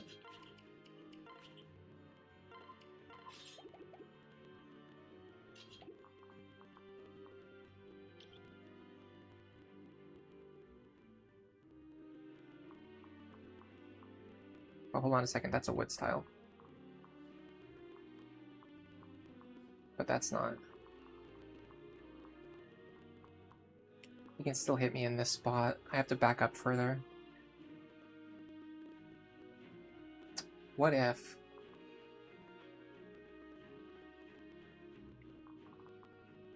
this guy's gonna be a problem.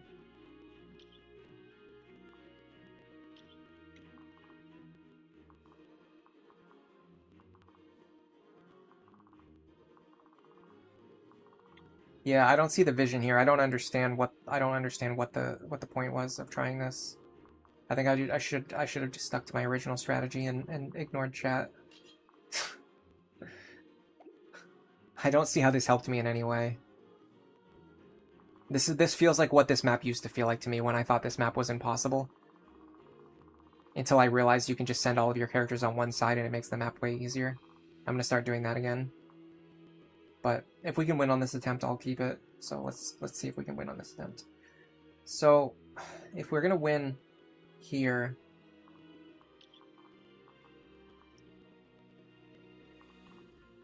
it definitely involves Lisa and Vaike both retreating into the same square, which they can't both do.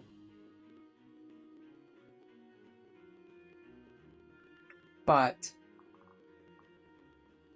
no, she doesn't solve the problem either. She also retreats into the same square that both of them are trying to get into. What about this? Aha. Doesn't help me. Nope, he overlaps with other characters no matter what direction I go. So, the one way I see it working is if I go up here, and then I rescue Vaike, and then I heal Lisa. And then Vaike moves of his own volition. That is an awful lot of resources being wasted for a strategy that sucks to begin with. But you know what? We'll play it out.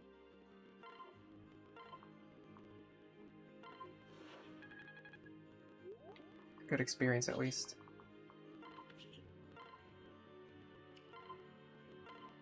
One good thing is because her HP is low, I can get away with just using heal staves instead of mends. Okay, 25 speed. He won't double me, and he is an axe user, so I can fight him with my axe.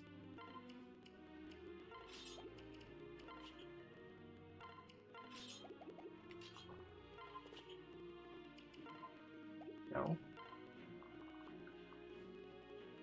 The one thing about this right now is that Olivia is in... this has got to be the worst possible spot for her to be in. She's contributing literally nothing.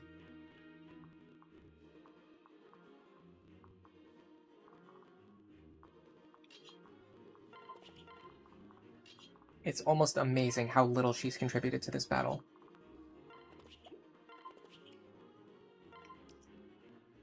Okay, Frederick.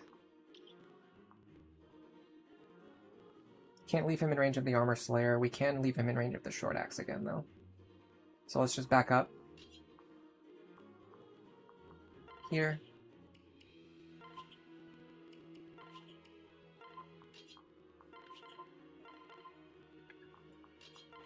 So technically I'm fine this turn, but I think things are just going to continue to get progressively worse every single turn.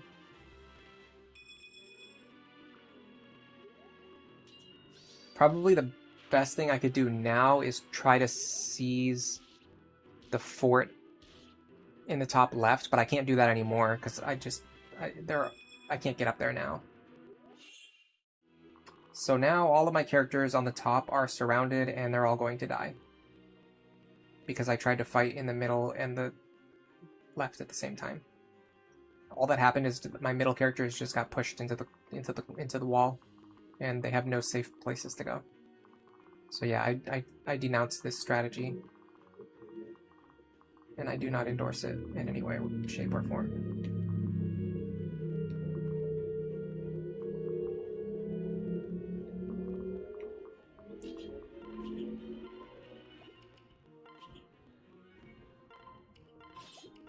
At least we can hold this position.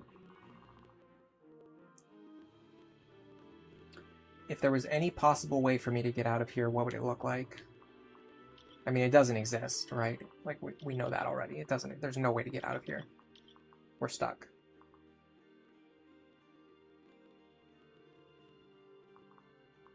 Yeah. I've got one fighter up here, and essentially 1, 2, 3 enemies that I would need to kill.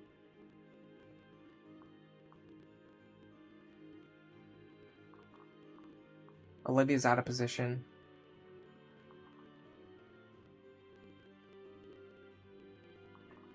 I got one idea. Looks something like this.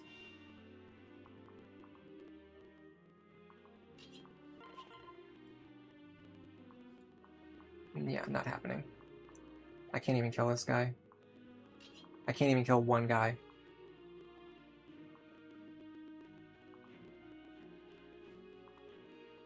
Vaike needs a speed tonic. Lisa needs a speed tonic.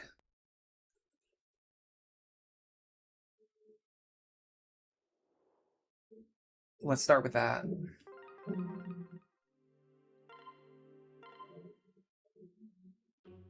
So go back to the world map.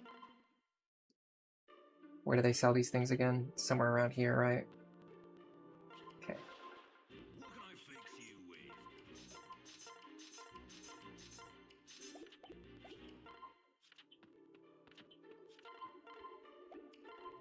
Probably nothing in the barracks, nothing of value. Yep, an absolute nothing event. Oh, Dying Blaze. I was wrong. Alright, so you need a speed tonic. Vaike needs a speed tonic. I keep forgetting that I can just use speed tonics to solve these problems. I don't have to get Vaike to level 10 and promote him into Berserker. I can just give him a speed tonic.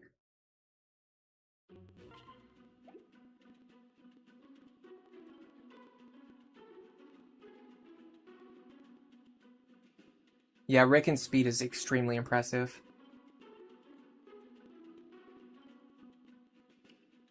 He's usually not this fast for the right. This is like the fastest Rickon you've ever seen in your life. This is an unusually fast Rickon. He's like keeping up with Saria, and she's a fast character and he's a slow character.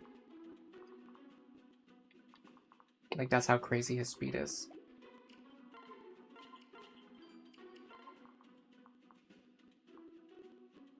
Okay, let me rearrange all my units again.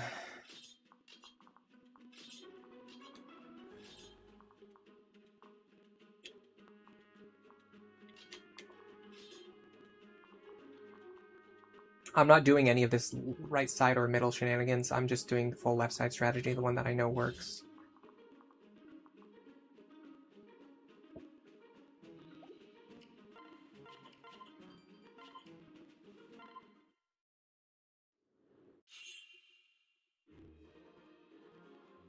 Having a low health character in the top right corner could be a functional bait to delay the mages for a turn or two. I guess so, but it's better to just have all my units together at this point. I don't think delaying them even matters necessarily. Because then I just have to deal with them. Like, that's kind of what we saw last time, is like if you delay them for a turn, you just have to deal with them on the following turn. It's better to find situations where you can kind of just sweep them all at once, or just get through the battle otherwise.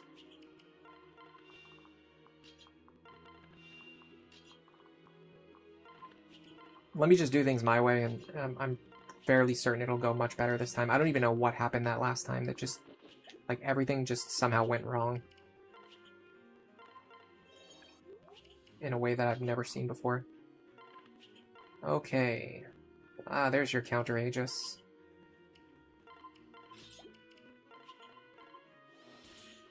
Too bad it doesn't matter when I can actually player phase them. There's another counter. That's gonna kill me, by the way. Yeah.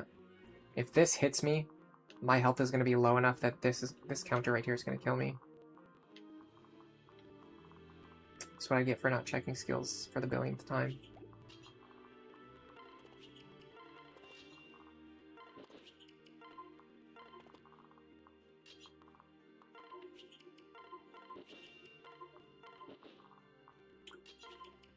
Yeah, I think I was thinking of things wrong. I was imagining that having Lisa as a sage would allow her to fight. Well, no, I actually wasn't. People in chat were suggesting that having Lisa in sage would allow her to fight on the right-hand side. But what the promoted Lisa really accomplishes is that in a few turns from now, when I'm trying to clear out these mages, as they're trying to surround my party, I'll have one additional character who can actually fight them on enemy phase. Okay, so Robin's about to hit themselves pretty hard, but we should be okay. Nope. We died. Okay, fine.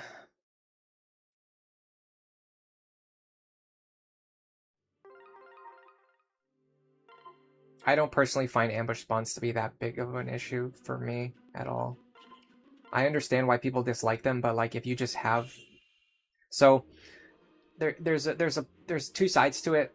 If you just have the page open that tells you where the reinforcements spawn, you can just play around them as they're spawning. Like you can know, like, oh, you know, a barbarian comes out of here, so I just have to make sure I'm 6 tiles away from this spot if I want to fight him, or 7 tiles if I don't want to fight him, right? Like that's no inconvenience at all, other than the fact that you have to have the guide open Which brings me to my other point. The only thing about ambush spawns that really bother me is that the information should be in the game. A little icon should show up here. Like a little red icon should show up here, and when you hover over it, it gives you the stats of the barbarian, and if you click on it, like this, it shows you his attack range. That's all they would need to do, and that would just completely fix every single problem with ambush spawns. The fact that they spawn and attack right away is not the problem. The problem is that the UI for the game wasn't designed properly, the way that it should have been done. This is an idea I've had for a long time. I usually just keep it to myself because I don't like sharing my ideas with other people. But at this point, I don't care anymore. I don't have to keep it a secret. At a certain point, someone else is either going to come up with the idea or they're just going to steal it from me anyway, so I might as well just share it.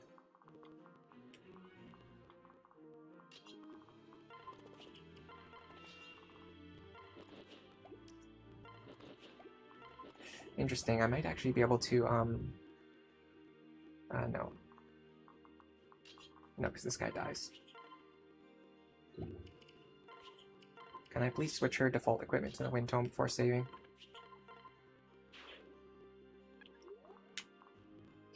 Counter Aegis! Really, though? Counter Aegis, huh? Aegis, counter. I'm just gonna reset it, that's not worth it. Alright, let's just reset for skills before we start instead of spending 35 seconds every single time before realizing that the enemies rolled all of the exact skills to block Robin.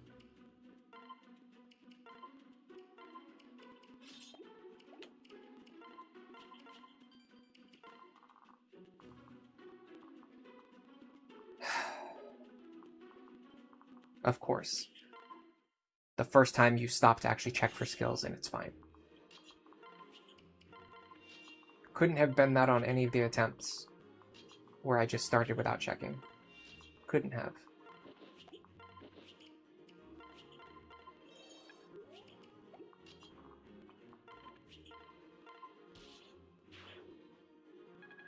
I gotta be careful because I'm gonna fall into a tilt spiral soon. Where I'm just gonna get so annoyed that it's gonna cause me to constantly keep making more mistakes and it's just gonna make everything take even longer. But really.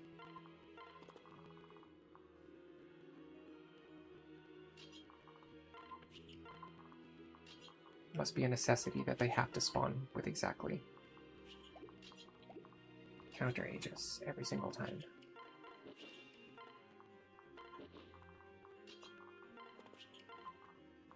Okay, so this should be an actual attempt finally underway.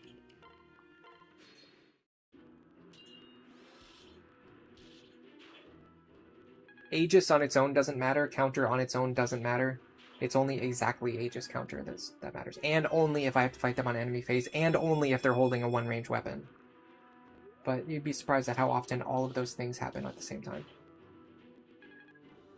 I think the big deal about this Robin is that they're fast enough to double the heroes on their own. You don't always get a Robin that's this fast unless you're running plus speed, which I don't like to run plus speed. Okay. Where's Anna?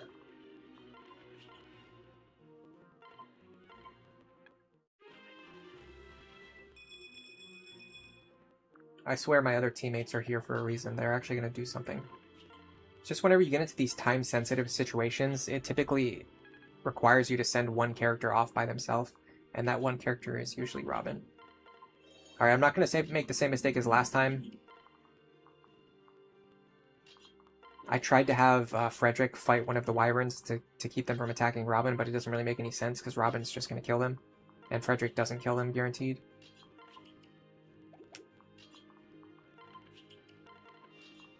It's actually much better to just have Robin do it. Just have Robin do everything. Okay, here we go. So I just need to be smarter about managing the aggression on the top lane. Because last time I think I was way too passive. That's kind of what really cost me the victory. I don't think all this stuff like promoting Lisa to a Sage and like getting speed tonics and all that, I really don't think that stuff is actually going to matter. It's going to matter as much as we think it does. See, like, this guy has counter Aegis, but he has a 2-range weapon, so I can just fight him standing here. I do need to make sure I get someone on this fort, though. So let me do that before anything else. Okay. Now, I would also like to heal Robin if possible. Should be doable. Like this.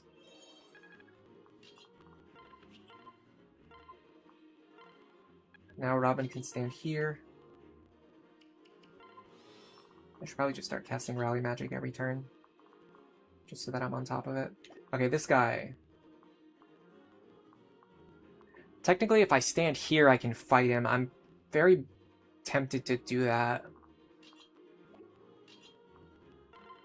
And I'm going to tell you why.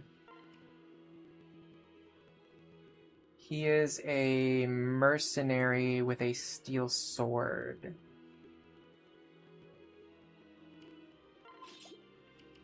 So if I do this...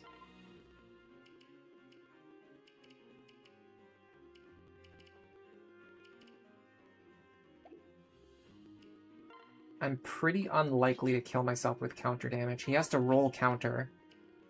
He has to deal enough damage to me where I kill myself on the counter, and I also have to hit him with an axe against a fast, evasive sword user. I feel like that's a lot of variables that have to come together. Whereas the alternative is that if anything else other than all of those things happens, then I just either chip him a little bit. Yeah.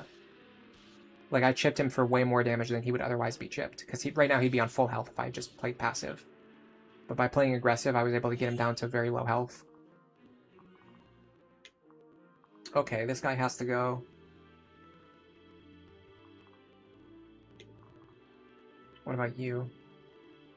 So, this is what I was trying to do last time. Before I messed everything up. Flux kills here.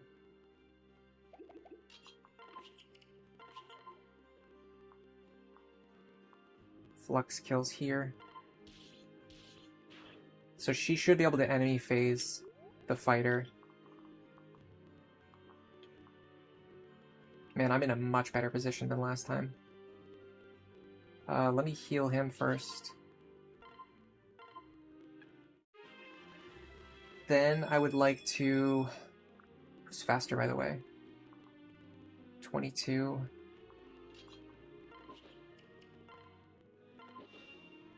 21. Vake's actually faster.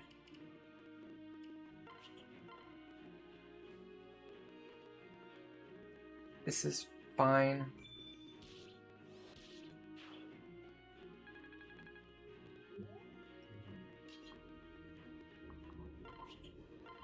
Dance here.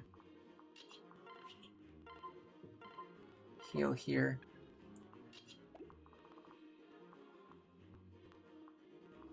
Okay.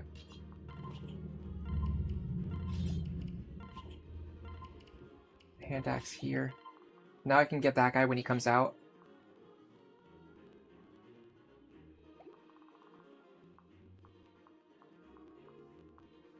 If I stand on any of these, I'm gonna get hit. But if I stand like here, I think I'm safe. I'd also like for...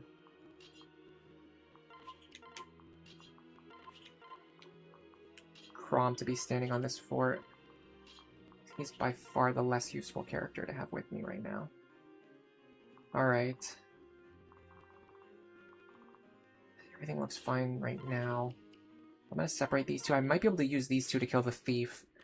If these two can kill the thief, then I can have Robin do other stuff. So Vaike actually doubles this guy, which is significant, because it means I can kill him on enemy phase.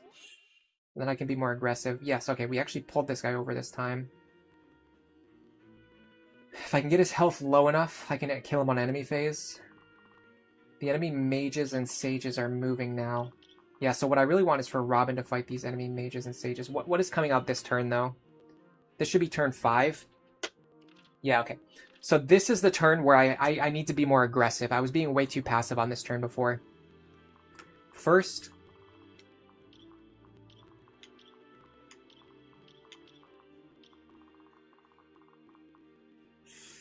That's not great. I can live with that. If Frederick can kill this guy, which I think he can...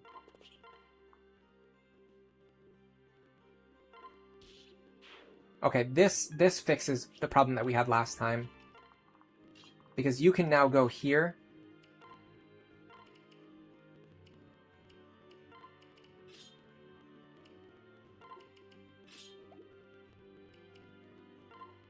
And do this. Now Frederick can enemy phase this guy.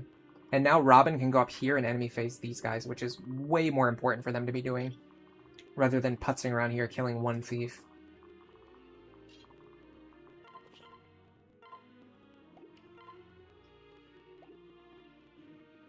Sure. You guys don't scare me. You scare me a little bit. I can't reach you anyway. If I stand here, they're going to be able to stand on the fort. Does that matter? I don't think so.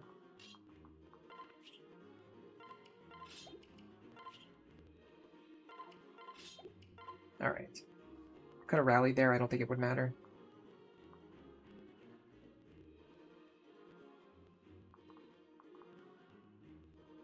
I could even dance for Frederick and just have him get out of the way, but I think I want him to fight these guys, right? I mean, if I can get him to kill a mage this turn, I would rather have him kill a mage this turn. And he is fast enough to double, so he will kill.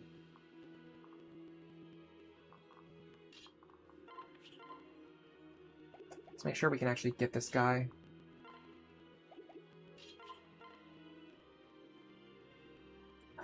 Well, Lisa should be able to kill him, right?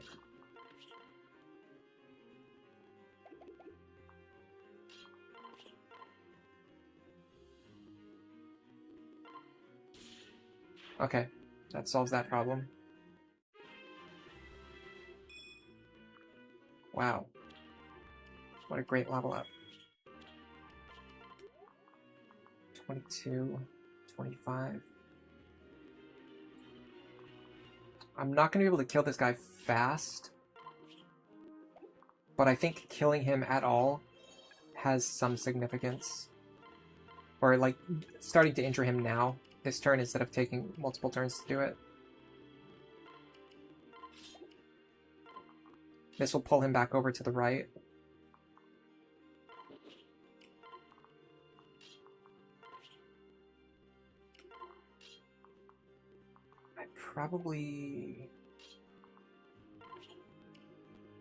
I think this is fine. Alright, let's see what happens now. Oh god, why do they all have Luna? Why does every single mage have Luna? Decent level up. Good dodge from Frederick, that mattered. Nice crit from Robin. Yeah, I had a feeling they would go onto those forts. Okay, the problem is I didn't get rid of the Sage. It's not the end of the world, but here's the bigger issue. This guy moved into a disgusting spot. Okay, so the biggest problem now is that these forts are going to spawn reinforcements this turn.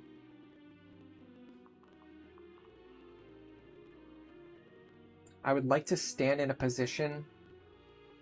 Oh, this guy covers so much ground.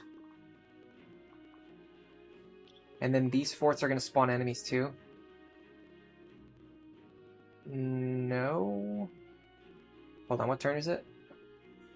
Turn 6. It's actually only the middle forts this turn. Okay, hold on a second. That means I can go up here. That affords me a lot of flexibility. Rickon, I need you.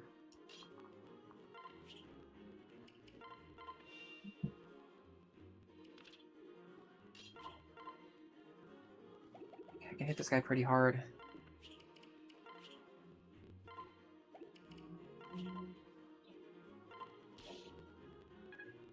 Okay, that was probably warranted.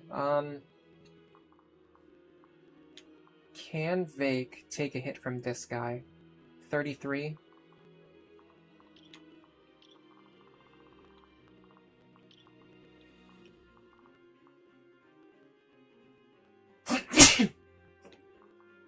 Not only can he take it, I'm pretty sure he takes it even if I don't heal him, which is nuts. I'm gonna heal him anyway, but that's crazy.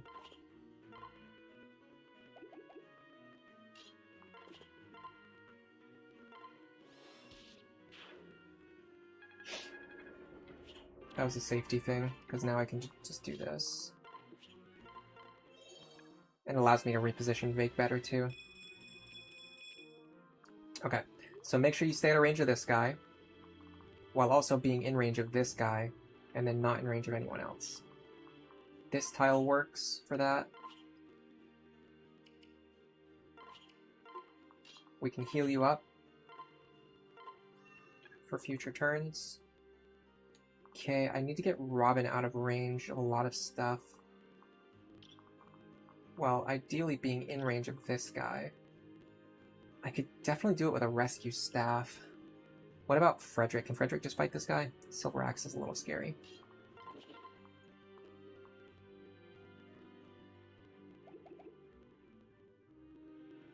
The big thing is that there's more wyverns coming next turn, so I'd really like to get rid of these wyverns now if I can.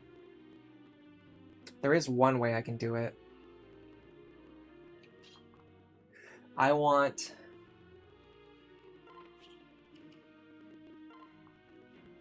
to do this. Now I can go Freddy here.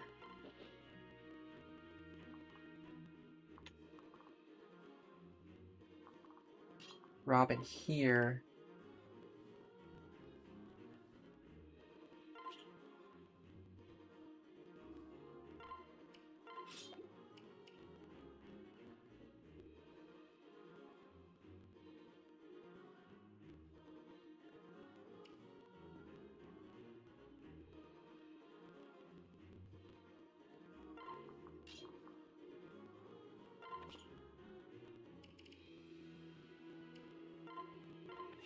Yes. And then Anna here. I think everyone's safe.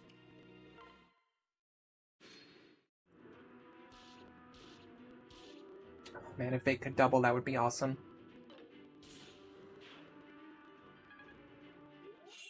Alright, this turn is probably going to be the scariest turn of the battle.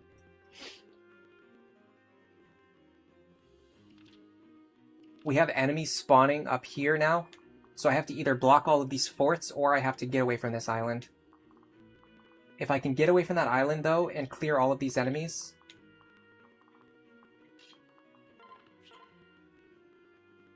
Like, this works. I wonder if Rickon can kill him. Not quite. That would be funny if he could. So go like this. That's one down.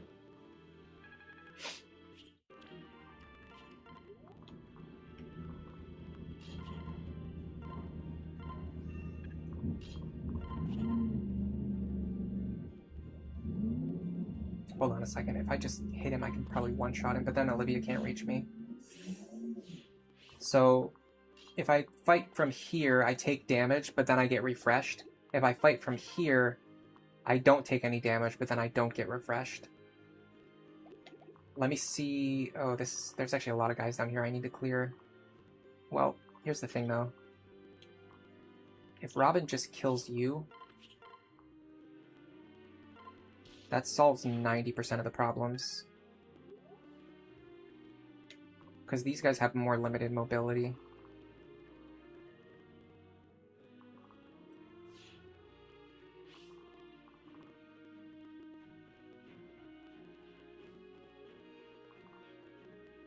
In fact, if Frederick kills you in one hit, which he cannot do, I might be able to do it with Ephraim's Pike. Okay, I have 2 might with this. 11 with this, so plus 9 attack. No, that still wouldn't be enough.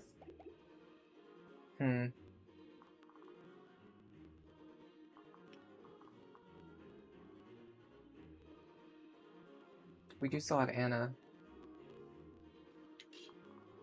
And it can kill this guy. No, not because he's... He has Pavis Plus.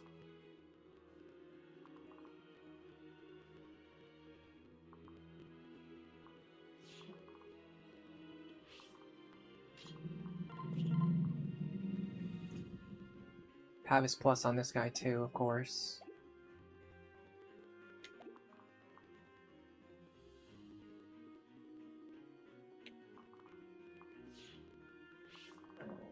Okay, I have an idea.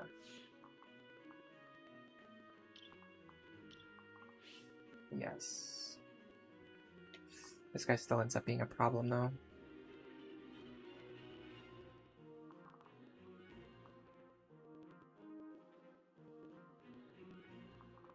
Yeah, I gotta resolve this issue. I think I overcommitted too early. Now I have to, like, figure out something that's gonna bail me out of this situation that I put myself in. The problem is this guy having Pavis, and this guy having Pavis, means I probably can't get rid of either of them. I thought I'd be able to get rid of at least one of them, and then not have to deal with too much pressure on the top, but getting rid of this guy is actually harder than I thought it was gonna be.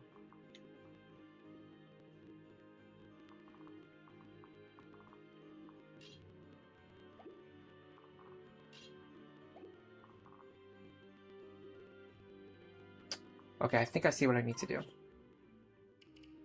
to maximize my odds of success.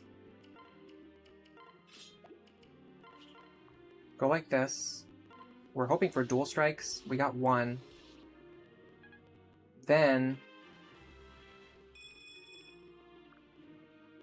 we dance for Vaike. Vaike goes here. He one-shots this guy. So we don't have to worry about counter damage or him doing anything else. Then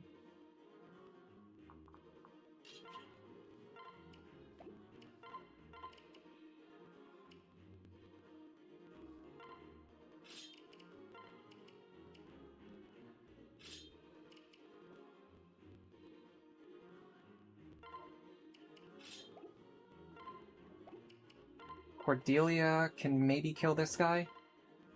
Question mark? No, she's 1 point short. Okay, that's fine. That just means...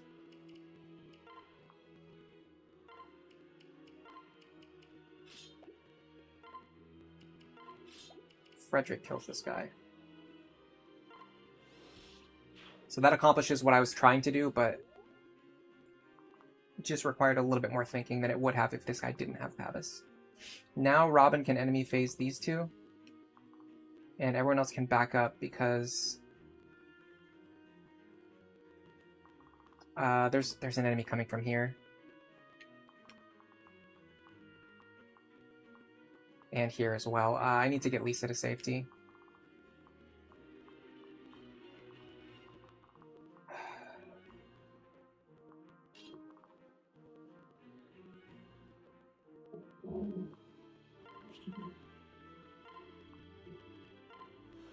Waste of a rescue staff.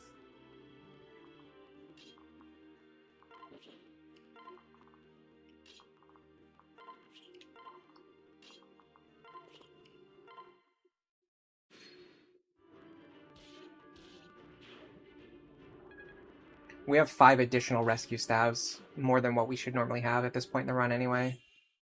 So if I have to waste a few to like fix mistakes and things like that, it's not a huge deal. Alright. This turn, there will be enemies spawning from all of the middle forts, and then after that, there are no more reinforcements. So I can either mitigate that issue by either just completely avoiding the middle forts, or blocking them the way that I've been doing. I'd like to kill you this turn. With that in mind, let's seize the left-hand side of the map. Can Saryu do it? Unfortunately, not without killing herself in the process. Alright, so we'll do this.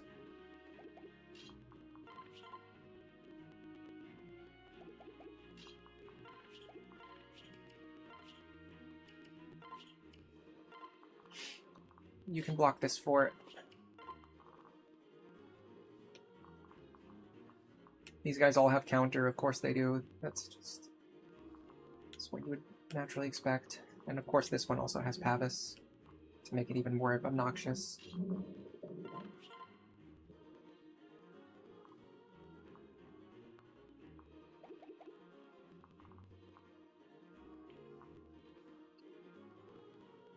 I can't even get all my guys to safety without using rescues, which I don't want to do.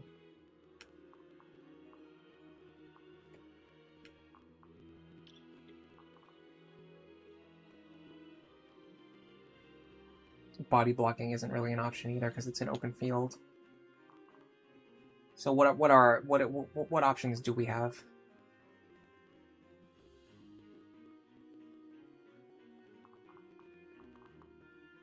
Frederick flying over doesn't work. Well, sort of, it could. It would look something like this. I can't even test it because no, yeah, that's not a good idea. I can't test it because I would have to trade items first. And when you trade items, it locks your position in. You can't reposition after that. Which is pretty bad. I don't want to be stuck in that position. This could work. But again, it's really just Pavis that's screwing me over, as always.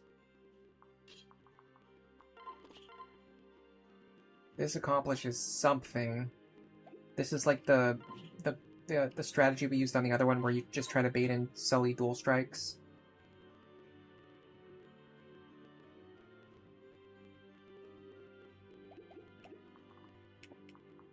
This one has pass, but I'll be standing at the edge of his range.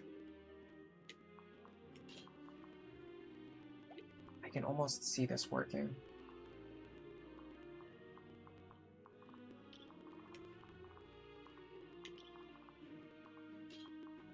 I feel like this isn't guaranteed to work, but it's probably one of my best chances to get out of this without using a rescue staff.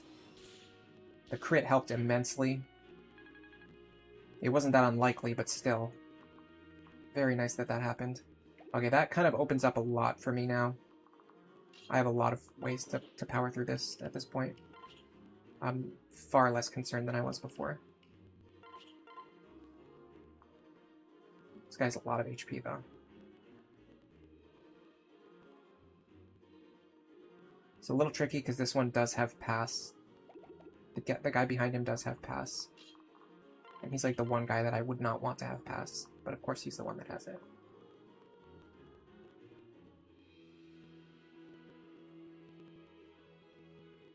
This could work. Yeah. Anna. I have to worry about Vantage here. But he can only deal 25 damage to me. And I dodge anyway.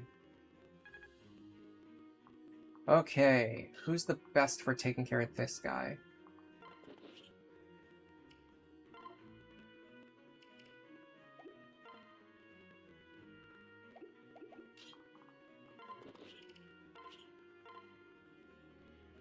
Is not going to be enough.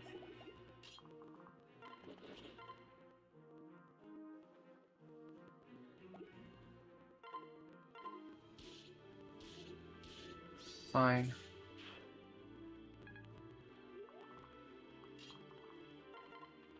Get him back over here.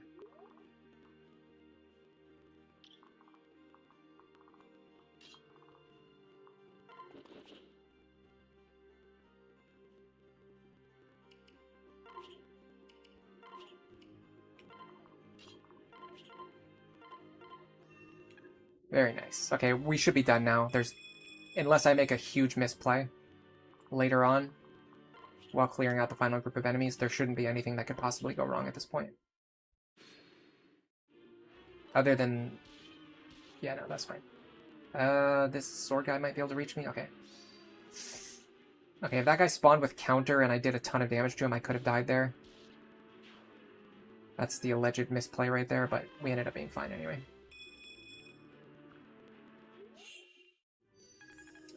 Okay. Sorry, I should be able to fight you, I think. I can double check that real quick.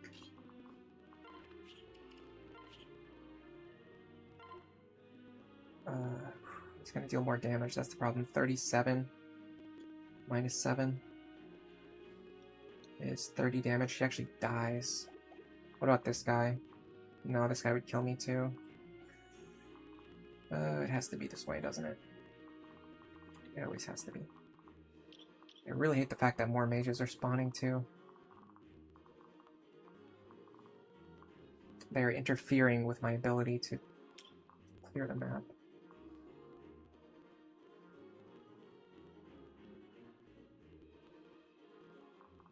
I hate the fact that Robin has to always get every point of experience because nobody else can fight things safely. I mean, that's an exaggeration, but it's not that far from the truth.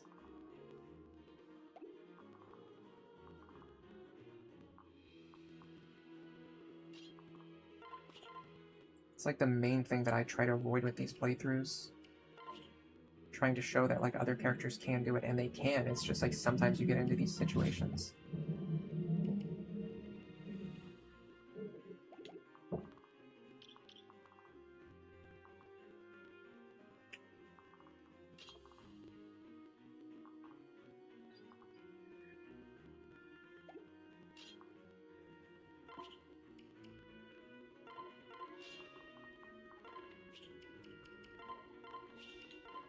Okay, I should be okay here. 24, yeah, that works. 21 doesn't work. 24 does work. Am I willing to bank on an 82? Or should I just use the Elwyn Tome?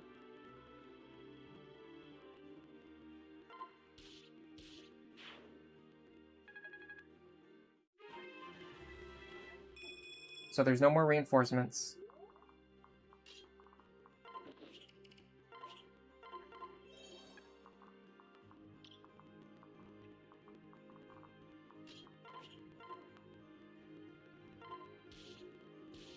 There you go. Free experience for Saria. This is probably at least a kill. Because of Pavis, of course. Alright. Looking a little bit cleaner by the second. I really need Sully to get a little bit more experience. I'm trying to find a spot where she can do that safely. It's definitely not against this guy. This is someone I probably want to one-shot. Just don't give him a chance to crit me.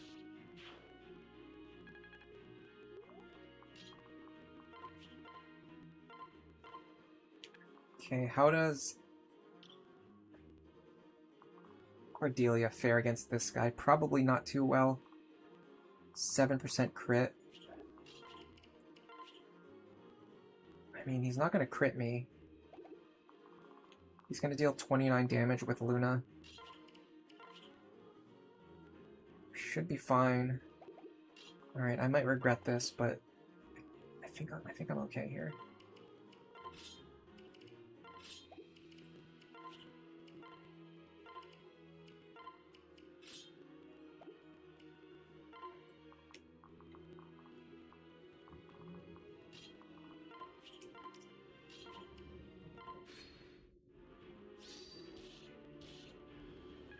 Fine. This one has advantage. It's another Arc Thunder user too. Can Sully get this kill? She can. Okay, good. That should get her to level 10. I can promote her to Paladin now.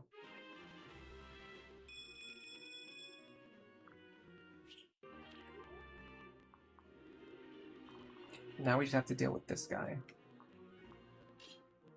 It's harder than it looks because none of my characters are close enough to fight him.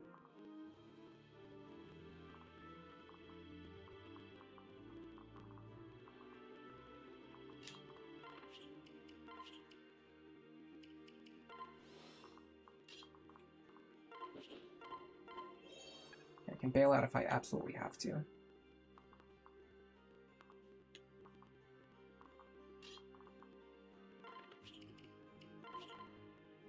14. I don't love that crit chance. Is there any way for me to mitigate that? Yes, there is. Okay. This should be fine. If we don't kill, it's not the end of the world. Frederick can step in. Flux is better here, though. That'll actually guarantee the kill. There you go.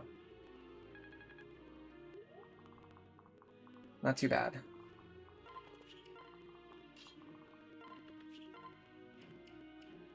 I'm gonna wait until I can get some heal stabs into her hands.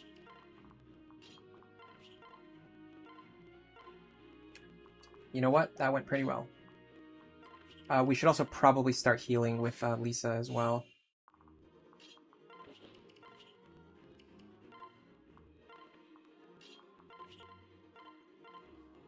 Because we want her to gain levels in Sage. I also want Crom and Olivia to start getting support points. Okay.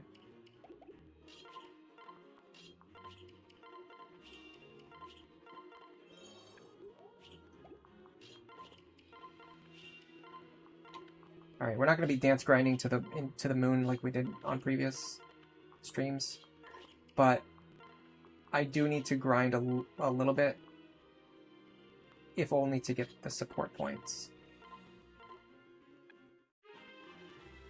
Yeah, Lisa probably needs training more than anyone else, so any of our other staff users, so let's focus on her. The other ones kind of joined with like Lunatic plus, or sorry, Lunatic stat bonuses. Lisa kind of just has to like train from level 1 with not amazing growths.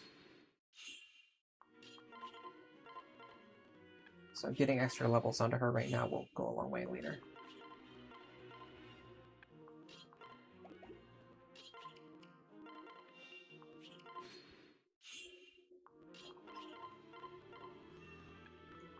Alright. At a certain point, Robin's going to have to fight Gangrel, so let's start getting him into position. We're going to want Anna on the right-hand side. He has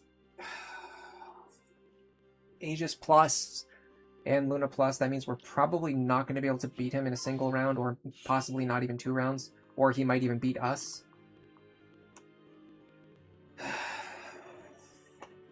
32 minus 15. He's going to deal 17 damage per hit. We're going to deal something like 51.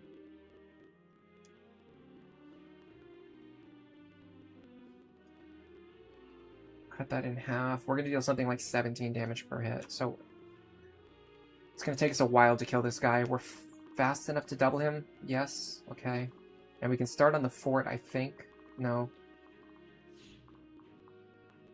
Well, yes, but only if you're willing to fight other enemies. Are we willing to fight other enemies? Him, yes. Him, yes. Okay, so we're fine. We're going to want Anna on the right-hand side.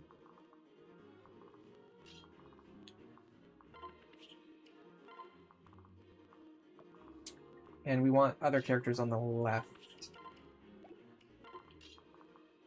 So I believe what I've kind of learned through trial and error. While we're here, let's grab this shiny spot. Support? No. Orson Hatchet? Not too bad, actually. It's just like a slightly better throwing axe. I also would really like for Vaike to get a little bit of experience here. He is not quite where I need him to be. I need him to get like 120 experience. What is the best way to do that? I'm not sure. Might actually be tough.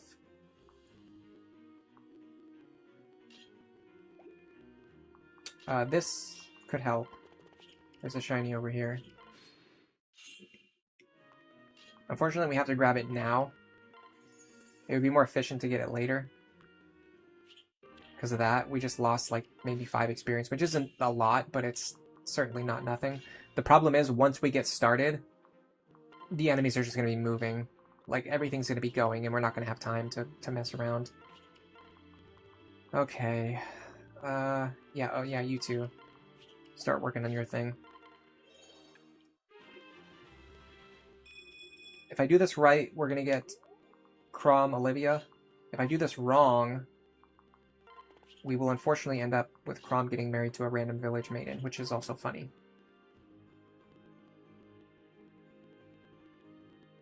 Outdoor fighter on Sully, the run is saved. Yeah, I'm sure that'll help.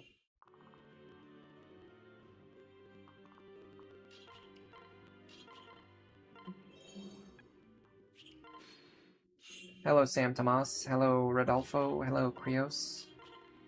Scuba Luigi. Yeah, I don't have any complaints about Sully. She's a great unit. And she's a very valuable support partner because she offers something that a lot of characters want and not many characters offer.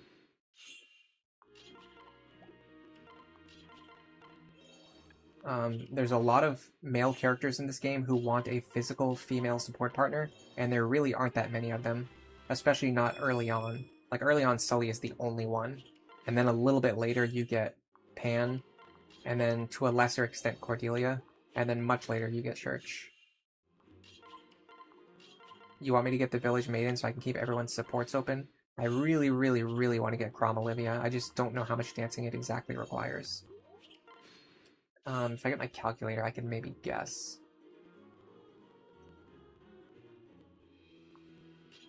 I'm just going to do this for a while until I feel like I'm probably guaranteed to have it. So, supports. I think dancing is like a... Yeah, dancing is only 2/9, unfortunately.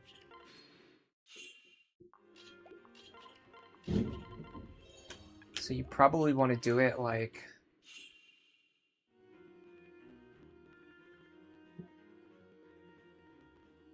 14 times to guarantee. Maybe 15. I don't know how much we've done either, I'm not counting. But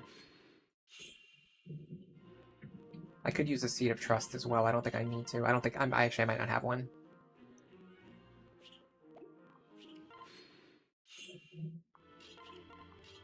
Crom has an exclusive S support with the Village Maiden. True. Only truth has been spoken. Alright, we're almost done here. I definitely do not have it in me to do another, like, Super Olivia grind. That was really fun, though, and I'm gonna do it again in the future. Hopefully, in the future, when I do it, that's gonna be, like, the time, like, when we beat the Iron Man challenge. Like, I'm only gonna have to do it one time, and then once we do that, like, that will be the run that succeeds, and we'll never have to do it again. That's my dream. She's getting 16 per dance.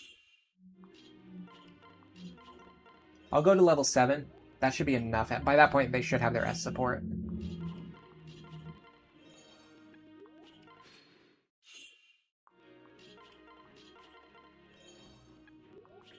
And it's a little bit of extra stats for Olivia. Probably not enough to make a difference.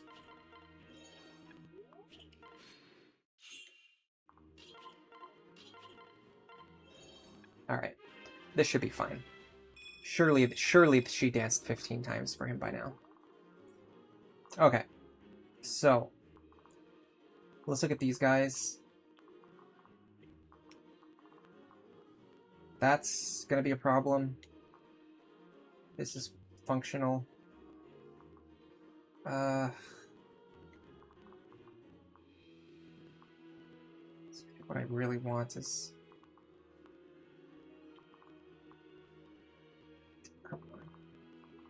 Counter Luna on both of those guys, and this one has HP plus 5 too, which is even more scary when enemies have counter. It's like an even more BS version of counter enemies. Alright, I know what I want to do, I just have to do it. Yeah, dance grinding in this chapter, you can grind her all the way to max level, and then you can use a Master Seal on her and keep... Well, after you use the Master Seal, you can't keep grinding her because then she can't dance anymore. But then you just have like a Dark Flyer for like the next chapter, which is nice. Or something else if you want to put her into something else. Okay, so she could technically fight this guy, but there's not really any merit to it, and Vaike is also desperately in need of experience. So let's look at this. be nice if I had a bronze axe for a little bit more accuracy. Somebody should have one, right? Yeah. You. Nope. Give him the bronze axe.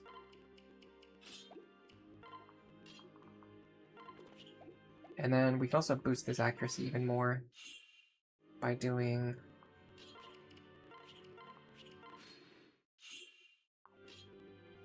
Okay. I'm gonna need Chrome over here anyway.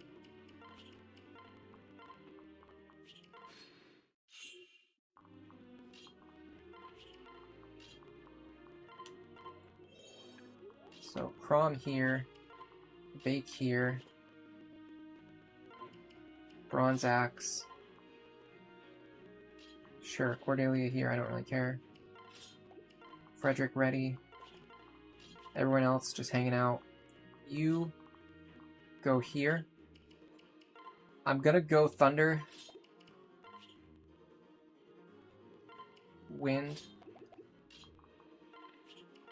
I'll put Lisa behind you. Anna here.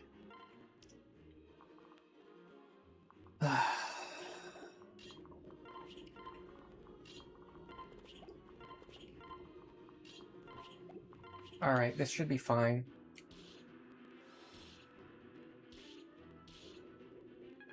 Could have gone better.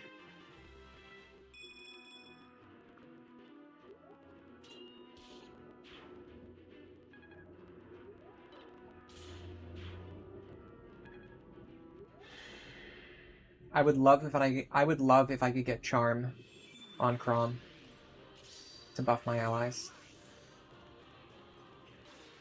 The problem is it's very difficult to level him up when you're leveling other characters. Oh, what is with the lack of lag today? There's like no lag on the combat animations. Usually they lag like crazy, especially when casting spells. By the way, if you rush over and kill him early, it stops any of the other ambush spawns from appearing. Okay, here we go. I need to get as much of the remaining experience onto Vaike as I possibly can.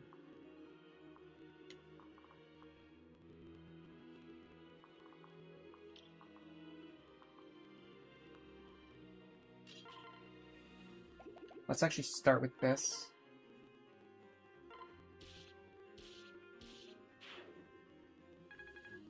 At the very least, he needs to get to level 10. You are an idiot and you're in my way. So dance for him.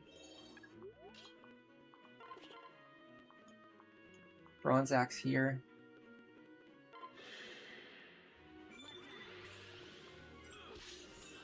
The Vaike. Is that a level? No. I'm probably going to need to get all of the remaining kills on this chapter with Vaike. Alright, if that's the case, then you need to get up here. And you're going to need a flyer to get you back over to that treasure chest. Everyone else just back up.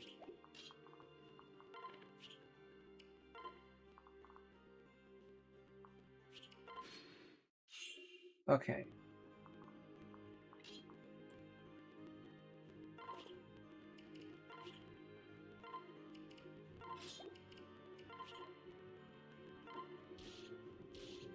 This is probably not a level... No? Okay. So, Vaike's gonna have to fight this guy at least once.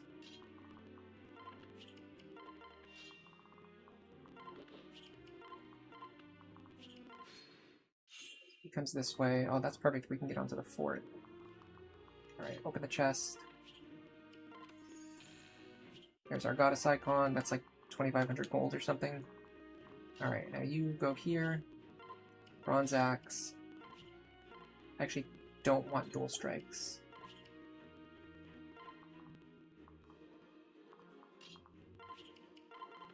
Do not do this. Do not do this. Alright. Here we go. So I actually don't want to kill this guy if possible. Okay, I killed him. It's fine. I still level up. If he had survived there, I could have given the kill experience to someone else, while Vaike could just use the chip experience just to level up. Sire. Hello, Terra Phantom. Welcome to the stream. You're wondering how renown works. Every time you beat a chapter, you gain renown, and it's a global stat. So if you start a new game, you have the renown from your previous files, but I think it only tallies up at the very end of the run. So you can't play through like half of a playthrough and then start over and have like 20 renown. You have to actually beat the entire game. And then once you start a new file, you'll have like, I don't know, it's like 50 renown or something. However much it is. I have no idea. I couldn't even tell you. I couldn't even guess what the number is. I can't remember what it is for a full playthrough. It's I can actually find out. So it's something like 340, or yeah, I think it's something around like 340 we calculated, because we always start with the energy drop, and then later on, by the time you get to like the chapter 12, you'll have access to the beast killer, which is like another 120 points there. So you get like somewhere around like 350 points per run, maybe. It depends on how many paralogs you do and things like that as well.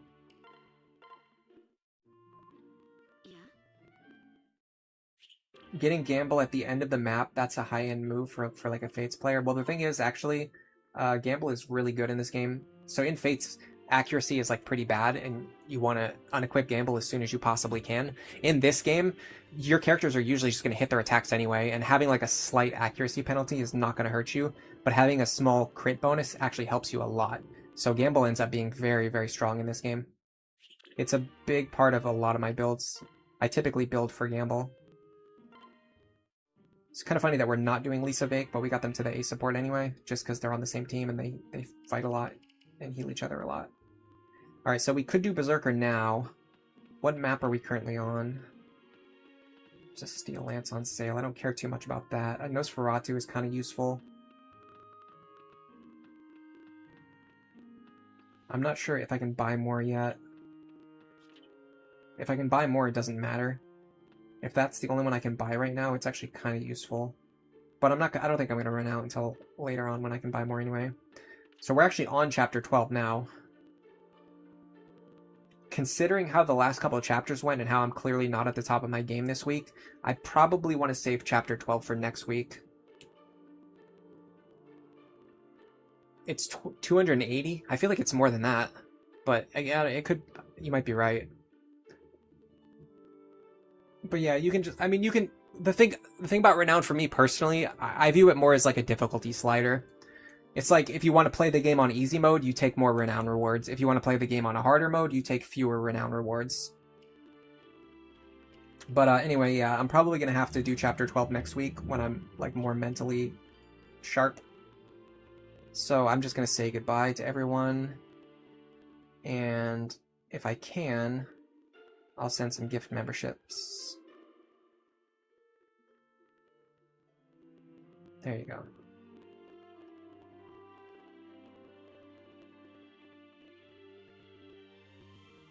Kredish, Brad Earl, Olerin, Trinity, Beatbop 111. Welcome to the membership. There's absolutely nothing there to see. I might start uploading videos to the membership, I'm not sure. I don't know what I would put there exactly. Yeah, it's a miracle. Even the first 4 paralogs are optional, yeah. But I mean, in a typical run, though, you're usually going to deploy at least some paralogs. Typically, like around somewhere between 5 and 10, honestly. Alright. Red Watcher, thank you for being here today. Olerin, thank you for being here. Asurio Litum, Browser Jr., Skywing, Scuba Luigi, Rodolfaso, Brozo Mickey, TVP, Eo Camellia, Aid, Sukasa Adventure, Ikularg, Yangu, Sir Winston IV, Krayos, Delta Brainwave, Nodot, Sam Thomas, Milk Toast, Cactus Pear Gamer, Illusion, Raza, Javier Palacios, Terra Phantom, Phil, PhD. Welcome, Dr. Phil. Finley Cream, QPY, 6ZC. Did your mother name you that? Estebaniter, maybe? I don't know. Asius, Tricky, Justin Link, Kronos, Shadowfire Blaze, and Mr. Bushranger. And anyone else who was here as well. If you pressed like, if you subscribed, if you just enjoyed the stream, if you just wanted to lurk, that's fine too. Thank you, everybody. And for now, enjoy the rest of your day.